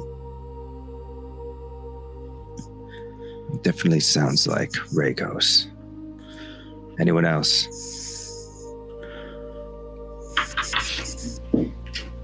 Oleg recollects the underground kingdom as he understood it, and then just says, I serve no god but the Lady of Silver. Well, that does pose a problem, I would say. I hate to bring this up.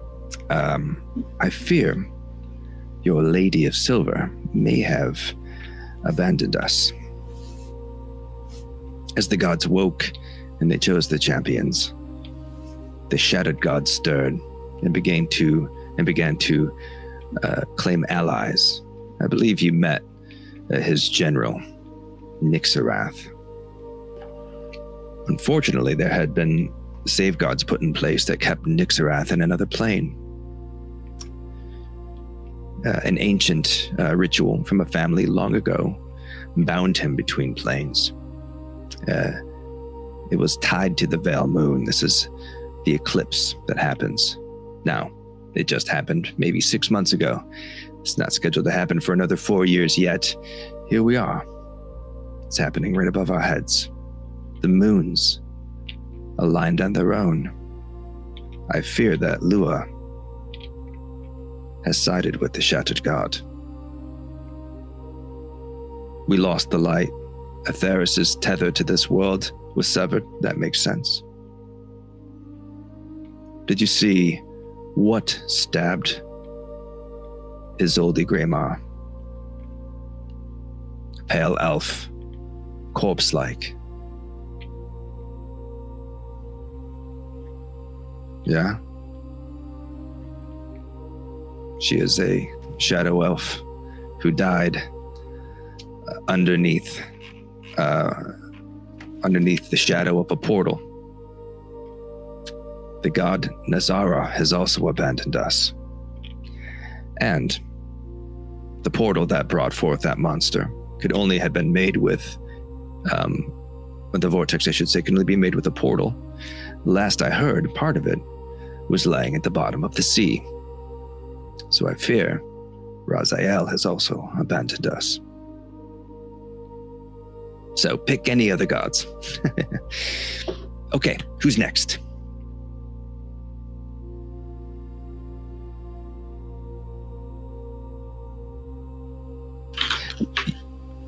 Your underground bit sounds very much like the mountains in Velthros.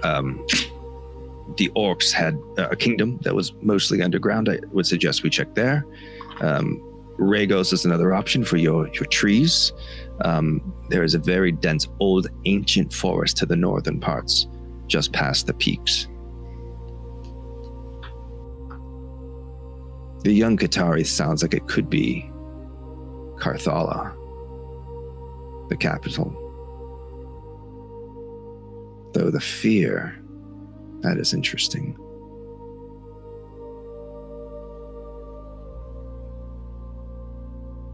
So, your choice. Where would you like to go first? Where is the space one with the sun and the moon? That's an excellent. Do we have to go to the sun? Well, we would be hard pressed to find a carriage to take us there for sure. That's a good one. I'll have to think about that one for a while. We would definitely want to go at night when it's cooler. Indeed. I'm thinking it's an extra planner trip.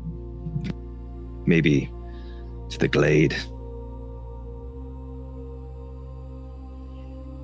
All in due time.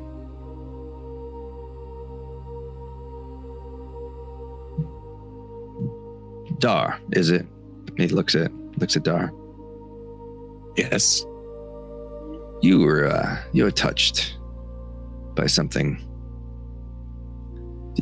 What do your senses tell you? And he waves his hand, and as he does it, this structure appears, this map of Vel Drannon, the continent that we're on, appears. Your instincts point you in any direction. So as he points to the map, he brings up this map and shows you Regos to the north, the mountains of Velthros, the Whispering Bay, Lunessra, Corvallis to the west, Elthwyn to the southeast, Veilgar to the east, and then Vrelith to the northeast. Do you get any sense from the mountains or from Regos? Do you feel anything for either of those locations?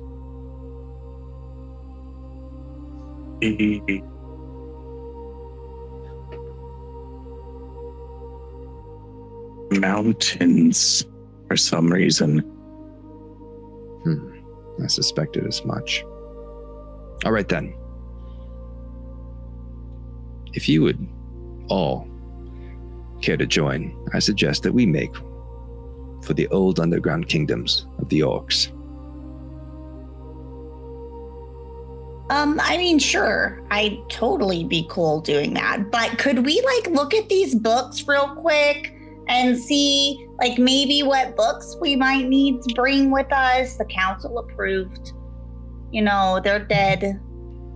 This place will probably get pillaged. Stuff could help us.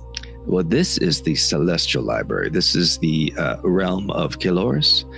I will drop you back, though, in the library in which you fought the Council of Seven. You can pillage all those books all you'd like. I don't care much for those. This is just history. Just history. Yes. A lot. So make your way to the mountains. I can't join you. I have this thing where I get pulled through time on occasion. I will do my best to meet you there, though. Does that sound like a plan?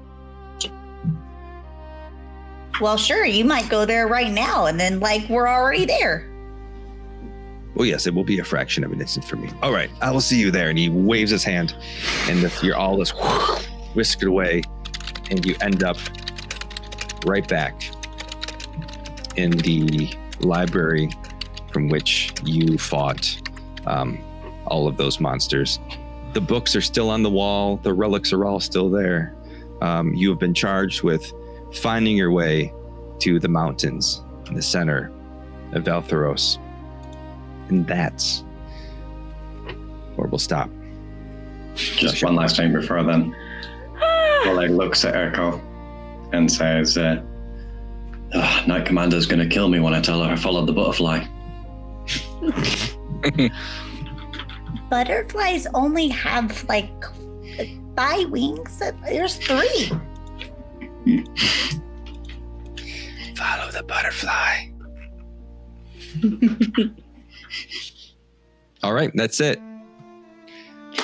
Thank you for hanging out. I know it's very late. I'm sorry for it being so late. I don't anticipate this happening every time. There's a lot to get through for our inciting incident. I hope you all enjoyed it as much as I did. I'm beat though. It was very fun. Awesome. All right. I'm gonna stop the stream. Yes, it was. And we will be back not next Thursday, the following Thursday, which has a date. It definitely is a day that has a number attached to it, and that number is the 28th of August for session 2. 28, is it not? What? Okay. For session 2 of The Shattered God, follow our heroes to the next step of our adventure. I hope you all have an outstanding weekend. As always, dear travelers. I'll see you in the next one. Take care.